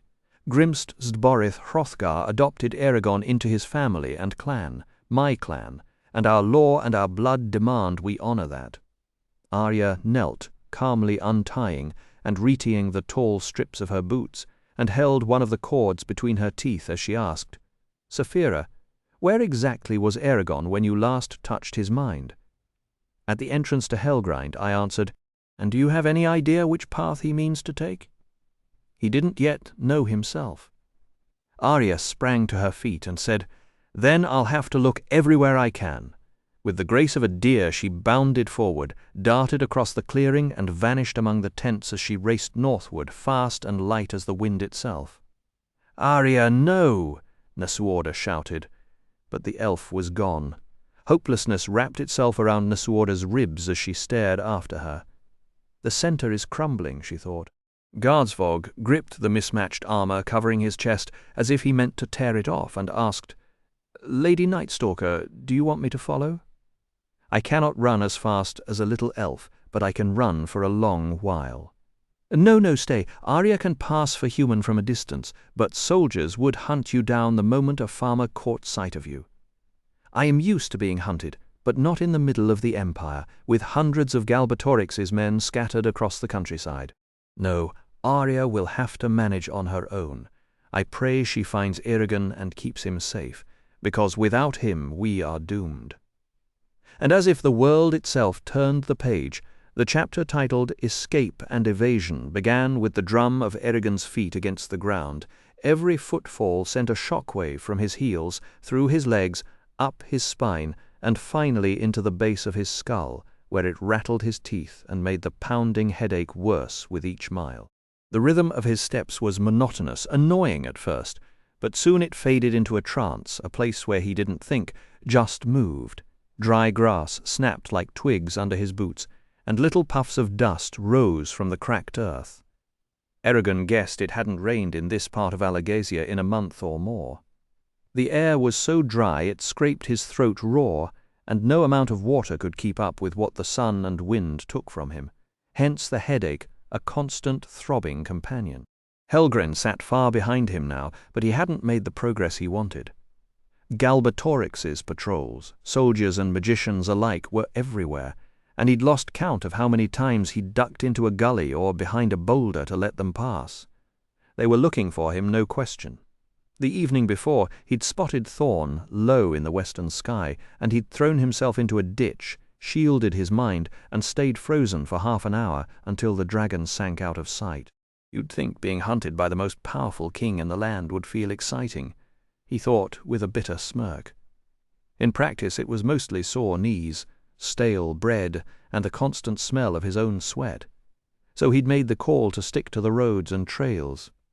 The past week had pushed him to the edge of what his body and mind could handle, and he didn't need to tear through brambles or wade across icy rivers to prove anything. There would be plenty of time for violence and desperate effort later. Now, his best move was to stay quiet and inconspicuous. That meant no sprinting on open roads. Villages and farmsteads dotted the landscape, and if some startled crofter saw a lone man running as if a pack of wolves were after him, word would spread fast right to the Empire, and that would be fatal for a fugitive whose only real armor was being forgettable. He only ran now because the land had been empty for over a league, save for a snake sunning itself on a warm rock. Earlier, he'd passed a scorched paddock with a broken fence, a quiet sign of the war clawing at the countryside. The reminder made him scowl, but not enough to stop moving. Getting back to the Varden was all that mattered, and it irritated him to plod along like a common vagrant. Still, there was a strange comfort in being alone. He hadn't been truly by himself since he'd found Saphira's egg in the spine. There was always someone, Brom, Murtagh, or the ever-present brush of her thoughts against his, and since leaving Palancar Valley his days had been a blur of brutal training, constant travel, and battle chaos. This silence was a luxury. The lack of voices, even his own, felt like a gentle song that washed away his fear for a while. He had no desire to scry Saphira. Their bond told him she was safe, or to reach out to Arya or Nasuada and invite their angry recriminations. Better to listen to the birds chattering and the breeze rustling through the grass and leaves. Then the jingle of harnesses, the thud of hooves, and the low murmur of men's voices shattered the peace. Eragon froze, panic jolting through him. He scanned the area, looking for the direction of the sound. A pair of jackdaws burst upward from a nearby ravine, scolding the intruders. The only cover close by was a small thicket of junipers. He dove for it just as the horseman came around the bend, his heart hammering against his ribs. He made a desperate leap into the shadow beneath the old junipers, flattening himself against the dirt just as 6 riders emerged from the ravine and eased onto the narrow road less than a stone's throw away. In the past, Eragon would have sensed them from a mile off, but after spotting Thorn on the horizon, he had deliberately shut down every mental connection to the world around him. The soldiers reined in their horses and milled about, bickering. One of them, a stocky man with ruddy cheeks and a straw-colored beard, insisted he had seen something move. Eragon pressed his chest against the ground, forcing each breath to stay slow and silent. He reached up to make sure the cloth strip around his head was still covering his upswept brows and pointed ears. If only I hadn't stowed my armor, he thought, more annoyed than afraid. To keep from drawing attention, he had sewn a crude pack from canvas, traded from a traveling tinker, and lashed it together with dead branches, with his armor buried inside. Now the sound of jingling spurs and creaking leather made it impossible to even think of digging it out. Then the mood shifted.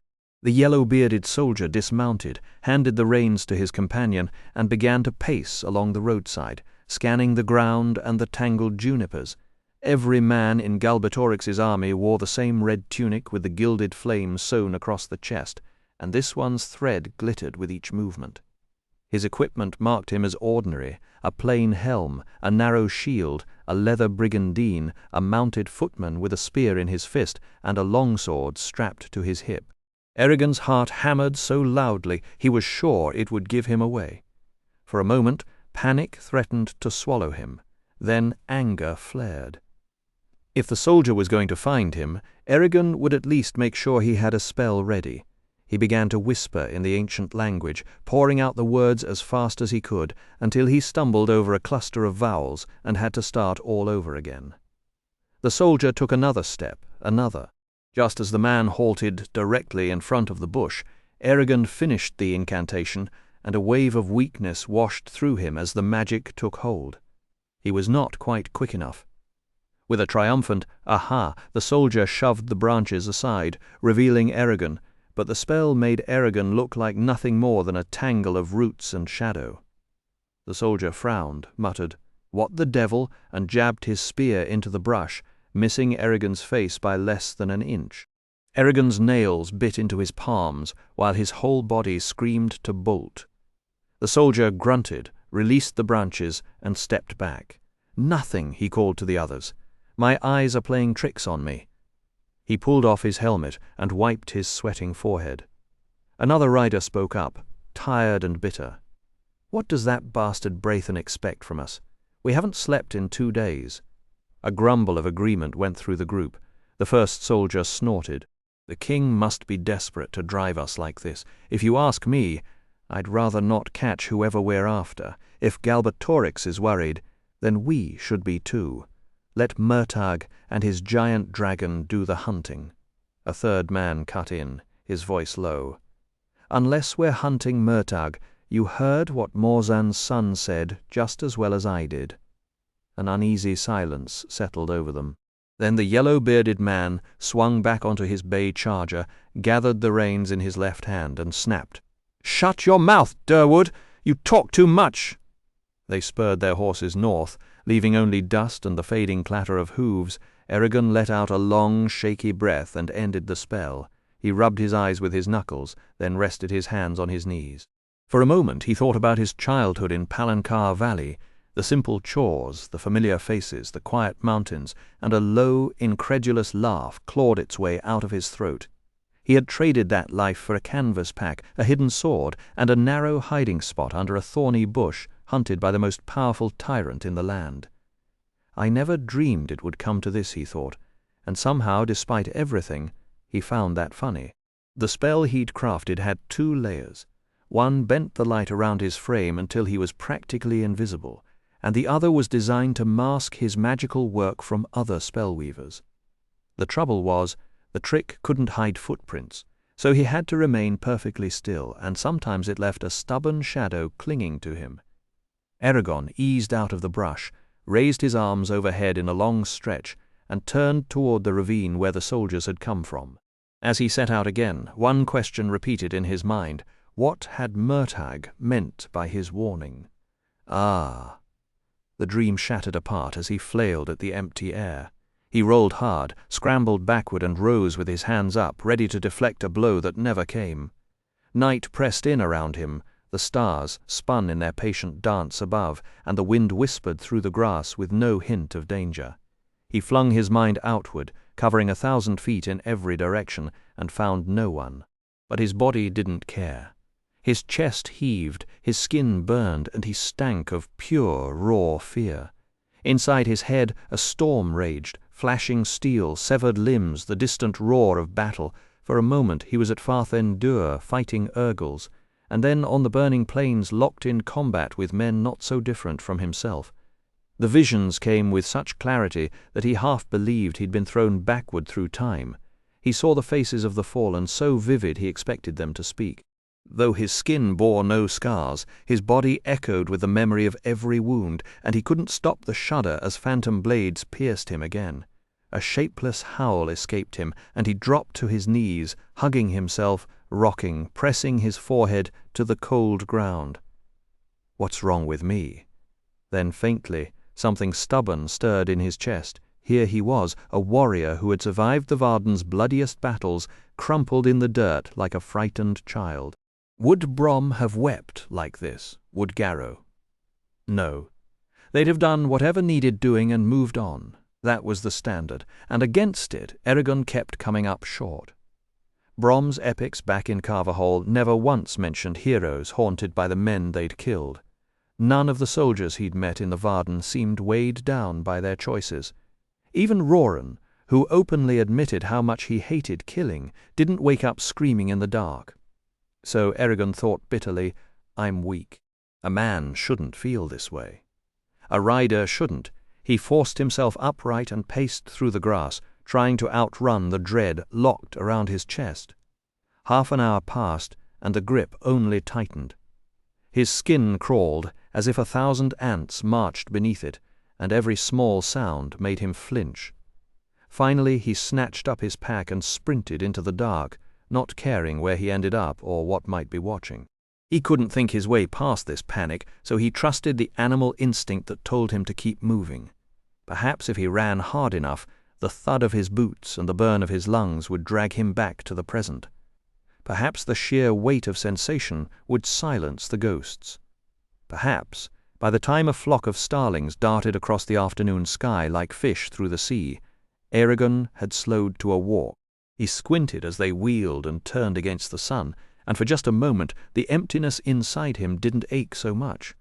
Whenever the starlings came back to the valley after a long winter, they moved in such dense waves that they seemed to swallow the daylight.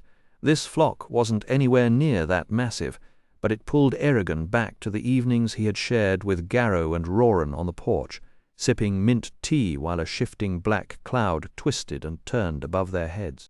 Blinking out of his thoughts, he stopped, sat on a low rock, and retied his boot laces. The weather had shifted, turning cool and sharp, and a heavy grey smudge on the western horizon looked like rain was on its way. The terrain had grown unusually rich, thick with moss, reeds, and clumps of green grass. A few miles off, 5 hills rose from the otherwise level land, and the middle one was crowned with a dense stand of oak trees. From beneath those hazy branches, Eragon noticed the crumbling outline of an ancient structure, half hidden by leaves. Whoever built it was long gone, but his curiosity was too strong to ignore, so he decided to break his fast among the ruins, hoping to find game for a quick meal and an excuse to do a bit of exploring before moving on. An hour later, he reached the base of the first hill and found the remains of a strange road paved with uneven slabs of stone. He followed it upward, puzzled by the construction, because it looked nothing like the work of humans, elves, or dwarves. As he climbed the central hill, the shade under the oaks chilled his skin. Near the top the ground flattened, and the thicket opened into a wide glade. A broken tower stood in the middle, its lower half broad and ridged like the trunk of an old tree, narrowing into a jagged peak about 30 feet overhead. The rest of the structure lay scattered across the grass in countless broken pieces. Excitement stirred in Eragon's chest. He guessed this might have been an elven outpost, raised before the fall of the riders. No other race had that kind of skill or that kind of imagination. Then he spotted the garden on the far side of the glade. An old man sat hunched among the rows of snap peas, pulling weeds with his fingers. His grey beard was so long that it pooled in his lap like a heap of unwashed wool. Without looking up, the man called out, "Well, are you going to give me a hand with these peas, or are you just going to stand there gawking? There's a meal in it if you work." Eragon froze, uncertain. Then he almost laughed at himself. What was there to be scared of in an old man who spent his days tending vegetables? He walked over, dropped his pack, and said, "I'm Bergen, son of Garrow." The old man gave a grunt. "Tenga, son of Ingvar." For the next hour Eragon worked beside him in the dirt, clearing away every bit of grass, purslane, and dandelion. It was mindless work, and to his own surprise he enjoyed it. It kept him from brooding over darker things. As he weeded, he let his senses drift outward, touching the quiet life scattered around the glade, the roots threading through the soil, the small insects creeping under leaves, the birds watching from the branches, and he felt a strange, fragile sense of belonging. When the last weed was gone, Tenga stood up, brushed off his knees, and led Eragon into the tower through a narrow door. Inside was a spacious kitchen and dining room with a circular staircase spiraling upward. Books, scrolls, and loose pages of parchment covered every flat surface, including a large portion of the floor. A ginger cat lay curled on one pile of dusty manuscripts, its half-closed eyes following Eragon with lazy interest. Tenga pointed at a small stack of firewood in the hearth. With a sharp pop and crackle, the wood burst into flame. Eragon tensed immediately, ready to defend himself physically and mentally, but the old man didn't seem to notice. He simply shuffled around the kitchen, muttering under his breath, gathering mugs, dishes, knives, and leftover food. Eragon lowered himself onto the bare edge of a nearby chair, every sense on high alert. The words of the ancient language hadn't been spoken, he was sure of that. So how had the fire started? And why did this strange old gardener act like the whole thing was perfectly normal? Even if he recited the spell only in his head, Eragon knew he risked death or something far worse just to light a simple cook fire. Words were the reins on magic, and Oromis had taught him that lesson until it stuck. Without language to bind the force, an idle thought or a sudden surge of emotion could twist the spell into a disaster. Turning his attention to the room around him, Eragon studied the strange collection of objects his host had gathered. An open scroll caught his eye, covered with rows of ancient language script. He recognized it as a compendium of true names, the same kind of treasure he had studied in Elismera. Such scrolls were prized beyond measure among magicians, who would give almost anything to add new words to their repertoire or record the names they had discovered. But compendiums were rare, and their owners rarely parted with them. Eragon was surprised to find even one in Tenga's possession. He was even more astonished to spot 6 more across the chamber, alongside books on history, mathematics, astronomy, and botany. A half-melted candle and a pile of loose notes sat next to the scroll, making the tower feel less like a home and more like a crazed scholar's workshop. Tenga shoved a mug of ale and a plate of bread, cheese, and cold meat pie under Eragon's nose. "Thank you," Eragon said. The old man ignored him, dropping cross-legged by the fireplace and muttering into his beard as he wolfed down his own meal. By the time Tenga had scraped up the last of his lunch, Eragon asked, "Did the elves build this tower?" Tenga fixed him with a look that implied the question was almost too stupid to answer. "Aye, the tricky elves built Ida Ithindra." "What do you do out here? Are you alone, or I search for the answer?" Tenga exploded. A key to an unopened door, the secret of every tree and plant, fire, heat, lightning, light. Most people never even know the question exists. A few know it, but can't stand what the answer might do to them. Bah, we've been living like savages for thousands of years. I'm going to end that. I'll bring in the age of light, and they'll all thank me for it. Eragon pressed. "What exactly are you looking for?" Tenga's frown twisted. "You don't know the question. I thought you might, but I was wrong. Still, I can see you're on a search of your own. A different answer, maybe, but the same restless hunger, the same fire burns in your heart as in mine. Who else would understand what we give up?"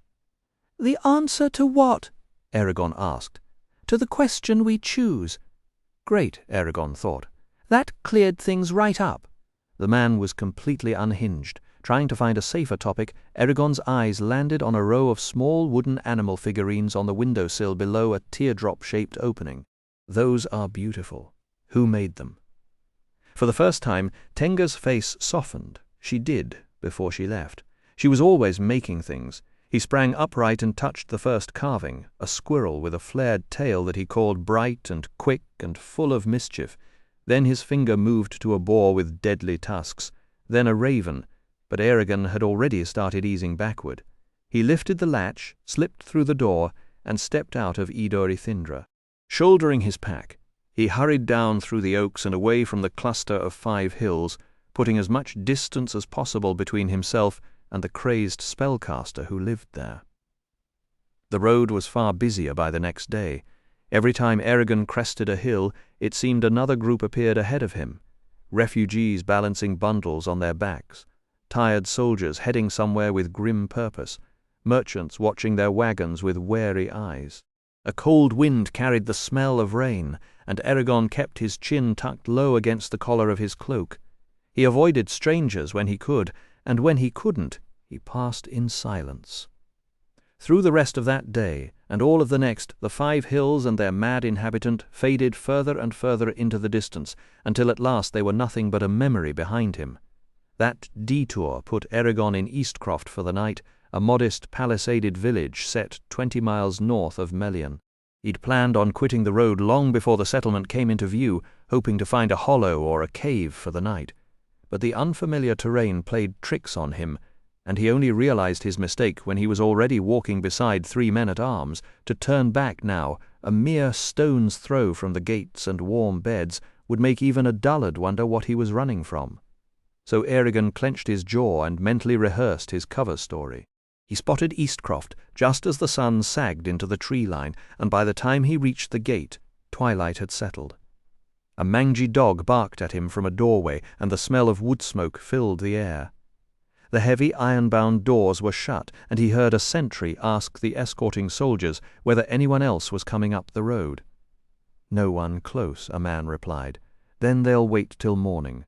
The sentry waved to a companion, and together they swung the massive doors closed, dropping 4 oak beams as thick as a man's chest into their braces. Eragon watched this with a faint smile. A siege, maybe? Well, in these troubled times, who didn't expect one? A few months ago he might have felt trapped by those walls. Now he knew he could scale them barehanded or slip away with magic under cover of darkness.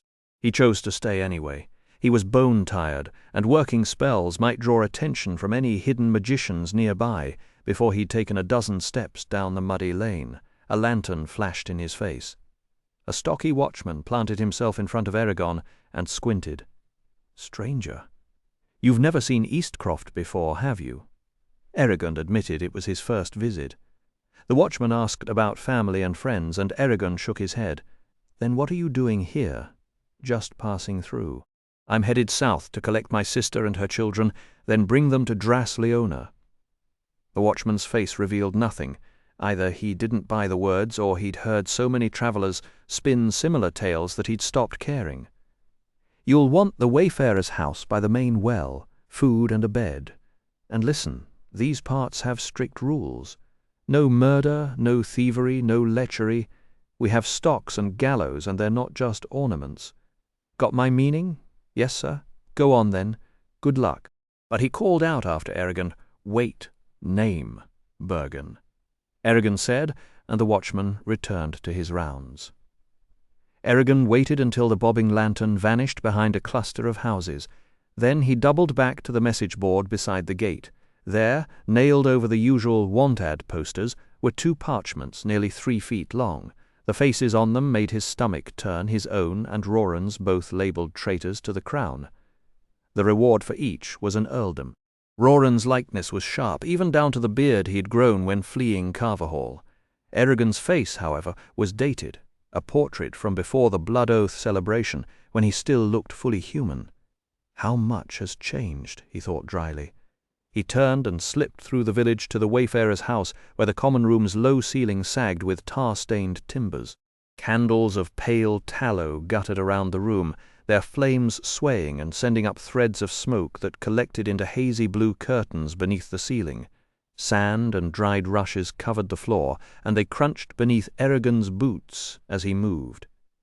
On his left sat a cluster of tables and chairs beside a broad hearth, where a thin kitchen boy basted a split pig that turned slowly on an iron spit. On the other side stood a long bar, a fortress with its plank drawbridges raised to protect rows of casks filled with lager, ale, and stout from the thirsty men pressing against it. The place was packed with close to 60 people. Too many for the low beams and narrow corners. Conversation rolled across the room in a deafening tide. After days on the quiet road, Eragon would have found the roar overwhelming, even with ordinary ears. But with his sensitive hearing it was like standing where a waterfall struck rock. Every word he caught was swept away before he could grasp it. Off in a corner, a trio of minstrels performed a deliberately comic song called Sweet Aethrid O Doth, complete with exaggerated bleats and a goat's bray, and it only made the noise worse. Wincing, Eragon pushed his way through the press of bodies and reached the bar. A shaggy dog sleeping under a bench cracked one eye open at him, then went back to chasing rabbits in its dreams. The serving woman was too busy for a long moment, so Eragon leaned against the worn wood and waited. When she finally turned to him, wiping damp hair from her face, she asked, "What's your pleasure?" "A room to let, or even a corner where I can bed down for the night," he said. She pointed to a dark staircase. "The mistress has charge of lodging. She'll be down in a bit." While he waited, Eragon rested against the bar and studied the crowd. A good half, he guessed, were villagers from Eastcroft out for a night of drink and chatter. The rest were migrants moving towards safer parts, their frayed collars and dirt-stained trousers a clear mark of the road. They sat huddled over their mugs, checking every newcomer warily, but doing their best to ignore the soldiers in red tunics who were the loudest patrons in the house. Galbatorix's men were having a wonderful, horrible time. They shouted, laughed, slammed armored fists on tabletops, and pawed at any maid who came near. Eragon could not decide whether they acted that way because no one dared oppose them, or because they had been forced into the king's service and were trying to drink their fear away. Either way, he found it hard to admire them. Then the crowd shifted and gave Eragon a clear view of a table against the wall. A woman in a dark travelling cloak sat there alone, her face hidden by the hood. Around her stood 4 large farmers, sunburned and beefy, their cheeks flushed the deep red of too much ale. 2 leaned on the wall on either side, looming over her. A 3rd sat in front of her, backward in his chair, grinning. The 4th rested his boot on the table's edge and leaned closer, gesturing as he talked. Eragon could not hear what she said, but he saw the men's faces harden. One jabbed a finger at her, another puffed out his chest like a rooster. They were decent, hard-working men, most likely, who had lost their common sense somewhere in the bottom of a tankard. Eragon had seen it before on feast days in Carverhall, and Garrow had always spoken of such fools with a cold kind of disdain. "It's unseemly," he had said once. "A man who cannot hold his ale ought to stay home and spare everyone the sight. Besides, if you're drinking to escape your lot in life instead of for pleasure, do it somewhere you won't make a scene."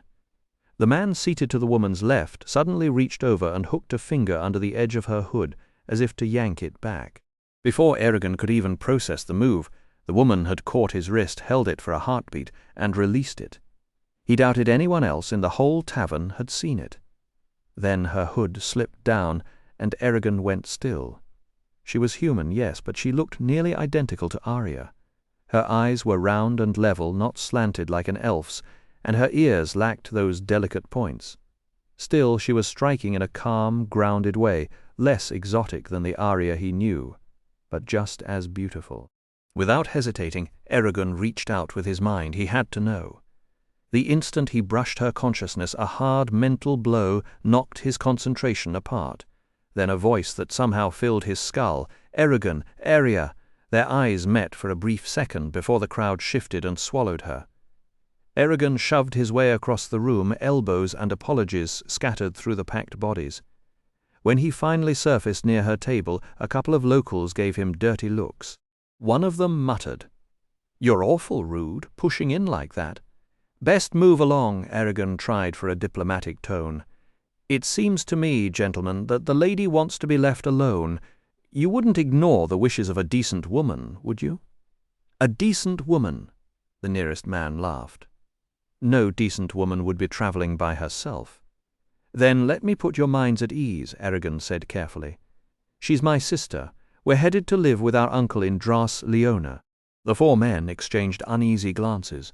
3 of them started to edge off, but the biggest planted himself right in front of Eragon, close enough that Eragon could feel his warm, sour breath. "I don't believe you, friend," he said. "You're just trying to chase us off so you can have her to yourself." "He's not far off," Eragon thought. Keeping his voice low, he said, "I swear to you, she's my sister. I'm not looking for a fight. Please, just go. Not when I think you're a lying milksop." Eragon almost laughed. "Great, a tough guy with a vocabulary allowed," he said. "Be reasonable. There's no need for this. The night is young, and there's plenty of drink and music. Let's not make a fuss over a silly misunderstanding. It's beneath us." For a long moment the man stared at him. Then he grunted with contempt. "I wouldn't waste a fight on a kid like you anyway." He turned and lumbered back toward the bar with his friends. Eragon slipped around the table and sat beside the woman. Barely moving his lips, he asked, "What are you doing here? Looking for you?" He glanced over, surprised. She arched an eyebrow in return. He looked back at the crowd and forced a smile. "Are you traveling alone?" "Not anymore." Did you rent a bed for the night?" He shook his head. "Good. I already have a room. We'll talk there." They rose together, and Eragon followed her to the stairs at the back of the main hall. The worn treads creaked under their boots as they climbed to a dim, wood-panelled hallway on the second floor. A single candle flickered in a wall sconce. Arya led him to the last door on the right, produced an iron key from inside her cloak sleeve, and unlocked it. Once Eragon crossed the threshold, she shut the door and secured it behind them. A faint orange glow leaked through the lead-lined window, coming from a lantern hanging across Eastcroft's town square. In the dim glow he spotted an oil lamp resting on a low table to his right. "Brisinger," Eragon whispered, brushing a spark from his fingertip to the wick. Even with the flame alive, the room remained steeped in shadow. The walls were panelled in the same dark chestnut wood as the hallway, and the timber seemed to drink in the light, making the chamber feel tight and heavy, as if the ceiling pressed down on them. A narrow bed stood against the far wall with a single blanket thrown over the mattress, and a small bag of supplies sat by the pillow. Eragon and Arya faced each other in the cramped quiet. Then Eragon reached up and pulled the cloth strip from his head. Arya unfastened the brooch at her shoulder, let her cloak fall onto the bed, and stood before him in a forest-green dress, the first dress he had ever seen her wear. For a moment it felt as though their roles had been reversed. He was the one who looked like an elf, and she looked like a human. The change was strange, but it did not make him admire her any less. If anything, it made her seem closer, less distant and unapproachable. It was Arya who broke the silence. "Saphira said you stayed behind to finish off the last Razak and to explore the rest of Helgrind. Is that the truth, part of the truth? Then tell me the whole of it." Eragon knew she would not accept anything less. "Promise me you won't repeat what I'm about to say to anyone unless I give you leave." "I promise," she said in the ancient language. So he told her about finding Sloane, why he had chosen not to bring him back to the Varden, the curse he had laid upon the butcher, and the chance he had given Sloane to redeem himself, partly at least, and maybe regain his sight. He finished with a warning. Roran and Katrina must never learn that Sloane is still alive. If they do, there will be no end of trouble. Arya sat on the edge of the bed and stared at the lamp's jumping flame for a long while. Then she said, "You should have killed him." "Maybe, but I couldn't. Just because you find your task distasteful is no reason to avoid it. You were a coward." Eragon felt a flash of heat. Was I? Anyone with a knife could have killed Sloane. What I did was far harder. Physically, not morally. I didn't kill him because I thought it was wrong. He frowned, reaching for the words, "I'm not afraid, not after what I've faced in battle. It's something else. I can kill in war, but I won't take it upon myself to decide who lives and who dies. I don't have that kind of wisdom. Every person has a line they won't cross, Arya, and I found mine when I looked at Sloane. Even if I had Galbatorix as my captive, I wouldn't kill him. I'd bring him to Naswarda and King Orin, and if they condemned him to death, I'd happily cut off his head. But not before. Call it weakness if you want. That's how I'm made, and I won't apologize for it. So you'll be a tool, then, wielded by others. I'll serve people as best I can. I've never wanted to lead. Alagasia doesn't need another tyrant." Arya rubbed her temples. "Why does everything have to be so complicated with you, Eragon? You can't seem to go anywhere without getting stuck in every bramble patch in the land." A hint of dry humor slipped into her voice. "Your mother said much the same, I expect." "I'm not surprised." A small grudging smile tugged at her mouth. "Very well, let it rest.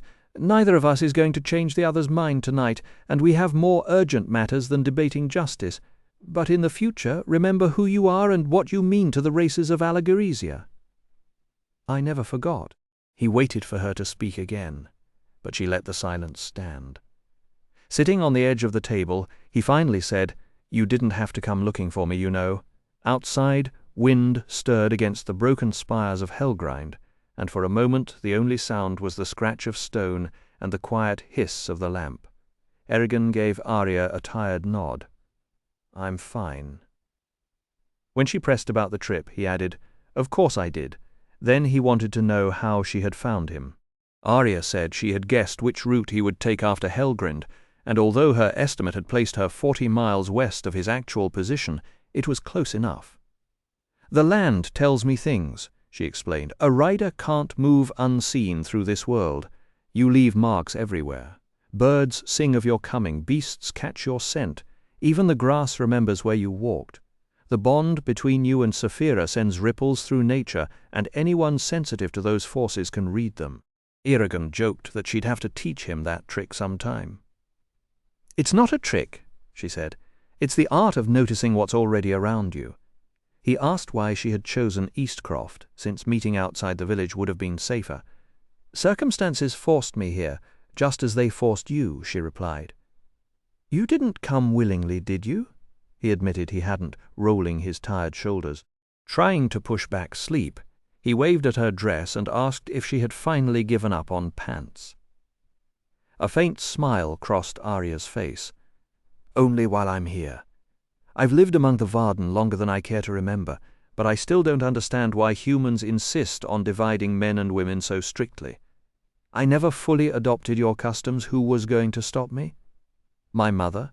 She lives on the other side of Alagaesia." She paused, as if she'd let more slip than intended.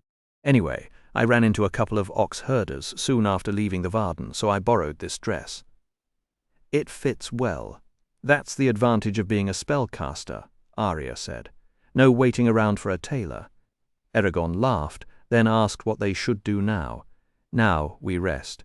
Before sunrise we'll slip out of Eastcroft and no one will be the wiser." That night Eragon lay in front of the door while Arya took the bed. It wasn't out of courtesy, though he would have insisted she sleep there anyway. It was caution. If someone barged in, a woman stretched out on the floor would look strange. As the hours crept by, Eragon stared at the beams above him and traced the cracks in the wood, but his mind refused to settle. He tried every trick he knew for calming down, but his thoughts kept circling back to Arya. The surprise of meeting her, the sharp things she'd said about his treatment of Sloane, and above all the knot of feelings she stirred in him. He wanted to be near her, but she had already turned him away, and that left him caught between hurt, pride, and plain frustration. He couldn't accept that he had no chance, yet he also couldn't think of what to try next. Listening to her quiet breathing, he felt a painful tightness in his chest. To be so close and still so far felt unbearable. He twisted the hem of his tunic and wished for some way to act, instead of just waiting. At some point he caught himself and nearly laughed. He had crossed rough lands and faced threats that would make most strong men flinch. Somehow none of that mattered now because one stubborn elf was sleeping a few feet away. That moment of absurdity gave him just enough distance to stop tormenting himself. He finally drifted into a restless sleep, full of half-finished dreams until the stars began to fade. Then he and Arya slipped out through the window, dropping 12 feet to the ground below, an easy landing for someone with elf reflexes. Arya gathered the skirt of her dress as she fell, and they landed inches apart before heading off at a run between the houses toward the palisade. "People will wonder where we went," Eragon said between strides. Maybe they should have waited until morning and slipped out with the regular traffic, but Arya didn't see the point. The innkeeper already had her money, and that was all he cared about. Not whether 2 guests sneaked out before sunrise. "The key is to keep moving," she said, stepping around a collapsed hay cart. "If we hesitate, the king's men will be on us." When they reached the outer wall, Arya scanned the timber until she found a loose beam. She grabbed it and yanked, and the wood groaned, but stayed planted. "You first," she told Eragon, gesturing up. He gave her a look, and she tapped her bodice. "Dresses don't exactly make for easy climbing, you know." His cheeks burned as he caught on. He jumped, caught the beam, and managed to scramble up using his knees and elbows, then wobbled on top of the pointed stakes. "Come on," he whispered down. "Not until you're up here too." Before he could argue, a lantern bloomed between 2 cottages and a watchman emerged with a bared blade. Arya didn't hesitate. She seized the beam with both hands, pulled herself up hand over hand, as if weight were just a suggestion, and Eragon caught her wrist, swinging her up beside him. They sat there like a pair of startled owls as the guard passed underneath, sweeping his light left and right, then thankfully sheathing his sword and continuing on with a soft hum. Without a word, they dropped. Eragon's pack clanked when he hit the grass bank, and he rolled to soften the landing. He sprang up and dashed away, Arya right behind, through hollows and dry creek beds, giving the farmsteads a wide berth. A few times, indignant dogs charged out to challenge them. But Eragon simply pushed a thought at each one. Those teeth are absolutely terrifying, we're leaving. And the mutts, flattered, pranced back to their porches, tails wagging. Arya snorted. That works better than a handful of bacon. 5 miles out, with nobody following, they stopped at a charred stump. Arya dug a shallow bowl into the earth and murmured a word of power, and clean water seeped up to fill it. She spoke another word to still the surface, then cast a scrying spell. Nasuada's face appeared in the pool. She looked gaunt, hollow-cheeked, as if she'd just survived a long illness. A loose strand of hair escaped her bun, and when she pushed it back, Eragon caught a glimpse of bulky bandages along her arm. "You're alive, thank the gods," she said. "Sorry for worrying you," Eragon replied, bowing his head. "But I couldn't leave any other way. You can explain that when you get here." "I will. But first, who hurt you? What happened to your arm?" Nasuada fixed Eragon with a searching look. "Why haven't any of Duvrangagata healed you?" "Because I ordered them to leave me alone. I'll explain everything when we meet." Eragon's confusion deepened, but he swallowed his questions. Turning to Arya, Nasuada allowed a rare smile. "I have to admit, I wasn't sure you could find him. Luck was on my side. Maybe, but I'd wager your skill mattered more than luck. How soon can you reach us?" 2 or 3 days, unless we run into trouble." "Good, I'll expect you. From now on, check in with me twice daily, once before noon and once before nightfall. If I hear nothing, I'll assume you're captured and send Saphira with a rescue force." Arya paused, then said, "We may not always have privacy for magic. Then make it your top priority. I need to know you're both safe." Arya weighed the demand. "I'll do it if I can, but not if it endangers Eragon." "Agreed." Seizing the brief lull, Eragon asked, "Nasuada, is Saphira close by? I'd like to speak with her. We haven't talked since Helgrind." She stepped out of view. "She left an hour ago to scout the perimeter. Can you keep the spell going while I check on her?" "Go," Arya said. A single step carried Nasuada out of sight, leaving a frozen image of the table and chairs inside her scarlet command tent. Eragon studied the silent scene for a while, but his attention soon wandered. He found himself staring at the back of Arya's neck. Her thick black hair had slipped to one side, exposing a pale, smooth strip of skin above her collar. He watched her, transfixed, until a sudden crack of breaking wood jolted him. Then the pool filled with a cascade of glittering blue scales as Saphira forced her way into the tent. He could only glimpse pieces of her, the curve of a thigh, a tail spike, the loose membrane of a folded wing, and the glowing tip of a fang. She twisted and rotated, trying to get a comfortable view of the scrying mirror, while the furniture behind her let out a series of sickening crunches. Only Saphira could turn a simple greeting into a demolition. At last she settled, pressed one huge sapphire eye close to the mirror, and peered out at Eragon. For a full minute they just looked at each other. It struck him then how deeply he had missed her, how tense and alone he'd felt since Helgrind. "I missed you," he whispered. She blinked once. "Nasuada, are you still there?" came his voice, slightly unsteady. A muffled reply drifted from beyond Saphira. "Barely." "Would you mind relaying Saphira's words to me?" "I'd love to, but I'm currently trapped between a wing and a tent pole with no clear path out. You may struggle to hear me, but I'll do my best. Please." Nasuada paused, then spoke in a tone so close to Saphira's that Eragon almost laughed. "Are you well? Fit as a horse? And you?" "Calling me a horse would be both ridiculous and insulting, but I'm as fit as ever. I'm pleased Arya is with you. It's good to have someone sensible watching your back." "I agree. I could use all the help I can get." Eragon was grateful for this clumsy, filtered conversation, yet he couldn't shake the longing for their old bond, the silent, instant exchange of emotions and thoughts. This felt like shouting through a window. He wanted the door thrown open. With Arya and Naswada both listening in, Eragon felt too self-conscious to raise anything personal, like whether Saphira had truly forgiven him for making her leave him at Helgrind. Saphira apparently shared his hesitation, since she also steered clear of the topic. They passed the time talking about unimportant things, then said their goodbyes. Just before he moved away from the pool, Eragon touched his fingers to his lips and silently mouthed, "I'm sorry." The tiny scales around Saphira's eye loosened as the flesh beneath them softened. She blinked long and slow, and he could tell she understood and carried no resentment toward him. For a moment, a flicker of warmth flowed through their bond, like the first light of dawn breaking over the treetops. Once Eragon and Arya left Naswada's tent, Arya ended her spell and stood. She knocked the dirt from her skirt with the back of her hand. Meanwhile, Eragon fidgeted, more impatient than before. All he wanted was to sprint to Saphira and curl up with her beside a campfire. "Let's go," he said, already in motion.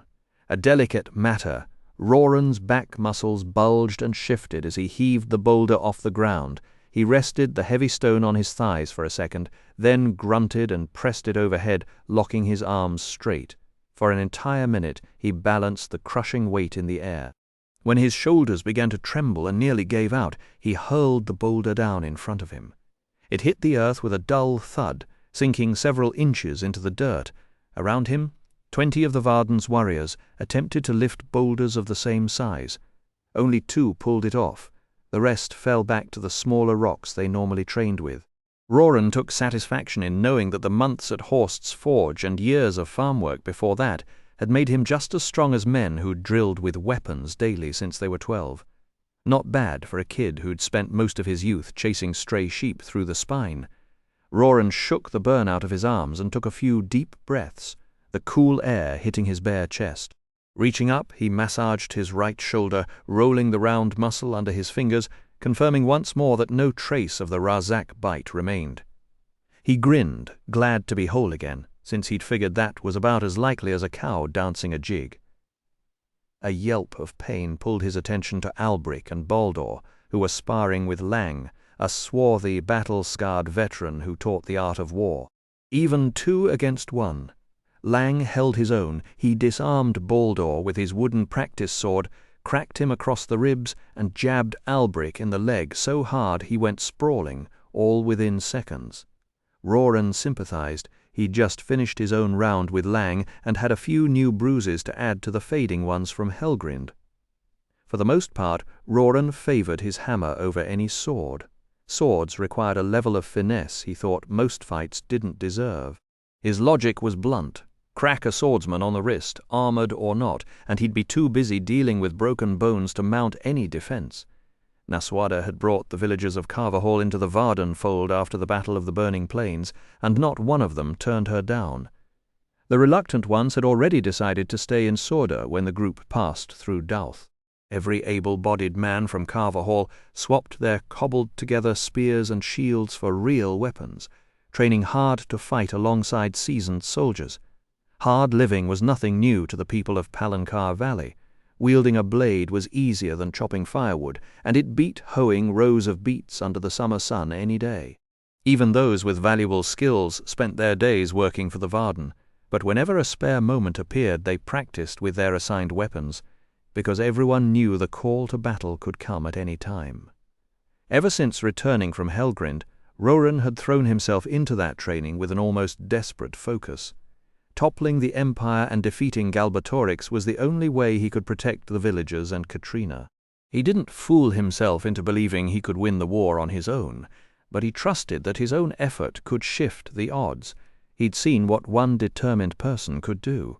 Staying alive, though, meant conditioning his body and making the tools of violence feel as natural as breathing, so no veteran could catch him unprepared.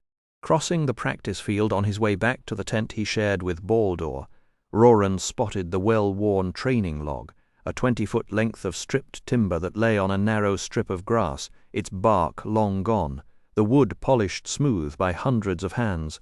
Without breaking stride, he bent, hooked his fingers under the thick end, and with a grunt heaved the log upright. A shove sent it crashing down. He did that twice more before his arms refused to cooperate. Fine, he told himself. No reason to break yourself before the real fight. Jogging between the rows of grey canvas tents, he waved at Loring, Fisk, and a handful of strangers who all shouted greetings as if he were the most popular man in camp. Stronghammer, they called, grinning. Hail, he answered, a little embarrassed. Strange, he thought, how people you'd never met already knew your name. A few steps later, the smell of cooking stew from a cook fire made his stomach rumble, but he kept moving. When he reached the tent and ducked inside, he stored the bow, the quiver of arrows, and the short sword the Varden had issued him. Snatching his waterskin from beside his bedding, he hurried back out into the glare of day and poured the water over his head, letting it run over his shoulders. Baths were a rare occurrence for Roran, but this day was important, and he wanted to be clean for whatever came next. He scraped the grime from his arms and legs with a polished stick, dug the dirt out from under his fingernails, combed his hair and trimmed his beard. Satisfied, he pulled on his clean tunic, tucked his hammer into his belt, and stepped out into the camp, then froze. Birgit stood at the corner of the tent, watching him, both hands gripping a sheathed dagger. He steeled himself, ready to reach for his hammer at the slightest motion. He knew the danger was real. For all his strength and training, he wasn't sure he could defeat Birgit if she attacked. She had the same relentless focus he did, and her hatred had hardened into a blade of its own. "You once asked me to help you," she said quietly. "I agreed because I wanted to find the Razak and kill them for what they did to my husband. Have I not kept my promise?" "You have," Roran said. "And do you remember that I said, once the Razak were dead, I'd have my compensation from you for your part in Quimby's death?" "I remember." Birgit twisted the dagger in her hands, the tendons on her fists standing out in sharp relief. The blade rose an inch from its sheath, glinting in the light, then slowly sank back down. "Good," she said. "I wouldn't want your memory to fail you. I'll have my compensation, Garrison, never doubt that." With a firm, swift step, she turned and walked away, hiding the dagger in the folds of her dress. Roran let out a breath he hadn't realized he was holding. He sank onto a nearby stool and touched his throat, half expecting to find blood. That had been far too close. He sat there for a long time, staring at the ground, knowing that surviving the war might be easier than surviving Birgit's promise. Birgit's visit had rattled him, though it wasn't exactly a shock.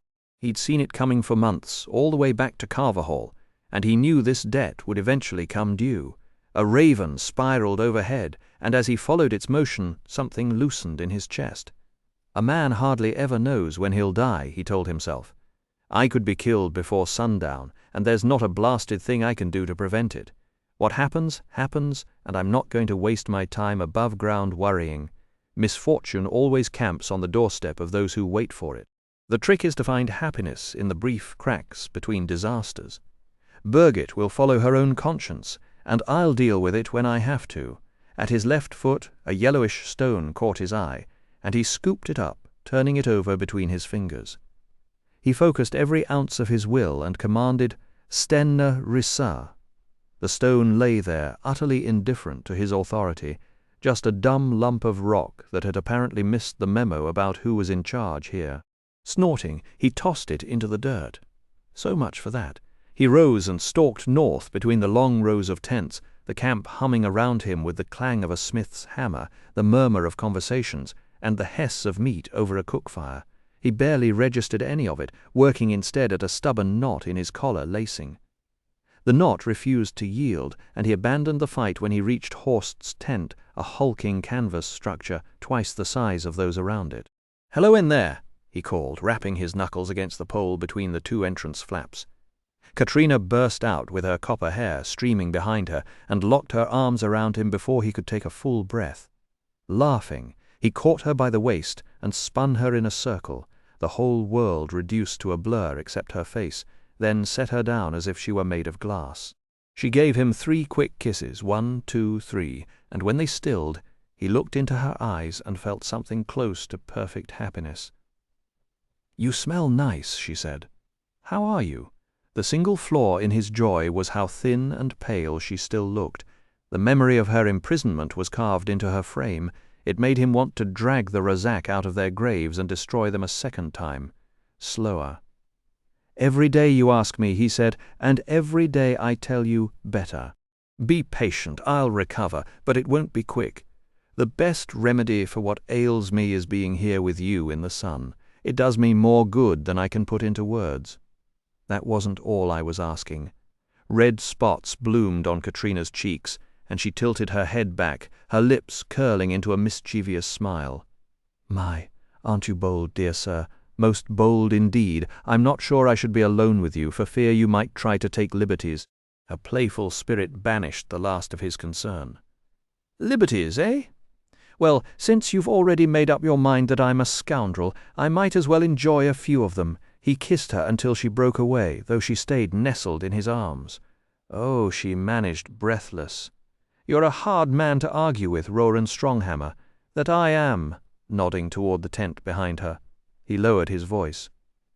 "Does Elaine know she would if she weren't so preoccupied with her pregnancy? I'm worried the strain of the journey from Carverhall might make her lose the child. She's sick a good part of the day, and she has pains that, well, of an unfortunate nature.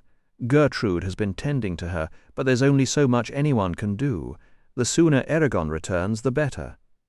I'm not sure how much longer I can keep this secret." "You'll do fine."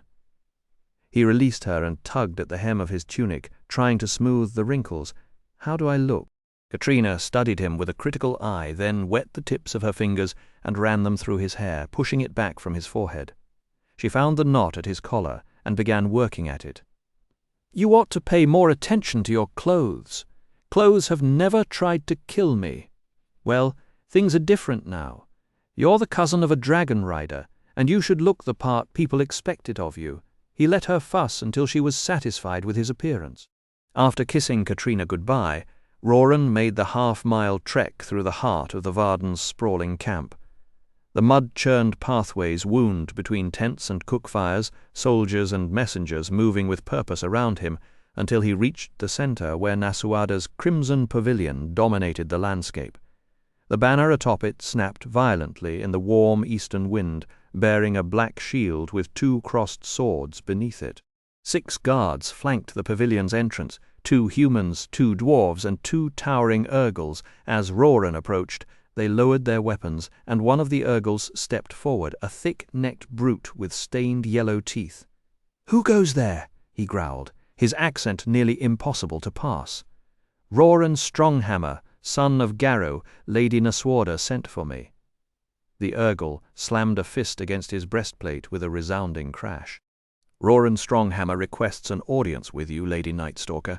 You may admit him." The sentries parted, and Roran stepped through with wary caution, keeping his eyes on them as they kept theirs on him. The mutual vigilance of men who might be forced to fight at any instant. But once inside, he froze. The pavilion's interior looked like the aftermath of a brawl. Furniture shattered and scattered, a table cracked in 2, chairs reduced to kindling. Only 2 objects stood untouched, a polished mirror on a pole and the ornate chair where Nasuada sat. Her tent was a wreck, he thought, but somehow she made it look like a throne room anyway. He knelt and bowed low. When he lifted his head, he studied her the way she studied him. Nasuada was unlike any woman from his village, with her embroidered dress, gold chains woven through dark hair, and skin the shade of burnished bronze. Linen bandages wrapped her forearms, reminders of her near-legendary trial of the Long Knives, a story the Varden had whispered about endlessly since Roran returned with Katrina. That part of her he understood completely. He would walk through fire for the people he loved. She had walked through blades for an entire nation. Different scale, same steel. "Please, rise," she said. He obeyed, resting his hand on his hammer's head. "My position rarely allows me the luxury of direct speech, Roran," Nasuada continued, "so I'll be blunt with you. You seem like a man who values candor, and we have much to cover in little time. I've never cared for word games, my lady. Then here it is. You've handed me two difficulties, one of character and one of politics. Your deeds in Palancar Valley and your flight from it with your villagers are nothing short of legendary. They say you have a daring mind and an uncommon skill for combat, strategy, and winning loyalty. She paused, tilting her head. Though I suspect some of those followers might choose different words than unquestioning, a ghost of a smile tugged at Roran's mouth. They followed, my lady. They just never stopped complaining. Then you kept them alive long enough to complain. That's more than most captains manage. Her tone sharpened. Galbatorix has split his army, sending strength south to Arus, west to Feinster, and north to Bellatona. He's playing a long game, trying to drain the Varden dry through attrition. Jormundur and I cannot be everywhere at once, and we need captains we can trust to handle crises as they spring up. You could prove your value here, Roran, but you do not yet know if you can rely on me. He started to speak, but she raised a hand. Indeed, you are right to wonder. Loving your people gives you a stiff spine, but what happens when they are no longer at your side, when there is no village at your back and no familiar faces to protect? Will your nerve hold when the cause becomes abstract? You have proven you can lead, Roran. Can you also obey orders? He met her gaze without flinching, weighing his answer carefully before speaking. Naswuda leaned forward, her fingers steepled as she fixed Roran with an unwavering stare. I'm not questioning your honor, Roran, but everything hangs in the balance. The Varden can't afford to have an untested leader making mistakes with lives on the line. This war has no tolerance for error, and neither do I. It would be unfair to the soldiers who've already shed blood for us to be put under someone who hasn't proven himself. You have to earn your place here. I get that. So what do you want me to do? Here's the problem. You and Eragon are practically brothers. That makes things incredibly complicated. Eragon is the linchpin of everything we're fighting for, and he can't afford distractions. If you fell in battle under my orders, the grief and rage could tip him off balance. I've witnessed that kind of devastation before, and I have to be careful about who gets close to you, because you're connected to Eragon's bloodline. There are plenty who try to use you to reach him, so now you understand why I'm hesitant. What do you have to say? Roran squared his shoulders, a wry smirk tugging at his lips despite the tension in the room. If the war is as fierce as you say, then leaving me idle is a luxury you can't afford. Putting me in the ranks as a common soldier would waste what I bring to the table, and I suspect you already see that. As for the politics, I couldn't care less who I'm assigned to. Nobody's getting to Eragon through me. All I want is to break the Empire and get my people back to Carverhall, safe and free. You're a stubborn one. I've been called worse. Why not let me keep leading the Carverhall men? We're practically family and we've fought together well enough. Use that as my test. If I fail, no one in the Varden takes the hit. She shook her head slowly, a flicker of something unreadable crossing her face. Not yet. They need proper training, and I can't measure your ability when you're surrounded by people who'd follow you into fire without question. They abandoned everything because of your urging. That says a lot about the kind of influence you carry, and that makes me wary. He realized then just how much she feared that influence. The villagers had trusted him enough to walk across the entire continent, and that kind of loyalty was a weapon in its own right. He tried to soften the edges. They had their own judgment. They knew staying in that valley was a death sentence. But Naswuda wasn't convinced. You can't talk your way past this, Roran. Then what's your proposal? Am I in or out? She straightened, a hint of a smile playing at the corner of her mouth.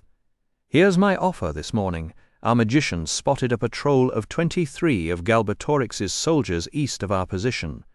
I'm sending a unit under Martland Redbeard, the Earl of Thun, to take them out and gather intelligence. You'll serve under him, follow his orders, and learn what you can from a man who's been fighting this war since before you picked up that hammer. He'll report back to me on whether you've got what it takes to rise. Martland doesn't mince words, and I trust his judgment completely. Does that sound fair to you, Roran Stronghammer? It does. When do I leave, and how long will I be gone? Today. You'll return within a fortnight. Roran's jaw tightened. I have one request. Could you hold off and send me out with a different mission in a few days? I want to be here when Eragon gets back." Nasuoda's expression softened, but only slightly. "Your devotion to your cousin is touching, but we can't afford to wait. The moment we have word of his fate, I'll have someone from Duvranga Gata find you, whatever the outcome." Roran traced the edge of his hammer with his thumb, the familiar texture grounding him as he wrestled with what to say next. He'd hoped to keep this private until Eragon returned, but now there was no good way around it. Finally he let out a breath and met her eyes. "I'm more worried about Eragon than I let on, but that's not the reason I want to stay. He can handle himself. Truth is, Katrina and I want to get married, and we were hoping Eragon could officiate." The silence stretched as Nasuoda's fingernails drummed against the arms of her chair, a rapid fire clatter echoing through the tent. Her lips pursed in thought, and for a long moment she said nothing at all. Nasuoda's voice cut through the tent like a blade. "If you think I'm going to let you sit around when the Varden needs every able fighter, just so you and Katrina can get a few extra days of peace, you've misread me completely." Roran held his ground, though his jaw was tight. "This isn't about convenience, my lady. It's about her honor. The sooner we're married, the better. I wouldn't ask for special treatment on my own account. You have to know that." She paused, her fingers hovering over a stack of reports. "How urgent, exactly?" "Urgent enough that I'm asking for Eragon himself to perform the ceremony. Not an elder, not a priest, Eragon. He's my cousin, and he's a rider. Katrina lost her home, her father, and her dowry because of me. I can't restore any of that, but I can at least give her a wedding that she'll never forget. Since I don't have gold or cattle, I have to find something grander. And nothing is grander than being married by a dragon rider." Nasuoda tilted her head, the lamplight shifting across her scarred skin. "I see, that's a bold request." But a worthy one. She was silent for so long that Roran began to wonder if he should simply bow and leave. Then she spoke again. "It would be a shame for Katrina to marry you without a proper dowry. When I was in Trondheim, the dwarves pressed all sorts of gold and jewels into my hands. I sold much of it to fund the Varden, but what remains would keep her in silk and mink for years. If you accept, they'll be hers." Roran blinked, then bowed again, deeper this time. "I don't know what to say. Your generosity is overwhelming." "Repay me by fighting for the Varden the way you fought for Carvahall," she said. "I swear it. Galbatorix will regret ever sending the Razak after me." "He probably already does," she said dryly. "Now go, you can stay in camp until Eragon returns and marries you, but the morning after I expect you in the saddle." He left, and Nasuoda watched the tent flap fall shut behind him. Proud man, she thought. Eragon could be deadly in a fight, but he never let that hardness seep into his heart. Roran, though, was carved from sterner timber. If he ever decided she was his enemy, she'd have no choice but to destroy him, and that would be a waste. She caught herself almost smiling. Well, that was a problem for another day. Right now she had to deal with the Varden's endless ledger, which was far more dangerous in its own tedious way. She checked the bandages on her arms, found them still fresh, and rang for Farika to bring a meal. After the handmaid left, Nasuoda signaled to the false panel at the back of the tent, and Elva slipped out of the hidden space. The two of them shared the food in quiet company. Then Nasuoda buried herself in inventory reports for the next few hours, counting wagon teams, projecting how many supplies the Varden would need to push north, and wrestling with rows of numbers that represented the army's entire financial life. She fired off messages to the dwarves and the Urgles, ordered the bladesmiths to speed up production of spearheads, and threatened to dissolve the Council of Elders, a weekly ritual that, she had to admit, gave her a small flicker of amusement. Then, with Elva at her side, she rode out on her stallion Battlestorm to meet with Triana, who had caught and was questioning a member of Galbatorix's spy network, the so-called Black Hand. They were just leaving Triana's tent when a wave of noise rolled through the camp from the north, cheers, shouts, and the rumble of running feet. One of her guards tensed, but a young man burst through the rows of tents, sprinting toward her, gasping for breath. The Urgle in front of her planted himself in the runner's path and raised his club. The man skidded to a halt, chest heaving, and managed to choke out the words, "Lady Nasuada, the elves are here! The elves have arrived!" For a split second, Nasuada let herself believe that Queen Islandzade had moved her whole army south to join the fight. But that hope vanished as quickly as it came. Islandzade was still near Sunon, and not even the elves could cross all of Alagasia in under a week. These had to be the 12 spell-weavers she had sent to protect Aragon. My horse, Nasuada, snapped, and a soldier scrambled to obey. Her forearms screamed as she swung up onto Battlestorm, the fresh burns pulling tight beneath her sleeves. She waited just long enough for a nearby Urgle to hand Elva up to her, then drove her heels into the stallion's flanks. The big horse surged forward, muscles rolling under her like a living tide.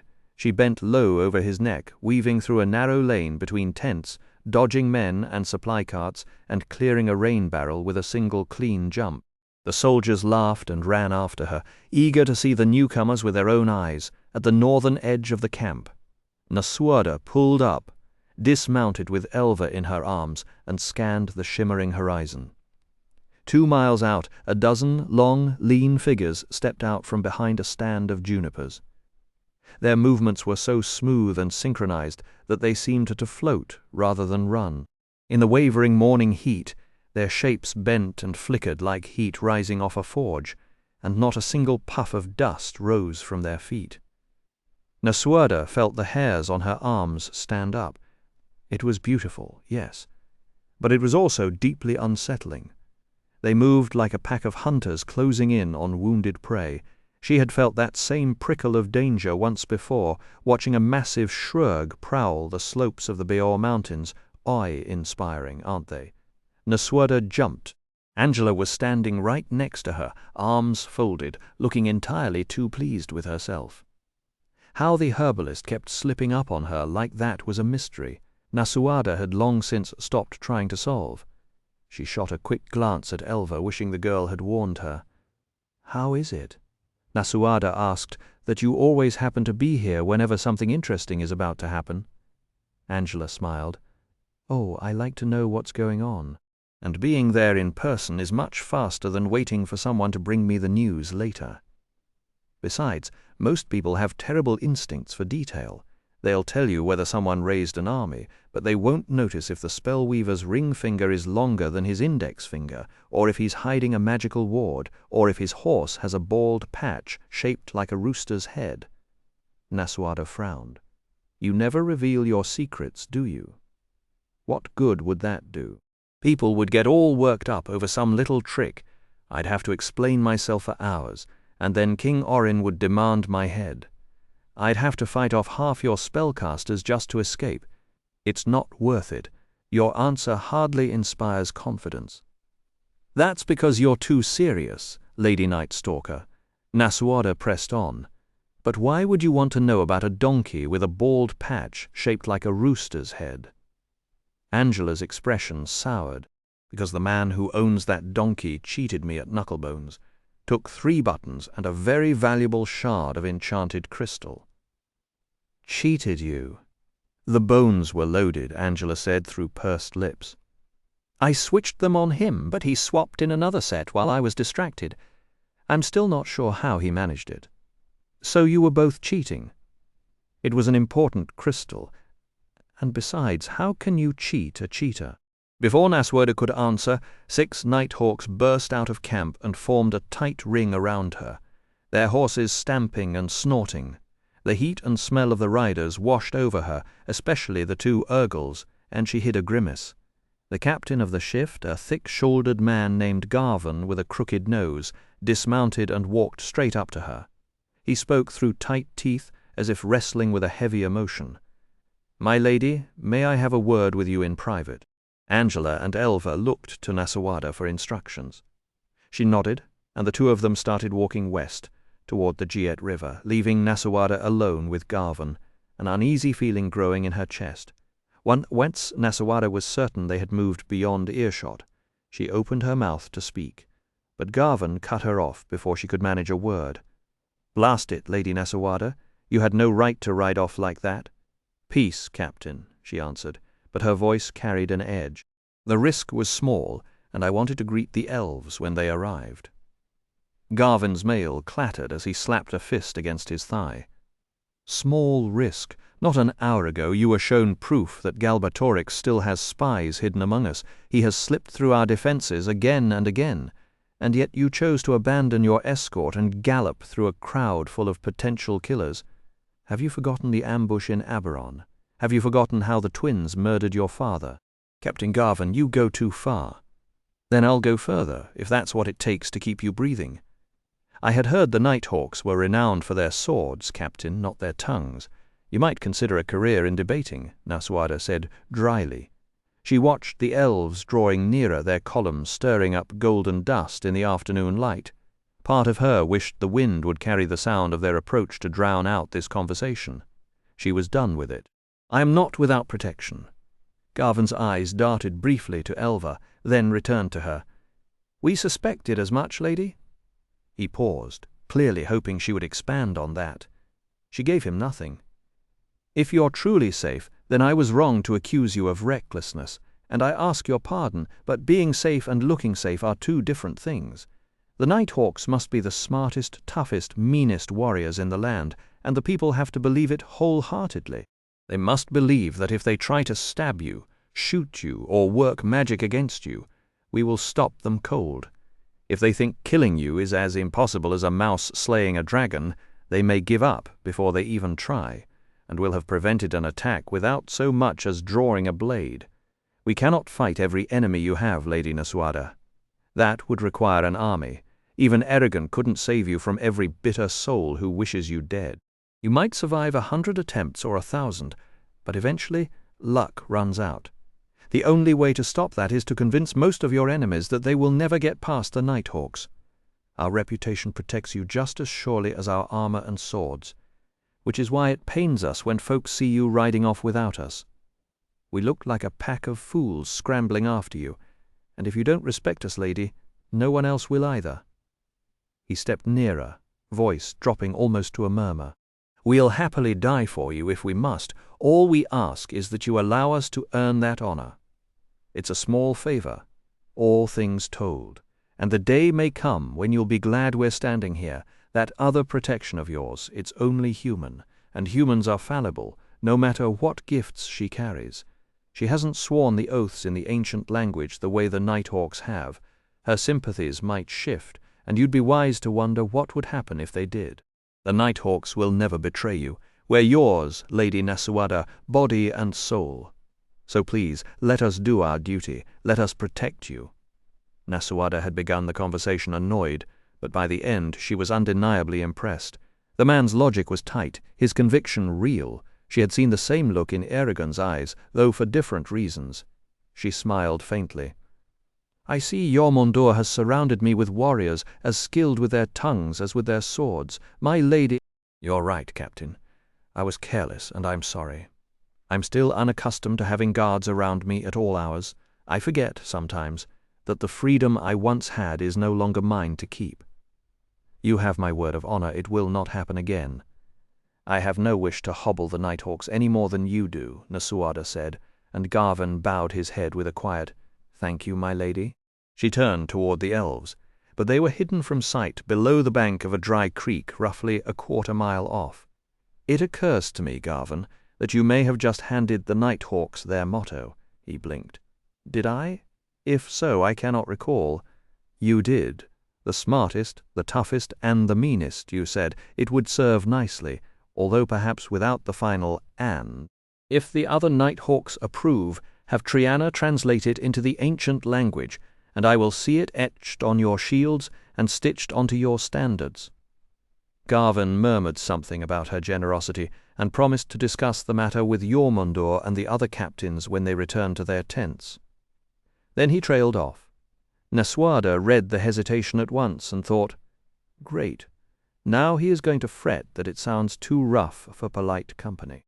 She said, But you are worried that such a motto may be too vulgar for men of your position, and you would prefer something more noble and high-minded, am I right? Exactly, my lady, he admitted with visible relief. It's a fair concern, I suppose. The Nighthawks represent the Varden, and we must interact with notables of every race and rank in the course of our duty. It would be regrettable if we left the wrong impression." Nasuada waved a hand. "Very well, I leave it to you and your comrades to devise an appropriate motto. I am confident you will do an excellent job." At that moment, the 12 elves emerged from the dry streambed, and Garvan slipped away to a respectful distance after another round of thanks. Nasuada composed herself for the formal visit and signaled Angela and Elva to return. The leading elf was still several hundred feet off, and at first she assumed he was simply dark-skinned like herself, dressed in black. But when he drew closer, she saw he wore nothing but a loincloth and a braided fabric belt with a small pouch attached. His entire body was covered in midnight blue fur that gleamed with a healthy sheen under the sun, smooth, flexible armor that traced the shape and motion of every muscle. The fur averaged about a quarter-inch in length except on his ankles and the undersides of his forearms, where it stretched to a full 2 inches, and between his shoulder blades a ruffled mane stuck out a hand's breadth and tapered down his spine. Jagged bangs shadowed his brow, cat-like tufts sprouted from the tips of his pointed ears, and his eyes were bright yellow. Instead of fingernails, a claw jutted from each of his middle fingers. As he slowed to a stop before her, Nasuada caught a strong, masculine scent, salty musk, dry juniper wood, oiled leather, and smoke. It made her skin prickle and her cheeks warm, though she was grateful her complexion would not betray the blush. The other elves were closer to what she had expected, the same general build and coloring as Arya, wearing short tunics of dusky orange and pine-needle green. 6 were men, 6 were women. All had raven hair except 2 women whose hair glittered like starlight. Their faces were smooth and unlined, impossible to age. They were the first elves besides Arya that Nasuada had ever met in person, and she was eager to learn whether Arya represented her whole race. The lead elf touched his first 2 fingers to his lips, bowed, twisted his right hand against his chest, and said, "Greetings and felicitations, Nasuada, daughter of Ajihad, Atra Esterni onto Thelduin." His accent was more lyrical than Arya's, a lilting cadence that gave every word music. "Atra du Evarinya Onovarda," Nasuada replied, using the response Arya had taught her. The elf's smile widened, and the points of his teeth caught the lamplight. "I am Blodgarm, son of Ildrid the Beautiful," he said, then introduced each of his companions in turn. "We bring you good news from Queen Islanzadi. Last night our spellcasters broke through Sunon's gates, and our forces are now pushing through the streets toward the tower where Lord Tarrant has barricaded himself. A few pockets of resistance remain, but the city has already fallen. Soon we will have full control." Cheers erupted from Nasuada's guards, and the Varden gathered behind her. She allowed herself a smile too, but it faded as she pictured elves, especially elves like Blodgarm, all lean muscle and deadly grace, moving through human homes. What have I unleashed? She didn't say the words aloud. Nothing said liberation like immortal warriors turning a captured city into their personal hunting ground. "These are glad tidings indeed," she said carefully. "With Shunon taken, we are that much closer to Urubain and to Galbatorix himself." Then, in a quieter voice, "I trust Queen Islanzadi will be gentle with those who have no love for the Empire but lacked the means or the courage to oppose it. Queen Islanzadi is kind and merciful to all her subjects, willing or not," Blodgarm replied. "But anyone who dares raise a hand against us will be swept aside like dead leaves in an autumn storm. I would expect no less from a race as old and powerful as yours." After a few more polite exchanges that grew increasingly trivial, Nasuada dismissed the crowd and got to the point. "Your purpose here is to protect Eragon and Saphira, correct?" "You are right, Nasuada Svitkona. We know Eragon is still inside the Empire, but he will return soon." "Are you aware that Arya went looking for him and that they are traveling together now?" Blodgarm's ears twitched. "We were told. It is unfortunate that they are both in danger, but hopefully they will come through unharmed. So what do you intend to do? Will you go find them and escort them back, or will you stay here and trust them to avoid Galbatorix's minions?" "We will remain as your guests, Nasuada, daughter of Ajihad, Eragon and Arya are safe enough as long as they stay hidden. If we crossed into the Empire to join them, we would risk drawing the wrong kind of attention. Better to wait where we can actually do some good. Galbatorix will most likely strike here at the Varden, and if Thorn and Murtagh appear, Sapphira will need every one of us to drive them off. Nasuoda raised an eyebrow. Eragon said you were among the strongest spellcasters of your race, but can you really stop that cursed pair? They have powers far beyond ordinary riders. With Sapphira beside us.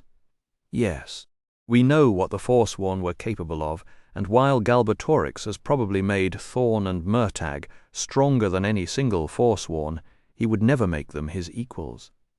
His fear of betrayal works in our favor. Even 3 of the Forsworn together could not have conquered the 12 of us plus a dragon. So we are confident we can hold our own against anything except Galbatorix himself. That is encouraging. After Eragon's defeat at Murtagh's hands, I wondered if we should simply retreat and hide until Eragon grows stronger. Hearing you say that gives me hope we are not entirely without strength. Nasuoda faced Blodgarm with a steady gaze. We might not yet know how to destroy Galbatorix himself, but nothing will slow us down until we either smash the gates of his fortress in Urubayan or he decides to fly out on Shruikan and meet us on an open battlefield. She took a breath.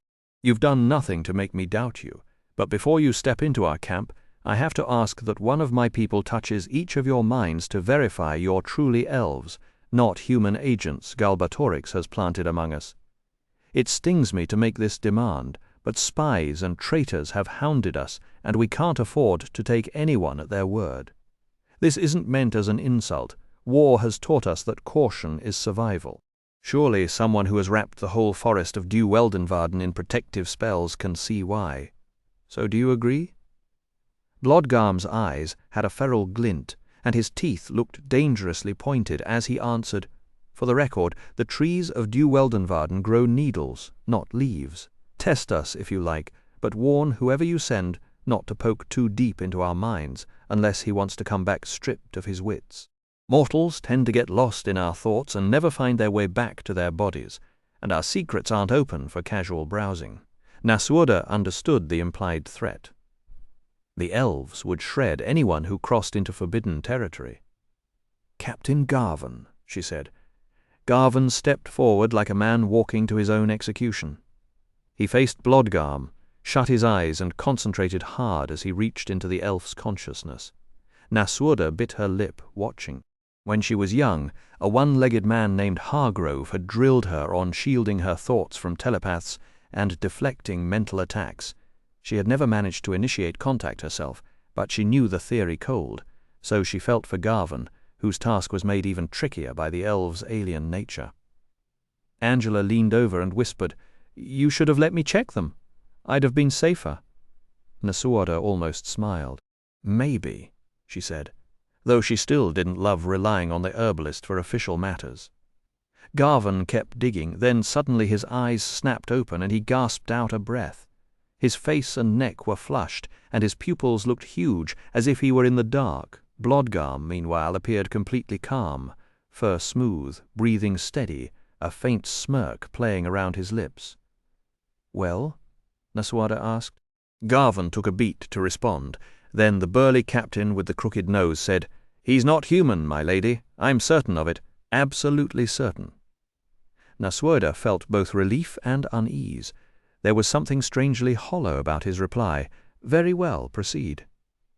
After that, Garvan moved faster, finishing each elf in about 6 seconds. Nasuoda kept an eye on him and noticed how his fingers went bloodless, how the skin at his temples grew tight, and how he took on the dreamy look of someone swimming deep underwater. When he was done, Garvan returned to her side. He was, she thought, a changed man. Garvan's fierce resolve had dimmed to a distant, wandering vagueness, his eyes fixed on something far beyond the tent. When Nasuoda asked if he was feeling all right, he replied in a steady enough tone, but she could feel the emptiness behind his words, as if his spirit had slipped away to stroll through sunlit glades somewhere deep in Due Weldenvarden. A familiar ache pressed against her ribs.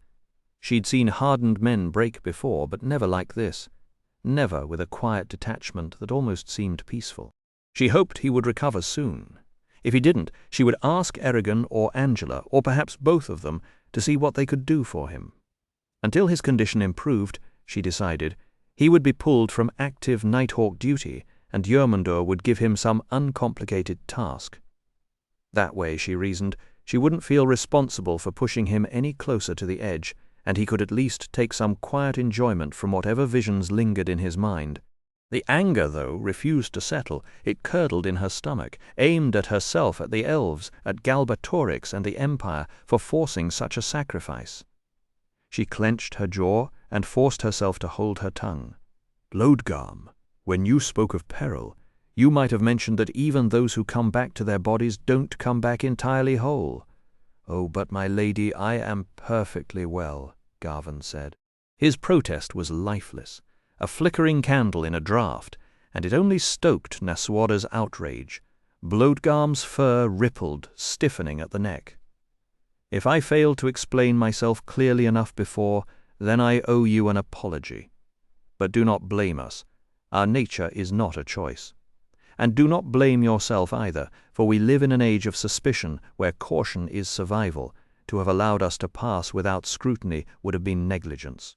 It is regrettable that such an unpleasant incident should mar this historic meeting, but at least now you can rest easy. Having verified our origins, we are what we appear to be, elves of due Weldenvarden."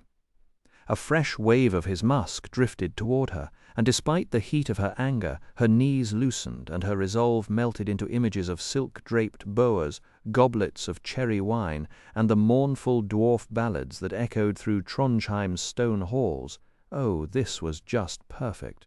She was furious enough to spit nails, and yet her own body was betraying her over a smell. "Lovely," she said, distractedly. "I wish Eragon or Arya were here. They could have looked into your minds without losing their sanity." The scent pressed in again, coiling around her thoughts, and she found herself wondering what it might be like to run her fingers through his mane.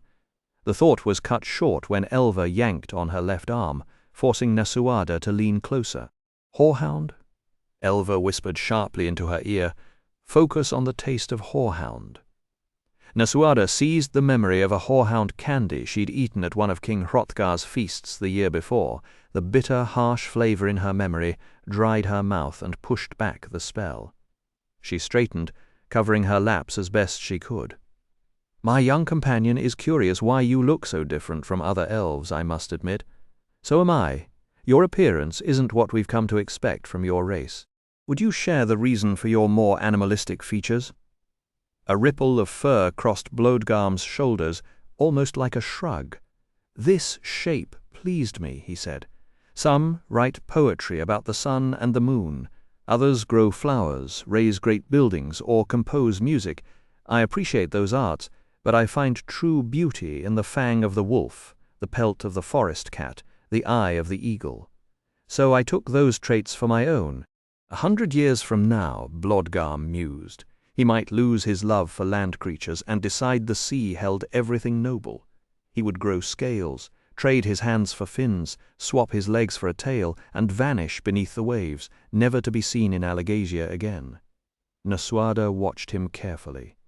If this was an elf joke, his face gave nothing away. In fact, he looked so serious that she wondered if he was quietly mocking her. "How fascinating," she said.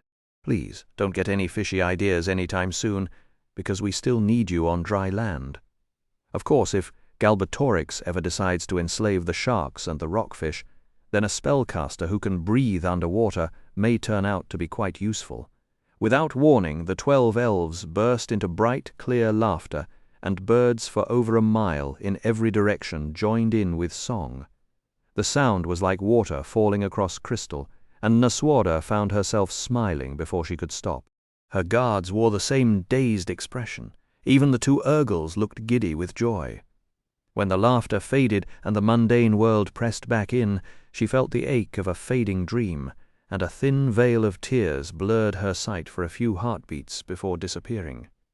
Then Blodgarm smiled for the first time, a grin somehow both striking and unsettling, and said, "It will be an honor to serve with a woman as intelligent, capable, and witty as you, Lady Nasuada." One day, when your duties allow, I would be delighted to teach you our game of runes. You would be a formidable opponent, I suspect." The elves' sudden shift reminded Nasawada of a word she had heard the dwarves use for them, capricious. As a girl she had thought it harmless, a picture of elves flitting from one delight to another like fairies in a garden.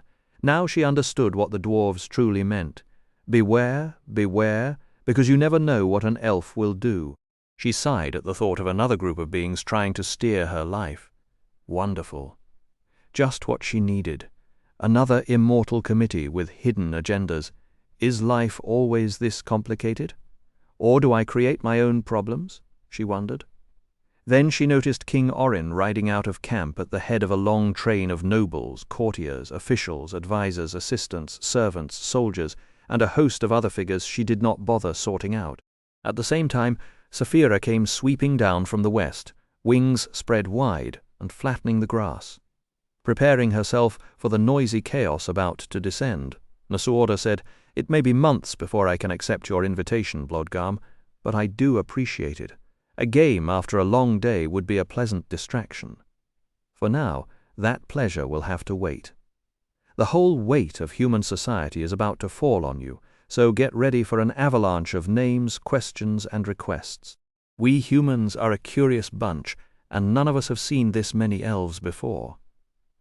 "We are prepared, Lady Nasuada," Blodgam replied calmly, as King Orin's thunderous procession drew closer and Saphira prepared to land. Nasuada's final thought was, "Oh dear, I'll need a whole battalion around Blodgam just to keep the women in camp from tearing him apart, and even that might not solve the problem." The next afternoon, after leaving Eastcroft behind, Eragon felt the presence of 15 soldiers ahead. He mentioned it to Arya, and she nodded. "I noticed them as well." Neither one said anything more, but worry crept into Eragon's stomach, and he saw Arya's eyebrows draw down into a fierce frown. The land around them was wide and flat, with no cover anywhere. Riding with other fugitives had made encounters with soldier patrols almost tolerable, but now, on a half-forgotten road slicing through open scrubland, dotted with bleached fence posts, Eragon and Arya had no one to hide behind. Eragon suggested they use magic to scoop out a hole, cover it with branches, and wait for the riders to pass. Arya didn't break stride. "And what do we do with the extra dirt?" she asked dryly. "Make it look like a giant badger's den. I'd rather keep my strength for running." Eragon grunted in reply, though his knees throbbed, his ankles ached, and the blisters on his heels kept reopening no matter how carefully he wrapped them.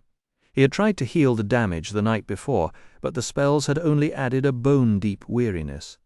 Somewhere between him, his aching toe, and a sky full of glaring sun, this chase had stopped being an adventure and started being a lesson in misery. For another 10 minutes they ran, tracking the brown plume of dust that marked the horseman. His sharper sight made out the little shapes at last, and they kept moving until it was obvious the riders would see them. Arya pulled her skirt out of her pack and tied it over her leggings. Eragon shoved Brom's ring into his pack and smudged dirt across the pale mark on his right palm. Then they sagged into the weary shuffle of war refugees. As the troop approached, they stepped off the road and stared at the ground. Hooves drummed past, dust choked the air, and Eragon's eyes watered as he counted riders. More than half had gone by when he thought, "They aren't even going to stop." The thought didn't survive. "Company, halt." The words sliced through the dust, and the soldiers wheeled their horses into a tight circle around them. Eragon palmed a pebble from the dirt, feeling absurdly ready to use it. "Don't," Arya whispered. Her voice was calm, but the pressure in his chest made it hard to listen. He tried to rehearse the refugee story they'd invented for this stretch near the Surda border, but all he could taste was fear. Then anger slid in, a sharp voice. "If they're going to kill us, let them get on with it." The wild urge to hit something nearly made him move. Only his stubborn pride kept him still. He refused to look weak in front of Arya, and part of him still wanted to shield her from whatever came next. Then the officer's voice cut through. "Let me see your faces." Eragon lifted his head and met the eyes of a man sitting on a chestnut charger, gauntlets resting on the saddle horn, looking as if he had all the time in the world. The officer's mustache was a sight to behold, thick and curly, dipping past the corners of his mouth and jutting out about 9 inches on either side. It looked like a wild shrub had taken root on his lip, and Eragon couldn't figure out how the thing stayed attached, especially since it was dry and dull, with none of the warm beeswax polish that normally kept such facial hair in check. Whatever held it up, it was a strange contrast to the flat, straight hair hanging to the man's shoulders. The soldiers around him held spears aimed at Eragon and Arya, their uniforms so crusted with dirt that the flames embroidered on their tunics were completely hidden. A crow cawed somewhere in the distance, as if laughing at the absurd scene. So, the officer said, his mustache swaying like an unbalanced scale, "Who might you be, and why are you wandering through the king's territory?" Before anyone could speak, he waved a grimy hand. "No, don't bother. It doesn't matter. The world's about to end, and I'm wasting my time with ragged wanderers. Superstitious little pests, all of you, scurrying around, gobbling up food, breeding like rabbits. If you'd shown up at my family's estate near Rurubian, we'd have had you whipped for loitering, and if you'd stolen so much as a crust of bread, we'd have hanged you. Whatever you're going to say is a lie. It always is." He eyed Eragon's pack. "So what's inside? Food and blankets, maybe? Or perhaps gold candlesticks, silver plates, secret letters to the Varden. Cat got your tongue? Langwood, go dig through that pack and see what treasures our little friend is carrying." A soldier struck Eragon across the back with a spear shaft, sending him staggering. He'd wrapped his armor in rags so the metal wouldn't clink together, but the rags were too thin to absorb the impact or muffle the ringing sound. "Oh-ho!" the officer cried. The soldier grabbed Eragon's pack, ripped open the top, and pulled out the hauberk. "Look at this, sir!" The officer's face split into a delighted grin. "Armor! Fine workmanship, too! My, you are full of surprises. Off to join the Varden, were you? Think you're a rebel? Or maybe you're just a lousy sellsword, can't even manage a simple weapon. Was it too much trouble to break off a branch and call it a club? Well, answer me, boy. No, sir. No, sir." The officer's grin twisted into a sneer. "Didn't think of it, did you? Sad. The kind of men we're forced to accept these days. This war has us scraping the bottom of the barrel." Eragon nearly laughed. The mighty empire had fallen so low that a scruffy traveller with no weapon was now a prize recruit. The absurdity of it steadied his nerves. "Accept me where, sir?" he asked, his head still buzzing. "Silence, you insolent whelp. No one gave you permission to speak." The officer's moustache quivered. The soldier behind Eragon cracked him across the skull, and red lights exploded across his vision. "Thief, traitor, mercenary, or fool, your fate is the same. You'll swear the oath of service and obey Galbatorix and his officers. We're the first army in history without a single dissenting voice. No whining, no questions, just orders. You'll help build the glorious future our king has dreamed of. As for your lovely friend, there are other ways she can serve the empire. Tie them up." Eragon's fear hardened into something cold and sharp. He glanced at Arya. She was already watching him, her gaze steady and unblinking. He gave a single deliberate blink, and she answered with one of her own, his fingers closed around the pebble in his hand. Most of the soldiers he'd faced on the burning plains had carried wards against magic, and he suspected these men did too.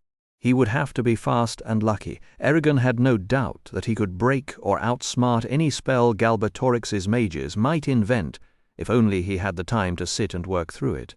He didn't. So instead he flicked his wrist and let the pebble fly. It cut through the air and punched straight through the side of the mustached officer's helmet, dropping him before he could even shout a warning. Before the surrounding soldiers could process what happened, Eragon spun, wrenched the spear from the hands of the man who had been tormenting him, and shoved him backward off his horse. The soldier hit the ground hard, and Eragon drove the weapon through his chest, the blade snapping against the armored plates sewn into his gambison. Releasing the broken shaft, Eragon dove backward, his body flat and parallel with the ground as 7 spears hurtled through the space he'd just occupied. For a heartbeat, The lethal shafts seemed to hang above him like frozen branches, and the metallic taste of his own blood filled his mouth. Meanwhile, Arya had bounded up the side of the nearest horse, using stirrups and saddle as a staircase, and kicked the oblivious soldier perched on the mare square in the head. The man flew more than 30 feet before he crashed into the grass. She didn't slow. Leaping from one horse to the next, with an impossible mix of grace and balance, she killed with her knees, her feet, and her bare hands, a whirlwind of motion that made even Eragon stop and stare for an instant. Jagged rocks tore at his stomach as he tumbled to a stop. He grimaced, shoved himself upright, and found 4 soldiers already charging with drawn swords. He dodged to the right, caught the first man's wrist as the sword came swinging down, and drove a fist into the soldier's armpit. The man crumpled. The next 2 he handled by twisting their heads until their spines snapped, quick, brutal, and done before they could make a sound. That left the 4th, and the man was already so close, sword raised high, that Eragon had no room to maneuver. Trapped.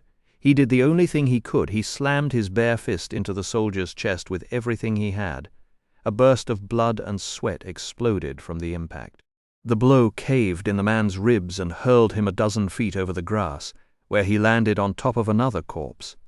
Eragon gasped and doubled over, cradling his stinging hand. 4 of his knuckles were bent at sick angles, and white cartilage gleamed through his torn skin.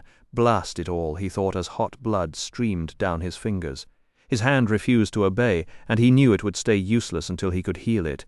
It figured just when he needed it most. And wouldn't his enemies love to hear that? A lone hawk screamed overhead, sharp and mocking. Eragon forced himself to look around for Arya and the remaining soldiers. The horses had scattered. Only 3 enemies were left. Arya was grappling with 2 of them a good distance away, while the 3rd and final soldier fled south along the road. Eragon ignored his ruined hand and ran after him. As he closed the gap, the man started begging, swearing he would tell no one about the massacre, and holding out his open palms to show he was unarmed. But every time Eragon got within reach, the soldier veered and then cut the other way, darting across the field like a frightened jackrabbit. Tears streamed down his face as he sobbed that he was too young to die, that he hadn't married or fathered a child, that his parents would grieve for him, that he had been forced into the army, that this was only his 5th mission, and why couldn't Eragon just leave him alone? "What have you against me?" the man cried. "I only did what I had to. I'm a good person." Eragon paused, forcing himself to answer. "You can't keep up with us, and we can't leave you. You'd find a horse and betray us." "No, I won't. People will ask what happened here. Your oath to Galbatorix and the Empire won't let you lie. I'm sorry, but I don't know how to release you from that bond except one way." The man screamed, "Why are you doing this? You're a monster." His face twisted in pure terror, and he made a desperate lunge around Eragon, trying to get back to the road. Eragon overtook him in under 10 feet. As the soldier continued to weep and plead, Eragon wrapped his left hand around the man's neck and squeezed until the begging stopped. Once his fingers loosened, the soldier collapsed at his feet and lay still. Eragon swallowed the bitter taste rising in his throat and stared at the blank face below him. Every kill carves something out of the killer, he thought. Shaking with shock, pain, and a dull self-disgust, he made his way back to where the fight had started. Arya was kneeling beside a body, rinsing her hands and arms with water from a canteen she had found on one of the soldiers. She stood and looked at him directly. "You could kill that man just now," she said, "but you couldn't bring yourself to touch Sloane." Eragon shrugged with a flat, empty motion. Sloane wasn't a threat. He was. "Isn't that obvious?" Arya was quiet for a long moment. "It should be, but it isn't," she admitted. "I'm almost embarrassed to be taught about conscience by someone with so much less experience than me. Maybe I've been too sure of my own choices." Eragon heard her words, but they didn't reach him. His gaze drifted over the dead, and a raven landed on a nearby rock, watching them with a patient eye. "Is this all my life has become?" he asked himself. "An endless chain of battles, one body after another. I feel like a murderer." "I know this is difficult," Arya said, "but listen, Eragon. You have only seen a small piece of what a dragon rider is." When this war is over, you'll understand that your duties go beyond violence." The riders weren't just fighters. They were teachers, healers, and scholars. Eragon gave a bitter laugh. "Wonderful. I'll lecture the next man before I kill him. Maybe that'll make it all fine." Arya did not answer, and the silence felt heavier than before. His jaw tightened. "Why are we fighting these men, Arya?" "Because they stand between us and Galbatorix." "Then let's find a way to strike at Galbatorix directly." "There is no way. We can't march to Urubaean until his forces are beaten, and we can't enter his castle without disarming nearly a century of magical and mundane traps." He muttered that there had to be a path, but before he could say more, Arya strode over, picked up a spear, and drove the point into the skull of a dead soldier. Eragon leapt at her and shoved her away. "What are you doing?" he shouted. Anger flashed across her face. "I'll forgive that because you're not in your right mind, but think, Eragon. It's far too late in the day for anyone to coddle you. Why is this necessary?" The answer came to him, and his anger drained away. "If we don't do this, the Empire will notice that these men were killed by hand." "Exactly. Only elves, riders, and Kull can do that. And since even an idiot knows a Kull didn't do this, they'll know we're here. Before a day passes, Thorn and Murtagh will be flying overhead, hunting us." She pulled the spear free with a wet, ugly sound and offered it to him. "I hate doing this as much as you do, so make yourself useful and help." Eragon took the weapon and nodded. Arya scavenged a sword from the ground, and together they set to work, making the scene look like the work of an ordinary troop of warriors. It was grim, quick work, because both of them knew exactly what kind of wounds would sell the lie, and neither wanted to stay longer than necessary. When they reached the man whose chest Eragon had destroyed, Arya shook her head. "We can't hide that. We'll leave it and hope people think a horse stepped on him." They moved on. The last body was the patrol commander. His moustache had gone limp and torn, and it looked pathetically small, stripped of its old splendor. Eragon widened the pebble wound in his skull until it resembled the triangular mark of a war hammer, then paused and looked at the ruined moustache. "He was right, you know." "About what?" "I need a proper weapon. I need a sword." He wiped his palms on the edge of his tunic and surveyed the plain around them, counting the bodies. "That's it, then, isn't it? We're done." He gathered his scattered armor, wrapped it in cloth, and buried it at the bottom of his pack before climbing the low hillock where Arya stood. "We should stay off the roads," she said. "We can't risk another run-in with Galbatorix's men." She glanced at his mangled right hand, still staining his tunic with blood. "You should fix that before we move." Without waiting for an answer, she closed her fingers around his numb ones and whispered, "Wais hail." A groan slipped out as his joints snapped back into their sockets, tendons re-knitting and raw skin smoothing over. He flexed his hand, opening and closing it to be sure. "Thank you," he said, oddly surprised she had taken the lead when he was fully able to do it himself. Arya looked away, out across the plains. "I'm glad you were beside me today, Eragon." "And you beside me," she offered a brief, uncertain smile. For a minute neither moved, neither wanting to leave that fragile quiet. Finally, Arya sighed. "We should go. The shadows are getting longer, and someone will soon stumble on that crow's feast." A cold wind swept over the grass, and both of them shivered. They abandoned the hillock, heading southwest, angling away from the road and loping through the uneven sea of grass. Behind them, the first carrion birds spiraled down. That night, Eragon sat by a thin fire, chewing on a dandelion leaf. Their meal had been a handful of roots, seeds, and greens Arya had gathered from the fields, raw, unseasoned, and hardly a feast. He could have easily added a bird or rabbit. There were plenty hopping about, but he didn't want Arya to think less of him. Besides, after the day's violence, the idea of taking another life, even an animal's, made his stomach clench. He tried to tell himself it was a noble choice.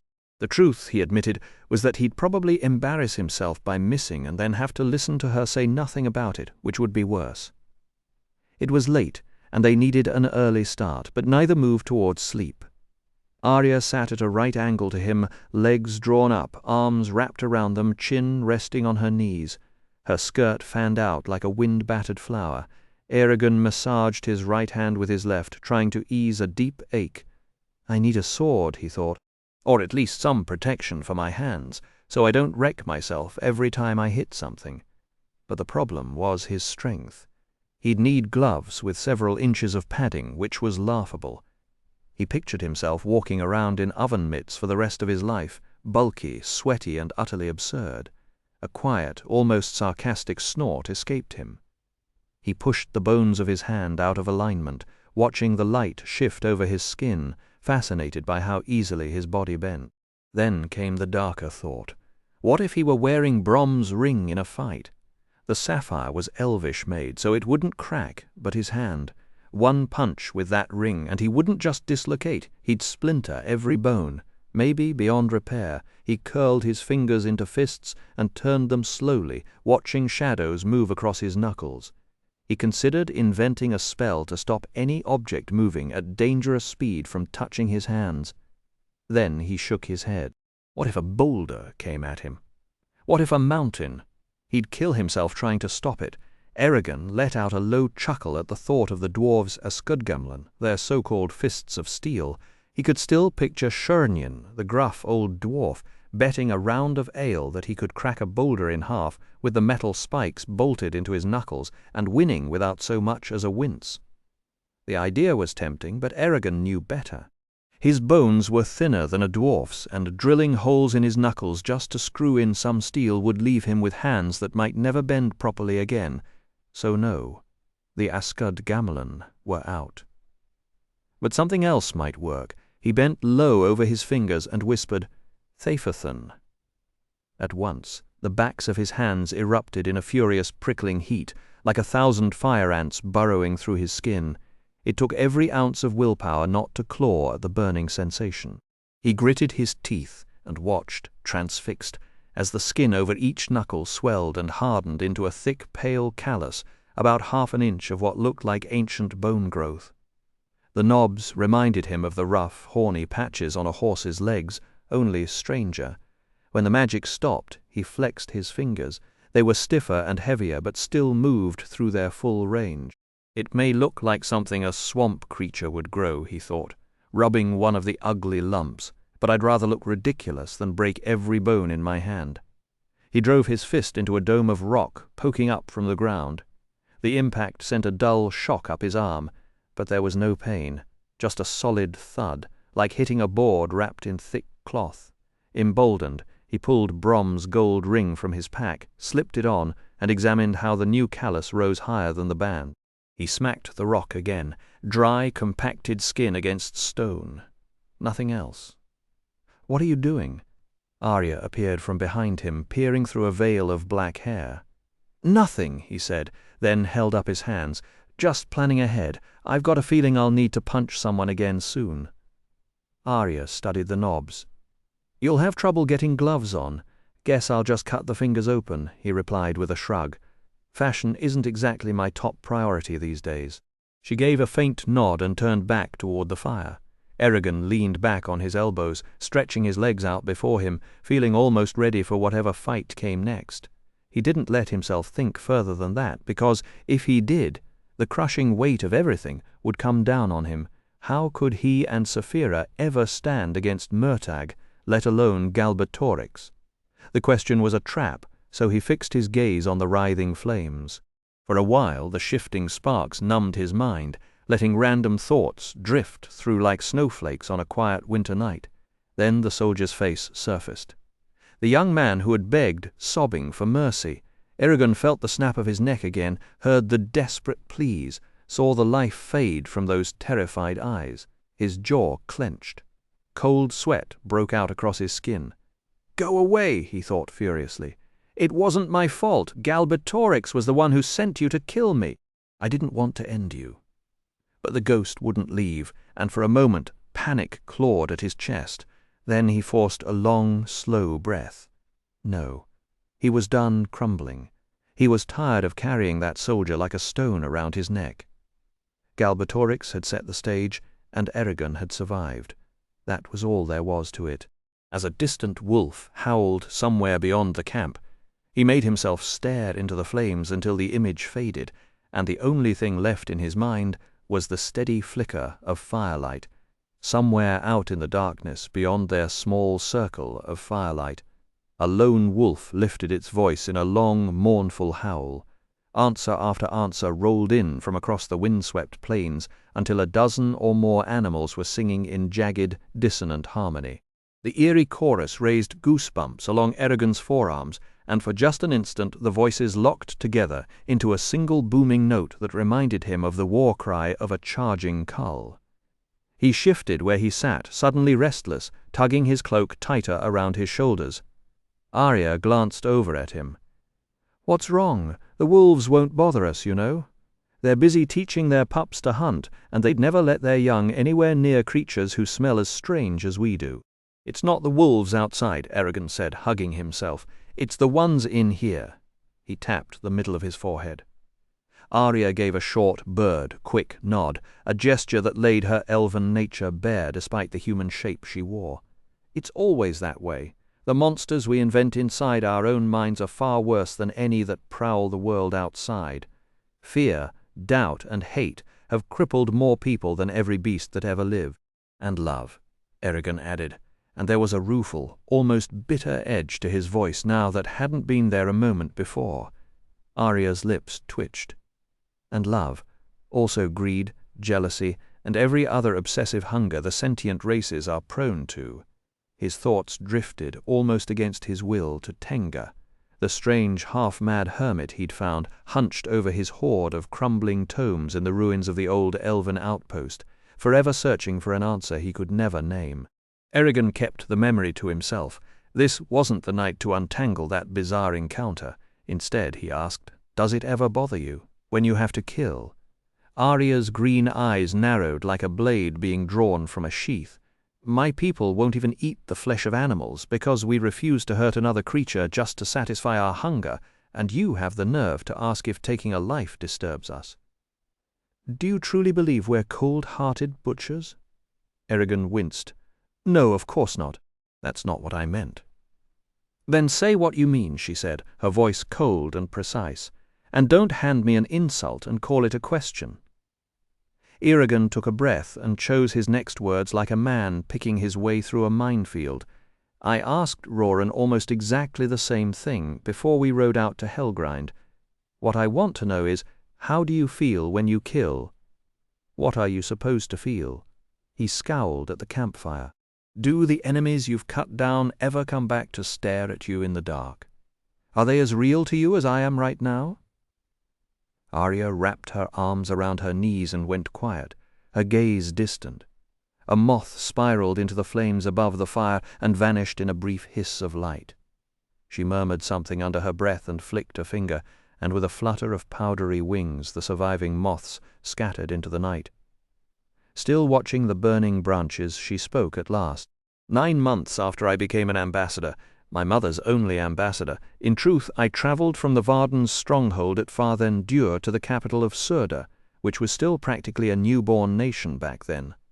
Not long after my companions and I crossed the shadow of the Bior Mountains, we ran into a roving band of Urgals. We were perfectly content to keep our swords in their sheaths and continue on our way, but Urgals being Urgals, they couldn't resist trying to win honor and glory to improve their standing among their tribes. Our company outnumbered theirs. Weldon was with us, the man who took over leading the Varden after the death of Brom, so it was easy enough to drive them off. But that day was the first time I took a life. It gnawed at me for weeks afterward, until I finally understood that if I kept picking at the wound, I would tear myself apart. Plenty of warriors do. They drown in rage and grief until they can't be trusted any more, or their hearts turn to stone and they lose all sense of right and wrong. "How did you make peace with it?" Eragon asked, his voice quieter now, almost gentle. I took a hard look at my reasons for killing, and asked myself whether they were just. When I was satisfied that they were, I asked whether our cause was important enough to keep fighting for, even if it meant I would have to kill again. So I made a pact with myself.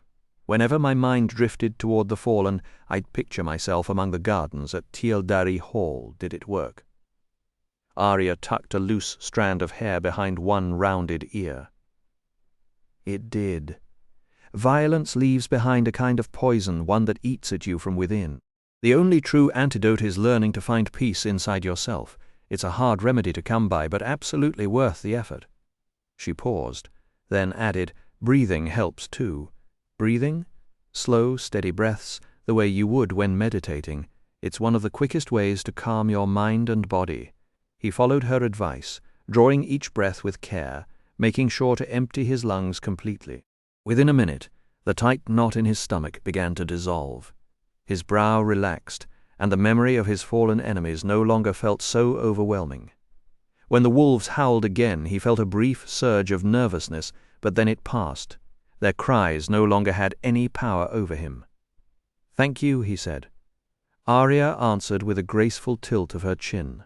They sat in silence for about 15 minutes, the campfire crackling between them, until Eragon finally said, "Urgles?" He let the word linger like a stone dropped into still water. "What do you think about Nasuada allowing them to join the Varden?" Arya picked up a twig near the edge of her dress and rolled it between her slim fingers, studying the crooked piece of wood as though it held a hidden message. It was a bold decision, and I admire her for making it. Nasuada always acts in the Varden's best interest, no matter the price. She angered a lot of the Varden when she accepted Nar-Gajvog's offer of support, and she earned their loyalty back during the trial of the Long Knives. Nasuada is nothing if not clever when it comes to holding on to her position. Arya tossed the twig into the fire. "I have no great love for Urgles, but I don't hate them either. Unlike the Razak, they aren't naturally evil, just extremely fond of war.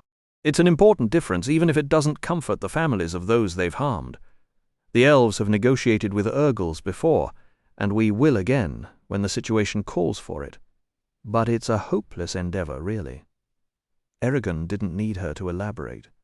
Among the scrolls Oromis had assigned him, many dealt with the Urgles, and the travels of Gníval Driscoll in particular had taught him that their entire culture was built on feats of combat.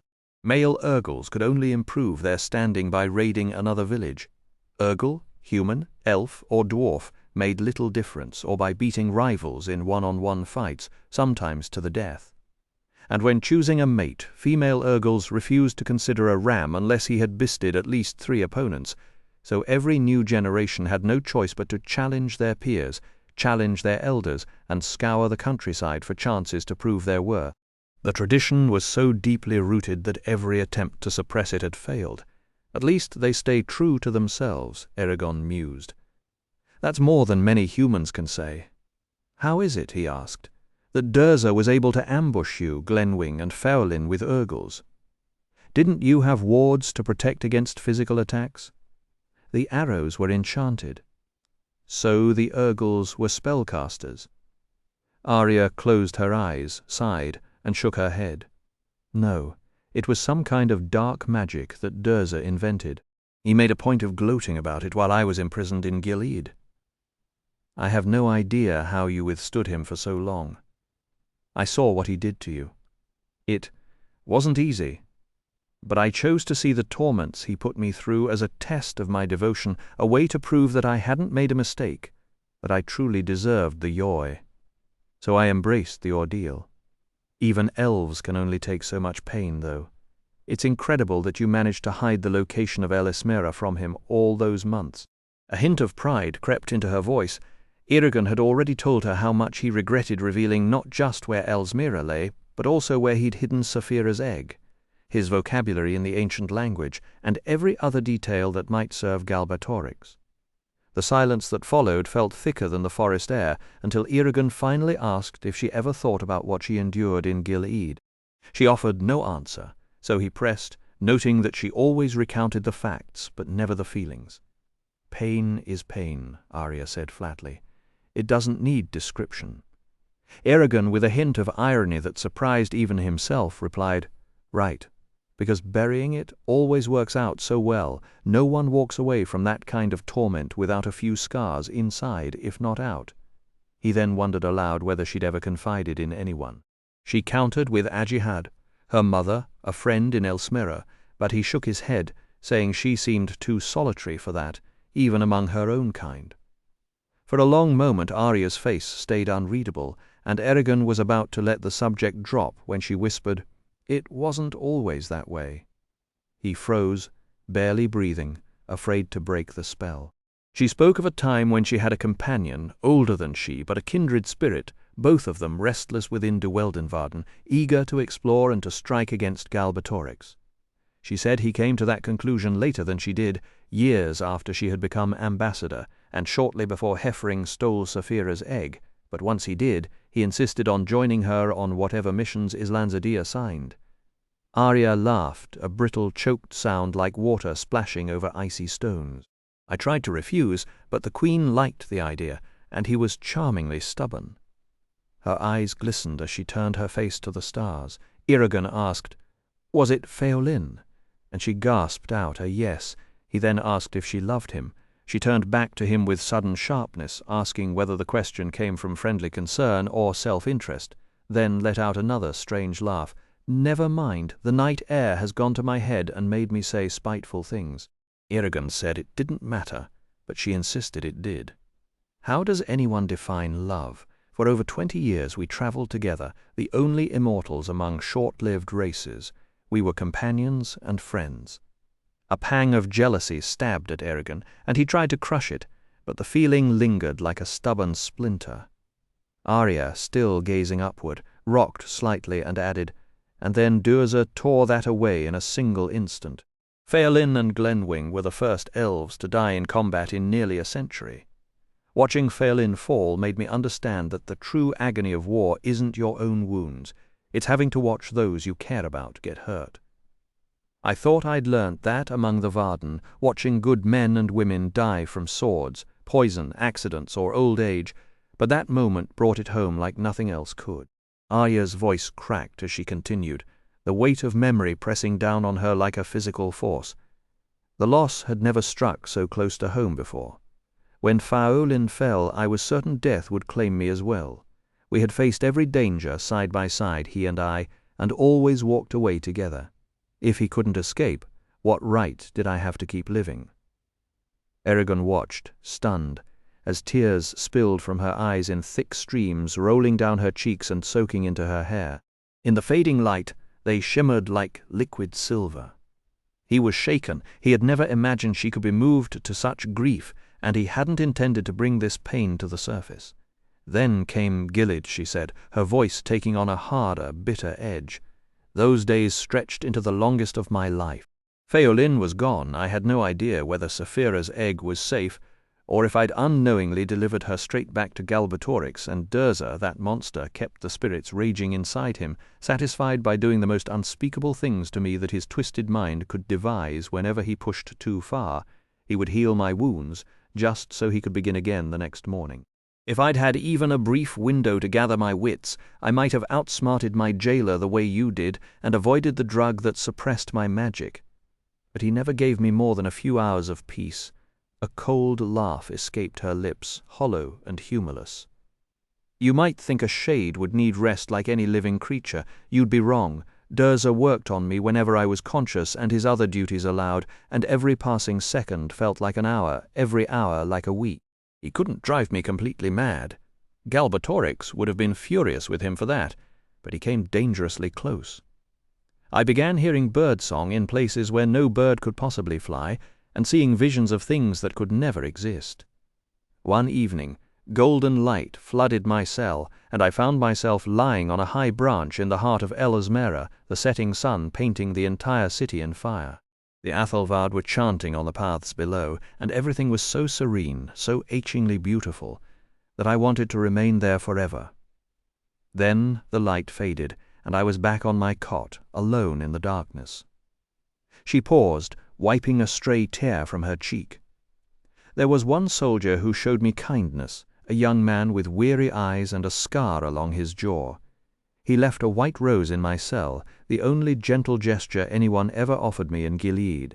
That night my fractured mind transformed it into a colossal rosebush that climbed the walls, cracked the ceiling stones apart, and burst through the dungeon roof, stretching upward until it brushed against the moon. It became a great twisting tower, promising escape if I could only find the strength to rise from the floor. I tried with every shred of energy left in my body, but I was too broken, and when I looked away, it vanished. So when I sensed your presence hovering over me in that dream, I dismissed it as yet another illusion from a mind on the edge of collapse." She offered him a faint, fragile smile. "And then you came, Eragon. You and Saphira, after hope had abandoned me entirely, when I was about to be dragged before Galbatorix in Urubaean. A rider swept in to rescue me, a rider and a living dragon." "And Morzan's son," Eragon said quietly. "Both of Morzan's sons," she corrected. "Call it fate or sheer fortune, but the rescue was so improbable that I sometimes wonder if I did go insane and have imagined everything since." "Would you have imagined me causing all that trouble by staying behind at Helgrind?" he asked. "No," she admitted, drying her eyes with the cuff of her sleeve. "I suppose not. When I woke in Farthendur, there was too much work to be done for me to dwell on the past. But recent events have been dark and bloody, and the memories keep clawing their way back. They leave me grim and restless, with little patience for the ordinary delays of life." She shifted onto her knees, pressing her palms into the ground on either side of her, as if anchoring herself against the weight of it all. "You say I walk alone. Elves don't practice the open displays of friendship that humans and dwarves favor, and I have always been more solitary than most. But had you known me before Gilead, before that place stripped away everything I once was, you wouldn't have found me so aloof. In those days I could sing and dance without waiting for the other shoe to drop." Arya's voice came low, tinged with something that might have been regret. Eragon reached out and covered her hand with his. "The old stories never warn you about the price of fighting monsters, the ones outside and the ones inside. Keep your mind on the gardens of Eldunarí Hall. Let that carry you." For a long moment she let her hand rest beneath his. There was no heat in it, no charge, just two people sharing a quiet breath. Eragon understood what that meant. Her trust was a fragile thing, more valuable to him than any treasure except the bond he shared with Saphira. He would have walked into a wall of spears before risking that. Then, with a subtle lift of her arm, she ended it. He withdrew without a flicker of disappointment. Instead, he let his gaze wander the ground, searching for something to give her, anything to lighten the shadow in her eyes. "Loivissa," he breathed. So softly the word was almost lost. The ancient name guided his fingers, sifting through the dirt and dead leaves until he found a thin, papery flake, no larger than his smallest fingernail. He placed it over the pale mark on his palm, his Gedwi Ignacia, and took a steady breath. This wasn't his element. He'd practiced plant shaping exactly 4 times under Oromis, and every session had ended in a lopsided, half-dead weed. Trust an elf to make a simple gesture of comfort feel like a final exam. But he began to sing anyway, the strange, sliding melody Oromis had taught him. The seed quivered. It swelled. A pale root curled out and tickled his palm. Then a green stem thrust upward, growing faster than it had any right to, and a single broad leaf unfolded. The tip of the stem drooped, paused, and split into 5 petals, a pale blue bell, waxy and perfect. A lily, Eragon. Let the magic go and swayed on his feet, light-headed. The flower had cost him more than he liked to admit, like feeding 1.5 years of growth into that tiny bulb in the space of seconds. But it was worth it. He offered it to her with a grin that was half exhaustion, half hope. "It's not a white rose, but—" He shrugged.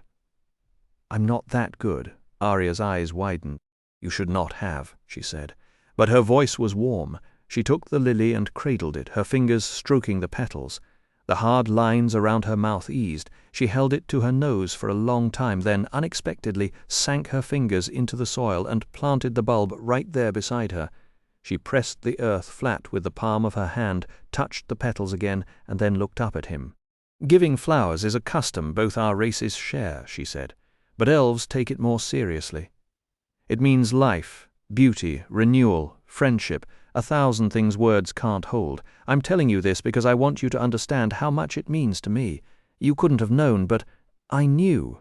She went still. Something shifted in her gaze, a flicker of surprise, then a deeper respect. "Forgive me, that is twice I have forgotten the extent of your education." I won't make that mistake again." Arya murmured her gratitude in the ancient tongue, and Eragon answered in the same language, telling her the pleasure was his, and that he was delighted she liked the gift. A cold shiver ran through him despite the meal they had just shared, and Arya noticed at once. "You pushed yourself too far. If any strength remains in Arn, draw on it to steady yourself." For a heartbeat, Eragon had to think Arn, of course, Brom's ring, the name he had heard only once, spoken by Islan Zadi when he first arrived in El Smera. My ring now, he reminded himself, not Brom's. He studied the deep blue sapphire in its gold setting, then cautiously extended his mind toward the gem. The moment his consciousness touched it, he felt a vast, churning reservoir of power, so enormous that he was surprised the stone didn't shatter under the pressure. After drawing a small portion to wash away his aches and restore his limbs, the store inside Arn barely seemed to dip. His skin tingled with renewed vigor, and he laughed out loud, turning to Arya. Brom must have squirreled away every spare drop of magic he could scavenge during those quiet years in Carverhall. With this I could probably level a fortress with one word. He laughed again, shaking his head in wonder. Arya didn't look up from tracing a curved glyph in the loose soil with a dry blade of grass, but her voice carried a note of warning. He knew the ring might be the only thing keeping the next rider alive once Saphira hatched, and I'm certain he also used it as a shield against any shade or equally dangerous foe. It's no accident he outlasted his enemies for nearly a century. If I were you, I'd hoard that energy for your darkest hour and add to it whenever you can. A resource like that is priceless. Don't waste it. Eragon twirled the ring around his finger, watching it catch the firelight. No, he thought, I won't. With Zarok stolen by Murtark, all that remained of Brom was this ring, Saphira's saddle, and the horse Snowfire, though he rarely rode the stallion anymore. Arn had become his true inheritance, and the weight of it settled on him like a stone. He wished Brom were still here, to argue about Oromis, to explain Murtarg's choices, to tell him the truth about his father. There was so much left unsaid. And what would Brom have said about his feelings for Arya? A bitter laugh almost escaped his throat. He'd have called me a lovesick idiot pining for a hopeless cause, then probably told me to get some sleep and stop moping. And curse it all. He'd be right. But how can I help it? She's the only woman I want to walk beside, even if she can outrun me with a sword and recite poetry in 3 languages. A spark shot up from the fire, and Eragon watched it fade into the night. His thoughts drifted back to a question that had gnawed at him since the chaos of the burning plains. Arya, do male dragons grow faster than females? No. Why do you ask? He hesitated, frowning. Because of Thorn, he's barely months old, and already he's nearly Saphira's size. It doesn't make sense. Arya paused in her sketching, tracing a last stroke before brushing the dirt away. Most likely Galbatorix forced his growth magically so Thorn could hold his own against Saphira in a fight. Eragon's jaw tightened. Ah. But isn't that dangerous? Oromis had said it plainly once. If he used magic to grant Eragon's strength, speed, endurance, or any other skill, Eragon would never truly understand those gifts the way he would if he earned them the old-fashioned way through sweat and repetition. And as usual, Oromis was right. Even now, months after the Agati Blodrin, the strange changes the dragons had worked into his body still surprised him. A twitch of his hand could snap a branch. A burst of motion could carry him across a clearing before his mind caught up. Arya nodded, dragging a blade of dry grass through the dirt in precise, looping strokes. There are spells that can soften the rough edges of such transformations, but it's a long, grueling process. If you truly want to master this body, you have to do it the hard way. Imagine how lost Thorn must feel. He has the body of a nearly full-grown dragon, but his mind is still that of a hatchling, all instinct and no experience to anchor it. Eragon ran his fingers over the fresh calluses on his knuckles and frowned. Then do you know why Murtarg is so strong? Stronger than me? If I knew that, Arya said, smoothing out a line in the dirt, I'd probably also know how Galbatorix keeps inflating his own power to such ridiculous heights. But I don't. But Oromis does, Eragon thought. The old elf had hinted at it more than once, yet he'd never handed over the full story to Eragon or Saphira, and now they were paying for that secrecy. Because of their ignorance, Murtagh had beaten them soundly. He could have dragged them both straight to Galbatorix in chains. Eragon almost blurted out Oromis's hints to Arya, but he stopped himself.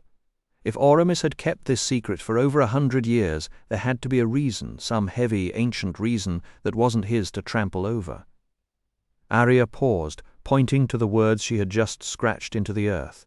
Adrift upon the sea of time, the lonely god wanders from shore to distant shore, upholding the laws of the stars above. What does that mean? Eragon asked, crouching low. I don't know, she said, brushing the line away with one sweep of her hand. Eragon sat back, his brow furrowed. Why does nobody ever say the names of the Forsworn's dragons? We talk about Morzan's dragon or Kialandi's dragon, but never actually name them. Those dragons were just as important as their riders, weren't they? I can't even recall seeing their names in the scrolls Oromis gave me. They must have been written there. I'm sure of it. But they slip out of my head like water through a sieve. Isn't that weird? Arya opened her mouth to answer, but Eragon kept going, his voice gaining an edge of frustration. For once, I'm glad Saphira isn't here, because I'm embarrassed I didn't catch this sooner. You, Oromis, every elf I've met, you all refuse to name them as if they were nothing but beasts too dumb to deserve the honor. Is that intentional because they were your enemies? Arya raised an eyebrow. Did none of your lessons mention this? I think Gleeder brought it up with Saphira once, Eragon admitted, but I can't be sure. I was mid-backbend during the dance of snake and crane, trying not to fall on my face, so I wasn't exactly tuned in to Saphira's side of the conversation. He let out a short laugh, embarrassed. It gets chaotic, trying to listen to Oromis talk while Saphira and Gleeder are mentally chatting away. And Gleeder doesn't even use proper words half the time. He sends pictures, smells, feelings, instead of names. I get impulses and impressions of whoever he means. I did catch one thing, though. Arya tilted her head. Go on. Something about a name that wasn't a name, Eragon said, shrugging. I couldn't make heads or tails of it then, and I still can't now. Arya touched the dry grass back to the ground, drawing a slow curve. What Gleeder spoke of is called Du Namar or Boda, the banishing of the names. Eragon stared at her. The banishing of the names. But Arya didn't explain. She just bent over the dirt and began to write again, leaving him to puzzle out the weight of those words on his own. It ranks among the most important moments in the long conflict between the riders and the Forsworn. When the dragons learned that 13 of their own had turned traitor, that those 13 were helping Galbatorix wipe out every last dragon, and that no one seemed able to stop the slaughter, their fury turned into something beyond rage. Combining their strength, all the dragons who remained loyal wove one of those strange spells only they could understand. With it they stripped the 13 of their names. Eragon felt a shiver run up his spine. That's impossible. I did say it was inexplicable, Arya replied. What is known is simple. After the spell, nobody could speak the names of those 13. Anyone who once knew them simply forgot. The names can still be read in old scrolls and copies, as long as you look at one glyph at a time, but they read as gibberish. The dragons made an exception for Janan Vosk, because he was not at fault for being killed by Urgles, and for Shruikan, because he had never chosen to follow Galbatorix. He had been forced into it by Galbatorix and Morzan. A horrible fate to lose one's name, Eragon thought. He pulled his cloak tighter, and a pebble skittered away beneath his boot. If there's one thing I've learned since becoming a rider, it's this: never make a dragon your enemy. Did the spell take their true names as well? Arya nodded. True names, birth names, nicknames, family names, titles, all of it. Afterward, the 13 were hardly better than animals. They could no longer say, I like this, or I dislike that, or I have green scales, because doing so would have meant naming themselves. They could not even call themselves dragons. The spell carved away every word that made them thinking beings, and the Forsworn could only watch in silence as their partners sank into ignorance. At least 5 of the 13, and several of the Forsworn, lost their minds over it. She paused to rub out a glyph she had drawn, then redrew it. That is why so many people now believe dragons were merely beasts meant to carry riders from place to place. They wouldn't think that if they'd met Saphira, Eragon said. No, Arya agreed with a faint smile, and with a quick stroke she finished the sentence she was writing. Eragon moved closer to read the glyphs. The deceiver, the questioner, the one who holds the scales, many-faced, finding life in death, fearing nothing, walking through doors. What made you write that? The thought that not everything is as it appears. She flattened her hand against the dirt, erasing the marks. Dust rose in a small cloud around her wrist. Then Eragon asked, "Has anyone tried to discover Galbatorix's true name? It seems like the quickest way to end the war. Honestly, I think it might be our only chance to defeat him in battle." Honestly? Arya's eyes glinted. So you were not being honest with me before? Eragon let out a surprised chuckle. That's not what I meant. It's just an expression. A rather poor one, she said, unless you are in the habit of lying. For a moment he fumbled for words. Once he regained his footing, he said, "It would be difficult, I know, but if all the elves and everyone in the Varden who knows the ancient language worked together, we would have to find it." A single dry blade of grass hung from Arya's left thumb and forefinger, as pale as old bone. It trembled faintly with each beat of her heart. With her other hand she pinched the tip and split the blade down the middle, then split each half again, until it lay in 4 thin strips. She kept weaving the grass strips into a firm braided rod, her fingers moving without pause. "Galbatorix's true name isn't exactly a secret," she said. 3 elves, 1 a rider, 2 ordinary spellcasters, each discovered it on their own, years apart from one another. Eragon blinked. Really? Arya didn't look up. She tore another blade into thin pieces, worked them into the gaps, and started plaiting in a fresh direction. We can only guess whether Galbatorix knows the name himself. My belief is that he doesn't. Whatever it is must be so terrible that hearing it would break him. Unless he's so twisted or so far gone that the truth has no power over him. Possibly. Her hands moved faster than his eyes could follow, twisting, braiding, meshing the grass into something new. She picked 2 more blades and added them to the weave. Either way, he understands that he has a true name, like every creature, and that it makes him vulnerable. So, before he marched against the riders, he cast a spell that kills whoever speaks it. We don't know how the spell kills, so we can't build any protection against it. That's why we've nearly dropped that whole line of inquiry. Aramis is one of the few still willing to hunt for the name, though he goes about it in a roundabout way. A dry smile touched her mouth. Typical Galbatorix, really, leave no loopholes. With a satisfied look, she held out her open palms.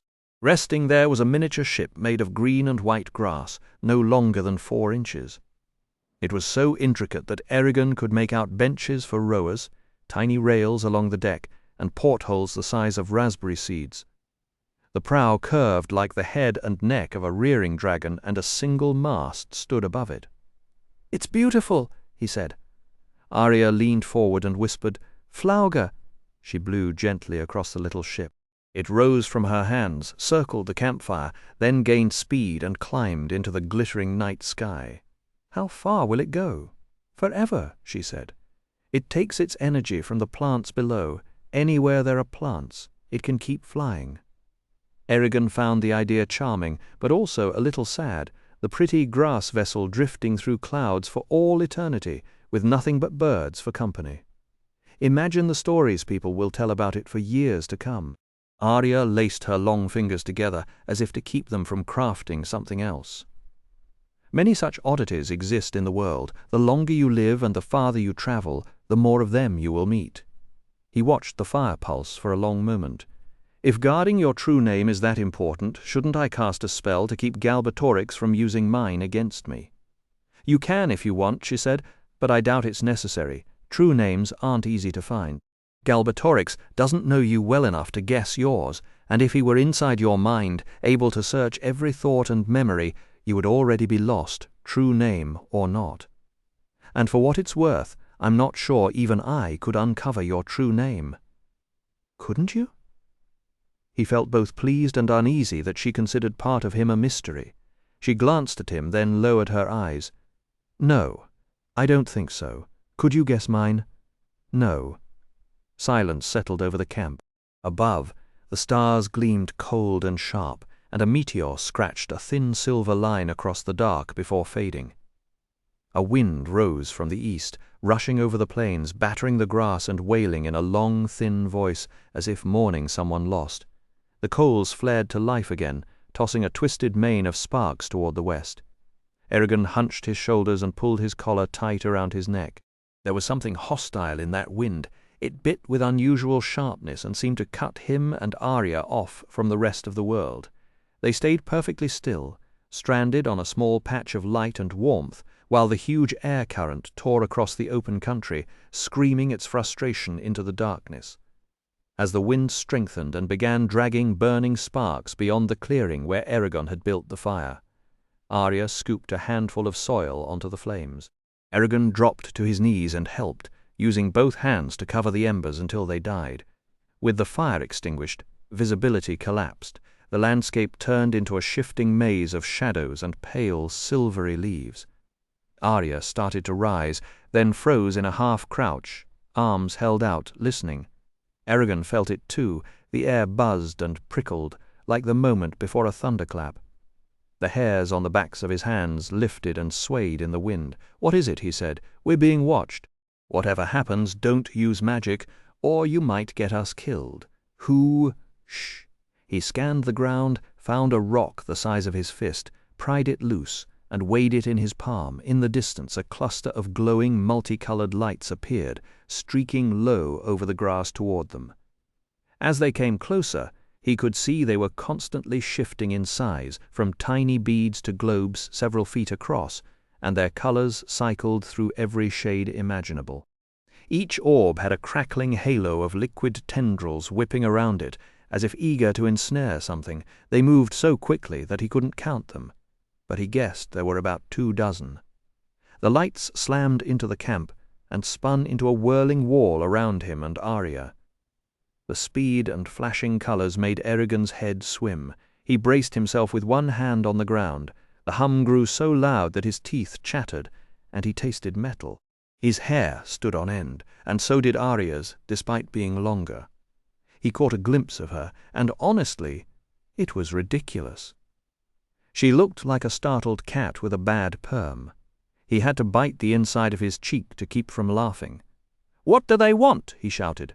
She didn't answer. A single orb separated from the wall and hovered in front of her face at eye level. It pulsed like a heartbeat, flipping between royal blue and emerald green, with red flashes. A tendril reached out and touched a strand of her hair. There was a pop, and the strand glowed bright as a fuse before vanishing. The smell of burnt hair drifted over. Arya didn't flinch. She just lifted her arm, and before Eragon could stop her, placed her palm on the glowing orb. The orb turned gold and white, swelling to more than 3 feet wide. Arya closed her eyes, tilted her head back, and a look of pure joy spread over her face. Her lips moved, but Eragon couldn't hear the words. Then the orb flushed blood red, cycled through green, purple, orange, and a blue so brilliant he had to look away. Finally it turned pure black, ringed by twisting white tendrils, like an eclipse. It stopped changing, as if only darkness could express what it felt. Drifting away from Arya, it floated in front of Eragon, a hole in the world crowned with pale flames. It hummed so intensely that his eyes watered. His tongue tasted like copper. His skin crawled, and tiny sparks flickered on his fingertips. He was scared, honestly, but he looked at Arya. She nodded, urging him on. He thought of a story his old mentor had told him about beings of light who tested riders, and how a moment of hesitation could be taken as weakness. Swallowing hard, he reached out with his right hand toward the dark center of the orb. When Eragon reached for the glowing orb, the last thing he expected was resistance. It had no real body, yet it pushed back against his palm like a fast-moving stream, and every inch closer made the pressure sting harder. He gritted his teeth and forced his hand through the final gap until he touched the creature's core.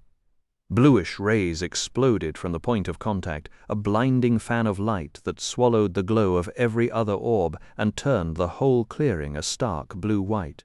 The pain drove through his eyes, and he turned his face away, eyes squeezed shut, while the air filled with the smell of ozone and crushed pine needles.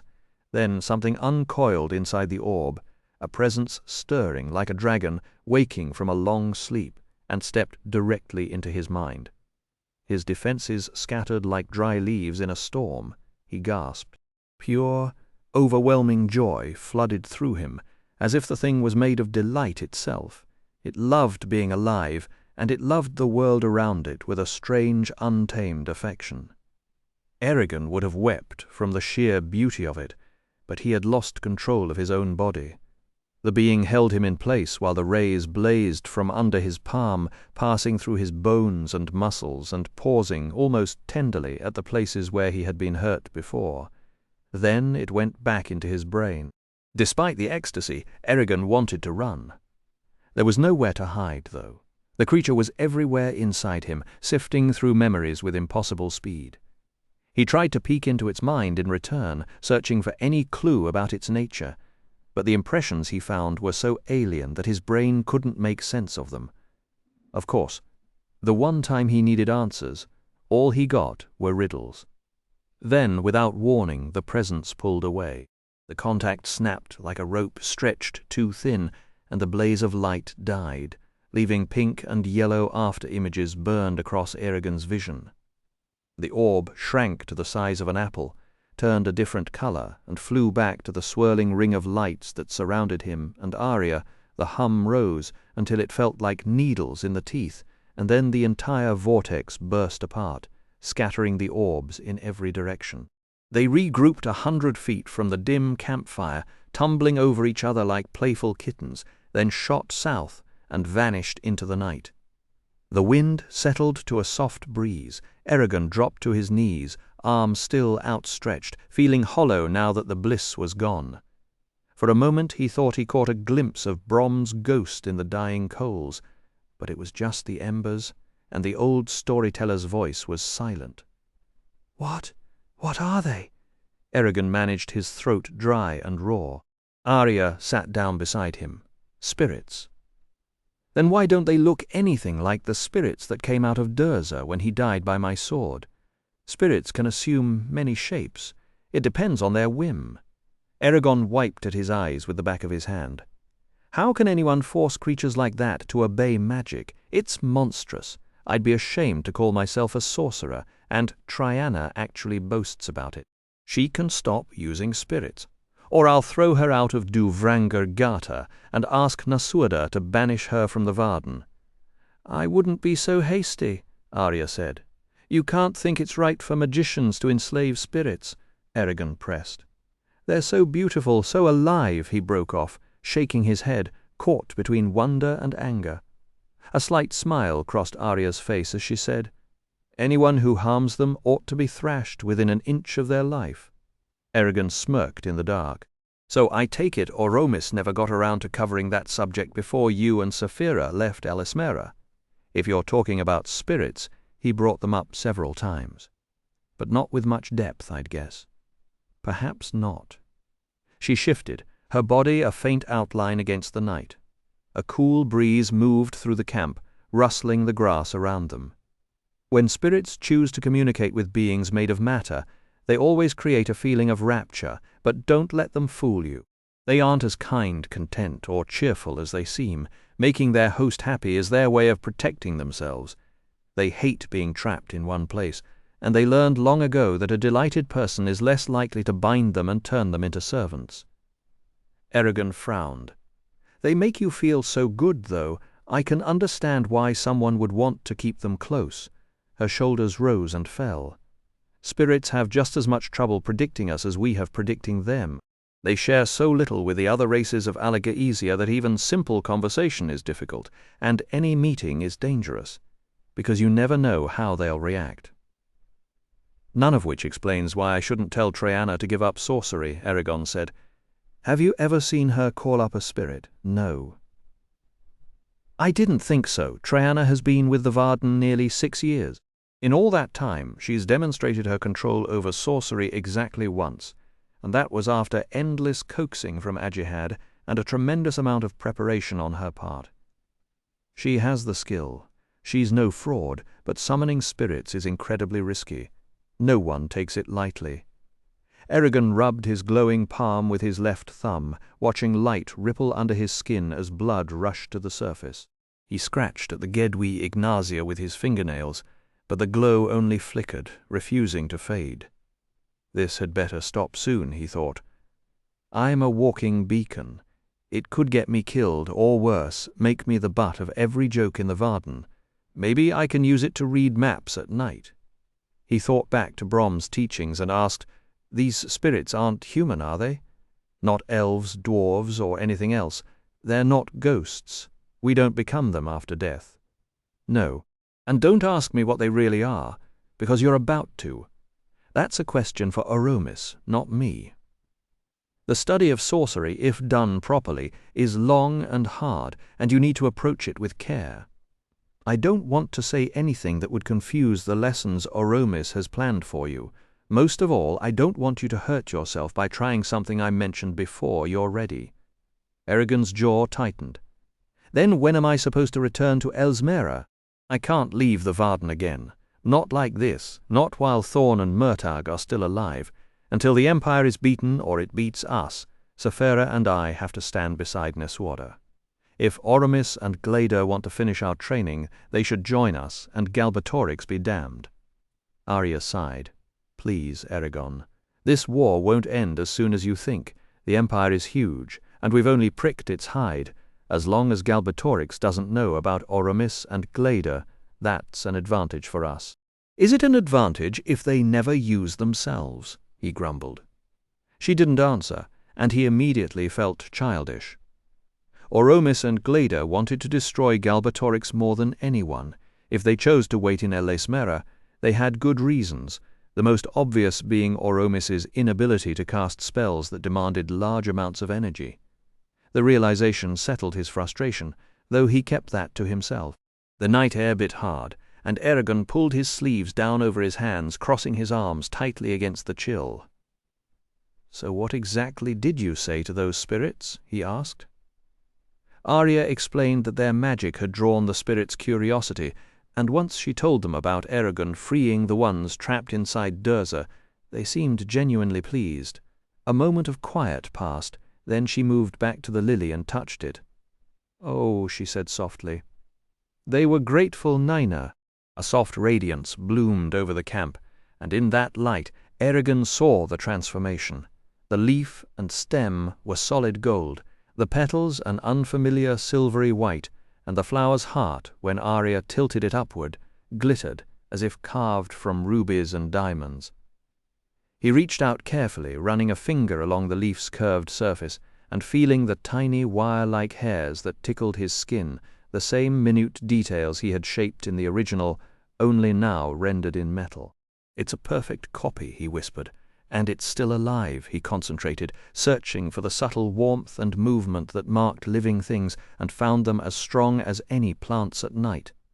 "This goes beyond everything I know of magic," he said. "The lily should be dead. It's not. I can't even begin to imagine the spell that would turn a living plant into metal. Maybe Saphira could, but she'd never be able to pass it on." Arya considered. "The real question is whether it will produce fertile seeds." "You mean this could actually spread?" "I wouldn't be surprised. Alagasia already has examples of self-perpetuating magic, the floating crystal on EOM, the dream well in Mani's caves. This would be no more unlikely than those." Eragon grimaced. "Great. So if anyone finds this flower or whatever grows from it, every fortune hunter from here to the spine will show up with shovels and dig the whole plain to bits." "They won't be so easy to destroy, I think," Arya said. "But only time will tell." Then the absurdity hit him, and he laughed, a loud cracking sound that rolled out over the quiet plain. "Gild the lily," he managed. "The spirits literally gilded the lily." Arya's lips twitched. "Well, their intentions were noble. You can't blame them for not knowing human sayings." "No, but—" "Ha, ha, ha." He couldn't get the words out between laughs. When the glow finally died at Arya's snap, she said, "We've talked through most of the night. Rest now, dawn's close, and we need to leave soon after." Eragon found a bare, rock-free patch of ground stretched out and let sleep take him, still smiling at the thought of a golden flower that shouldn't exist. Amid the restless crowd. By mid-afternoon the Varden came into view. Eragon and Arya stopped on the crest of a low hill and looked down at the sprawling city of grey tents, alive with thousands of men, horses, and the smoke of cook-fires. To the west curled the Giet River, its banks lined with trees. Half a mile to the east sat the smaller Urgal camp, like an island beside a continent where Nar-Gajvog's warriors had settled. Around the Varden's entire perimeter, horsemen ranged for miles, some on patrol, some carrying banners as messengers, others riding out on raids or returning from them. 2 patrols spotted the riders on the hill, sounded their horns, and galloped toward them at full speed. For a moment Eragon half expected to see Saphira's blue form in the sky, but there was only a hawk circling in the distance. Still, relief flooded through him, and a broad smile spread across his face. "We made it!" he shouted, and the sound of his own laughter felt like freedom.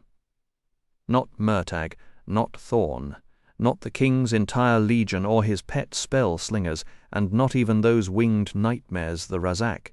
Nobody could lay a finger on us. Ha! Can you imagine the king's face when word gets back to him? He'll probably yank his own beard out, Eragon crowed, still light on his feet. He'll be twice as dangerous because of it, Arya said, and her voice carried a cool warning. "Oh, I know," he shot back, grinning wider. "Maybe he'll get so furious he'll forget to pay his troops, and every last soldier will toss down his sword and march over to the Varden. You're in a remarkably fine humor today. And why shouldn't I be?"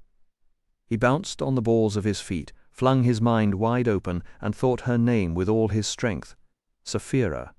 The word flew over the countryside like a thrown javelin. An answer came at once. Eragon. Their minds met in a rush of warmth, wrapping around each other in a tangle of love, joy, and worry. They exchanged everything that had happened since they parted, and Saphira gently drew off the guilt and anger that had crusted over his heart after he'd killed those soldiers. The sharp edges softened, and he felt the tension leak out of his shoulders. Below them a river curled like a silver snake through the valley, and for a moment the world felt almost right. "I missed you," he said. "And I, you, little one." Then she showed him a picture of the soldiers he and Arya had fought, and her tone turned dry. "Without fail, every time I leave you, you land yourself in trouble. Every single time. I'm afraid to so much as fly out of sight, in case you decide to pick a fight with a whole war band while I'm gone. Be fair, I've gotten into plenty of trouble while you were right there beside me. It's not like I only misbehave when you're away. We're both magnets for chaos." "No, you are a magnet for chaos," she sniffed. "Nothing strange or deadly ever happens to me on my own, but you attract duels, ambushes, ancient immortal enemies, creepy things like the Razak, long-lost relatives, and bizarre magical curses the way a lantern attracts moths. What about all that time Galbatorix had you? That was one ordinary event." "I wasn't hatched yet," she replied, "so it doesn't count. The difference between you and me is that things happen to you, while I actually cause things to happen, maybe, but only because I'm still learning.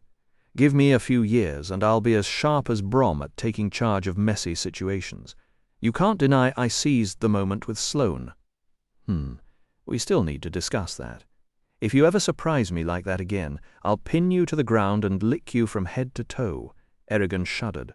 Her tongue was lined with hooked barbs that could strip hide and flesh from a deer in one swipe.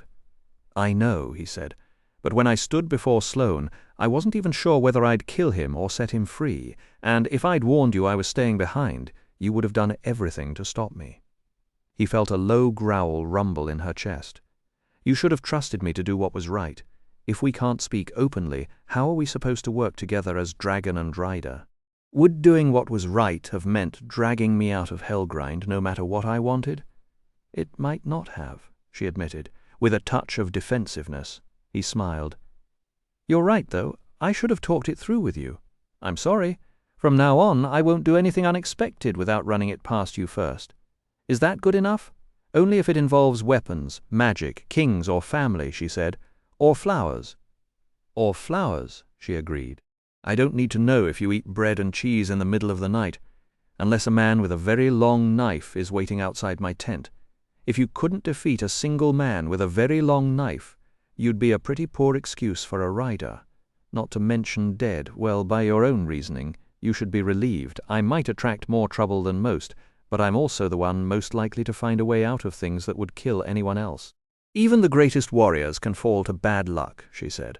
Remember the dwarf king Karga, the one laid low by some clumsy novice swordsman or swords dwarf who merely tripped on a rock.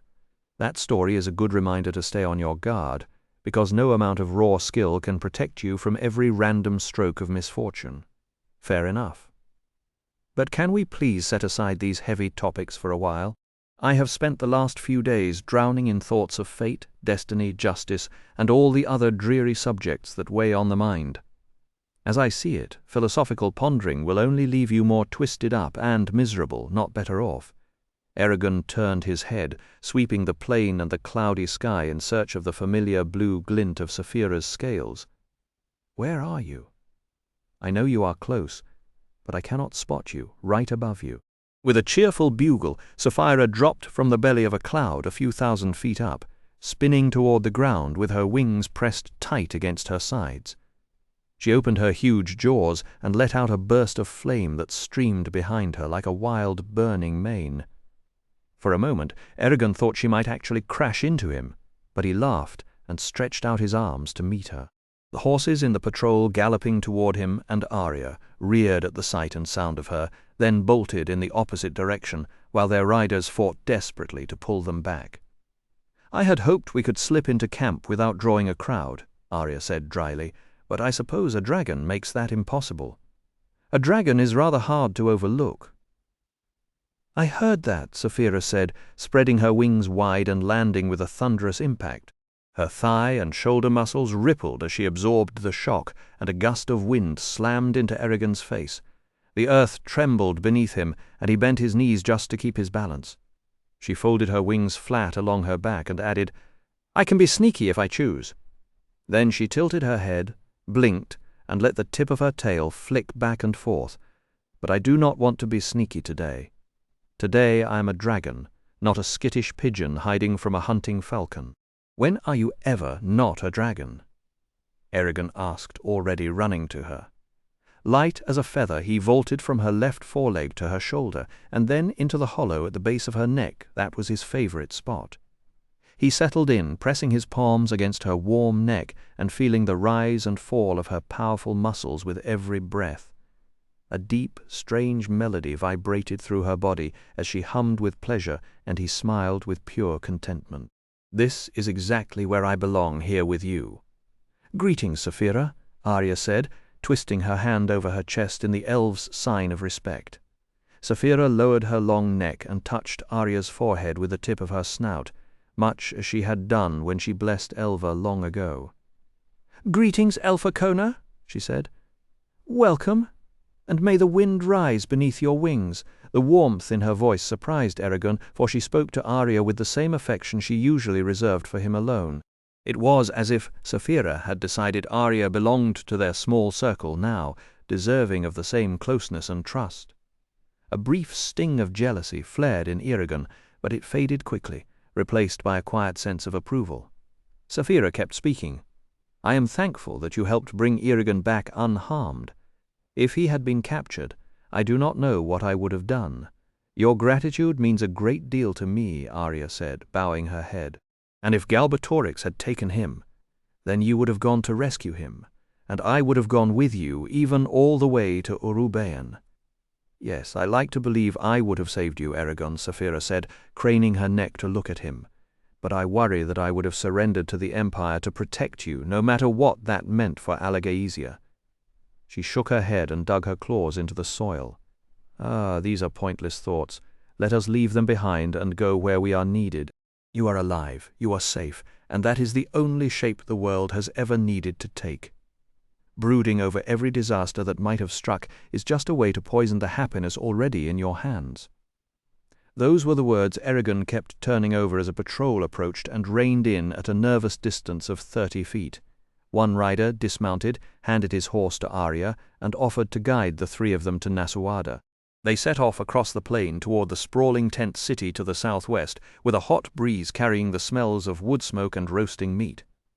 But Saphira chose her own pace on purpose, a slow, rolling stroll that let Eragon lean into her warmth and pretend, for a few more minutes, that the world contained only the two of them. The camp would be a storm of noise and demands, and he intended to enjoy the quiet while it lasted. He asked about Roran and Katrina, and Saphira gave him the short version, both alive, both safe, both stubborn as mules. Then he made the mistake of teasing her breath. "Have you been eating fireweed? You smell stronger than usual." She answered that she smelled exactly like a dragon should, thank you, and if he kept making rude comments, she would be happy to drop him on his head. She reminded him that humans were sweaty, greasy, pungent creatures, and that dragon's scent was perfume compared with theirs. He laughed and admitted that, since the Ageti Blodren, most humans had begun to smell pretty ripe to him. "Don't lump me in with the rest," he said. "I'm not entirely human anymore." "Not entirely," Saphira shot back, "but you still need a bath." Then she snorted, a sound halfway between a laugh and a warning. As they crossed the plain, the crowd grew. By the time the tents blocked the horizon, a full honor guard surrounded Eragon and Saphira, and the thunder of voices and thoughts pressed against Eragon's mind like a flood. He had spent too many days in the wild, alone with his dragon, and the sudden crush of bodies, waving arms, and excited chatter was almost more than he could bear. He retreated deep inside himself, where the noise became no louder than waves crashing on a distant shore. Then 12 elves arrived, running low and fast across the camp, lean as wolves and silent as shadows. Eragon smoothed his hair, straightened his shoulders, and locked down his thoughts. He was glad to see them, but their loyalty belonged to Queen Islanzadi, and he had no intention of letting her learn the Varden's secrets or gain any hold over him. Elves had not trusted humans since Galbatorix's betrayal, and she would certainly prefer to have the dragon and rider under her own command. If she could pry him loose from Nasuada, she would. Of every ruler he had met, he trusted Islanzadi least, too proud, too erratic, too willing to treat people as pieces. The thought almost made him laugh. He had started out as a farm boy shoveling manure in Carverhall, and now he had to worry that an elven queen would scheme to control him. Absurd, and yet true. The elves stopped in front of Saphira, bowed and twisted their wrists in the time-honored greeting. One by one they gave their names, and Eragon answered with the proper phrases, his voice steady despite the weight of their gaze. Then the leader, a tall male with glossy blue-black fur, announced their mission and asked with full formal ceremony whether the 12 might take up their duties. Eragon said, "You may," and Saphira echoed, "You may." Then Eragon asked, "Blodgam Vodra, did I perchance see you at the Ageti Blodren?" The fur, the easy grace, the way the elf moved, it all matched the figure he had watched leaping through the trees during the festivities. The elf smiled, lips curling back to reveal long, sharp fangs, and the gesture was both regal and wild at once. Blodgam bowed his head with a faint smile. "I believe you met my cousin Leotha." The family resemblance is impossible to miss, though her fur is brown with speckles, while mine is a deep blue. Eragon shook his head in wonder. "I could have sworn that was you." "Ah, but I was otherwise occupied at the time and couldn't attend. Perhaps in 100 years, when the next celebration comes around, I'll have the chance." As they walked, Saphira spoke into Eragon's mind. "Isn't he wonderfully fragrant?" He sniffed the air and felt nothing. "I don't smell anything at all, and I would if it were there." How odd. She then shared the full range of smells she had caught, and immediately he understood. Blodgam's musk was like a thick cloud around him, warm and smoky with traces of crushed juniper berries that made Saphira's nostrils tingle. "Every woman in the Varden has fallen for him," she reported. They follow him around like lovesick puppies, dying to talk to him, but barely manage a squeak when he looks their way. Maybe only females can sense his scent. Eragon cast a worried glance at Arya. She doesn't appear to be affected. She has magical protection. Good. I hope so. Do you think we should stop Blodgarm? What he's doing feels like a sneaky and underhanded way to win a woman's heart. Is it any more underhanded than putting on fine clothes to catch the eye of the one you love? He hasn't taken advantage of these women, and he certainly didn't design his scent to appeal specifically to human women. It's probably an unintended side effect. Unless he decides to behave badly, we should leave him alone. And what about Nasuada? Can she be swayed? Nasuada is too wise for that. She had Triana place a ward around her to block his influence, so that's covered. At the edge of the tent city, the crowd swelled until half the Varden seemed to be gathered around Saphira.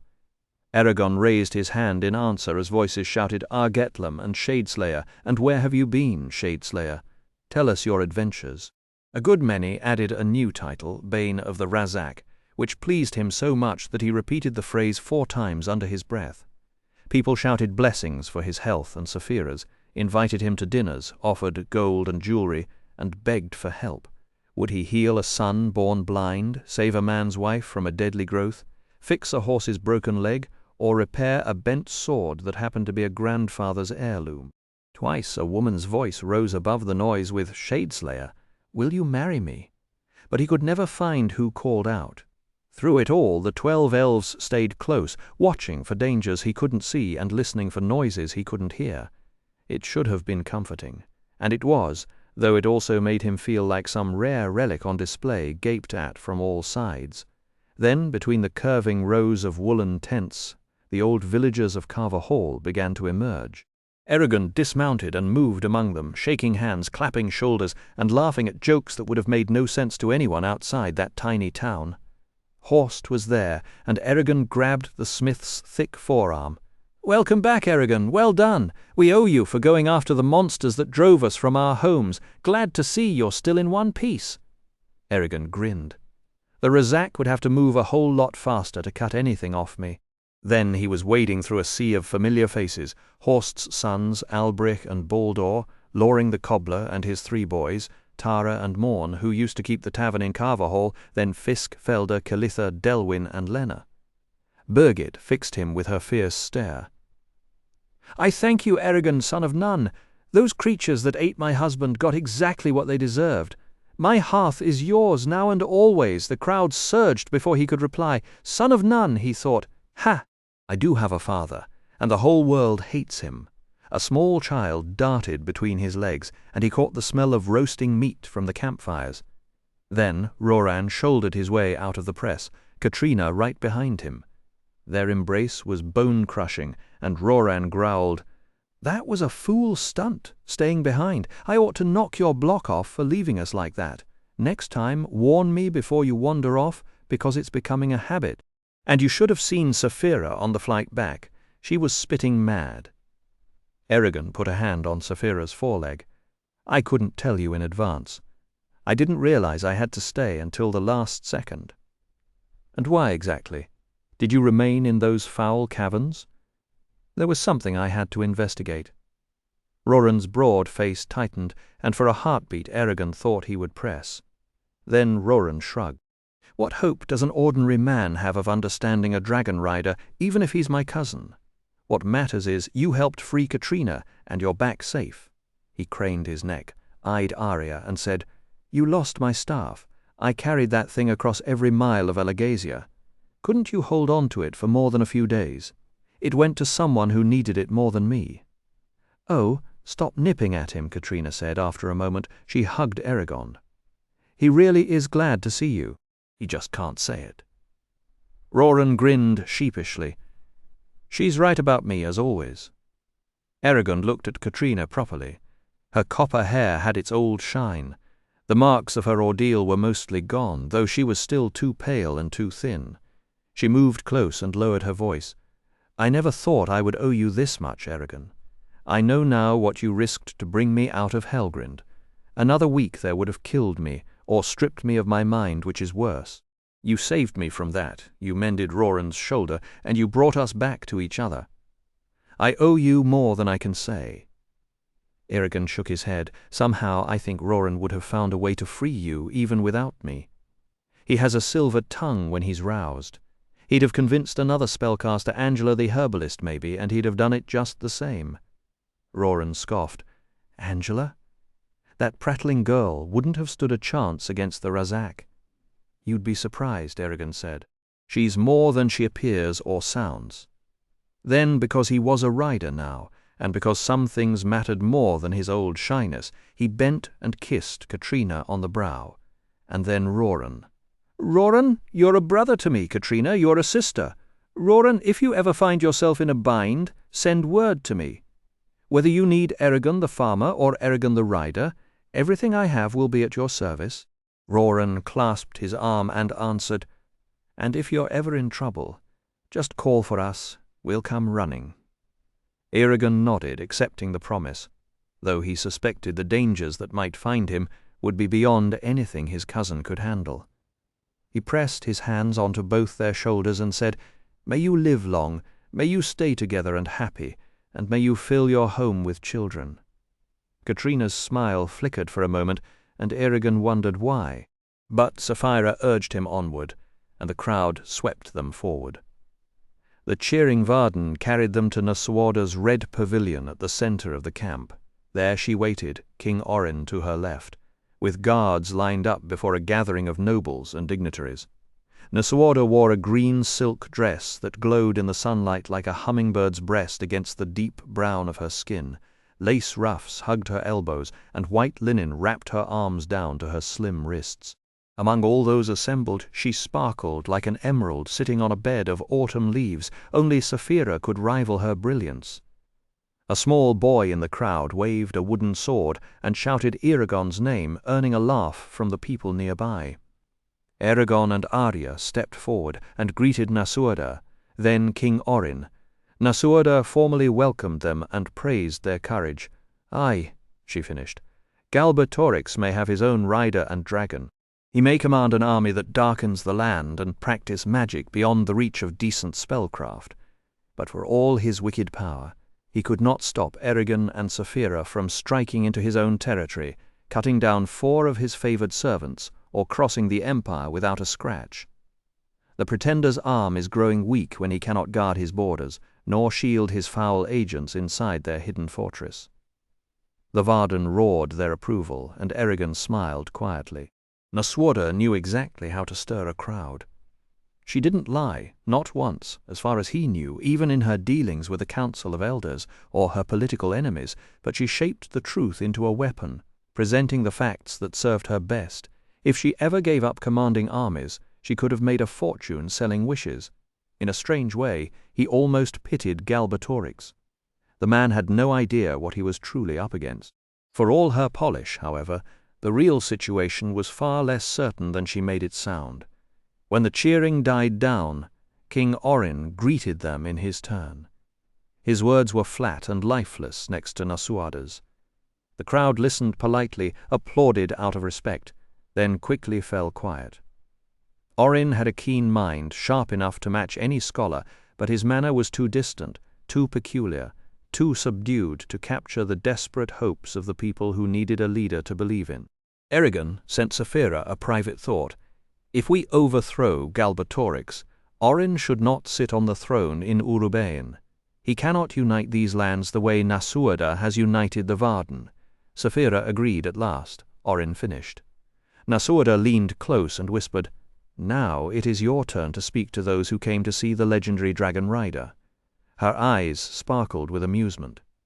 "Me?" Eragon asked. "It is expected." He turned to face the sea of expectant faces, and his mouth went as dry as sand. For a long moment his thoughts went completely blank, and in that sudden silence he was certain every word had slipped beyond his reach, leaving him to freeze in front of the watching Varden. Somewhere a horse nickered, the wind caught a heavy banner overhead, and the camp seemed unnervingly still, as if even the fires were holding their breath. Then Sapphira pressed her warm snout against his elbow and murmured, Tell them how honored you are to have their support and how glad you are to stand among them again." Her steady voice broke the spell, and he scraped together a few clumsy words, bowed when he could, and stepped back with relief. All around him the Varden roared, clapping and clashing swords against shields, and he forced a smile that felt like it was cut from stone. "That was horrible," he muttered through his teeth. "I would rather fight a shade than face another speech." Honestly, Eragon, Saphira teased, a thin wisp of smoke curling from her nostril. "It was nowhere near as bad as you think." Easy for you to say, he shot back, but the warmth in her glowing eyes softened his grumbling. "A fine dragon rider you are," she went on, "afraid of a few curious faces. If Galbatorix ever learned of this, he could defeat you simply by ordering you to address his troops." "Ha! Not funny," he grumbled, though he could not help a crooked smile as she continued to chuckle, her laughter rolling through the quiet night like low, happy thunder.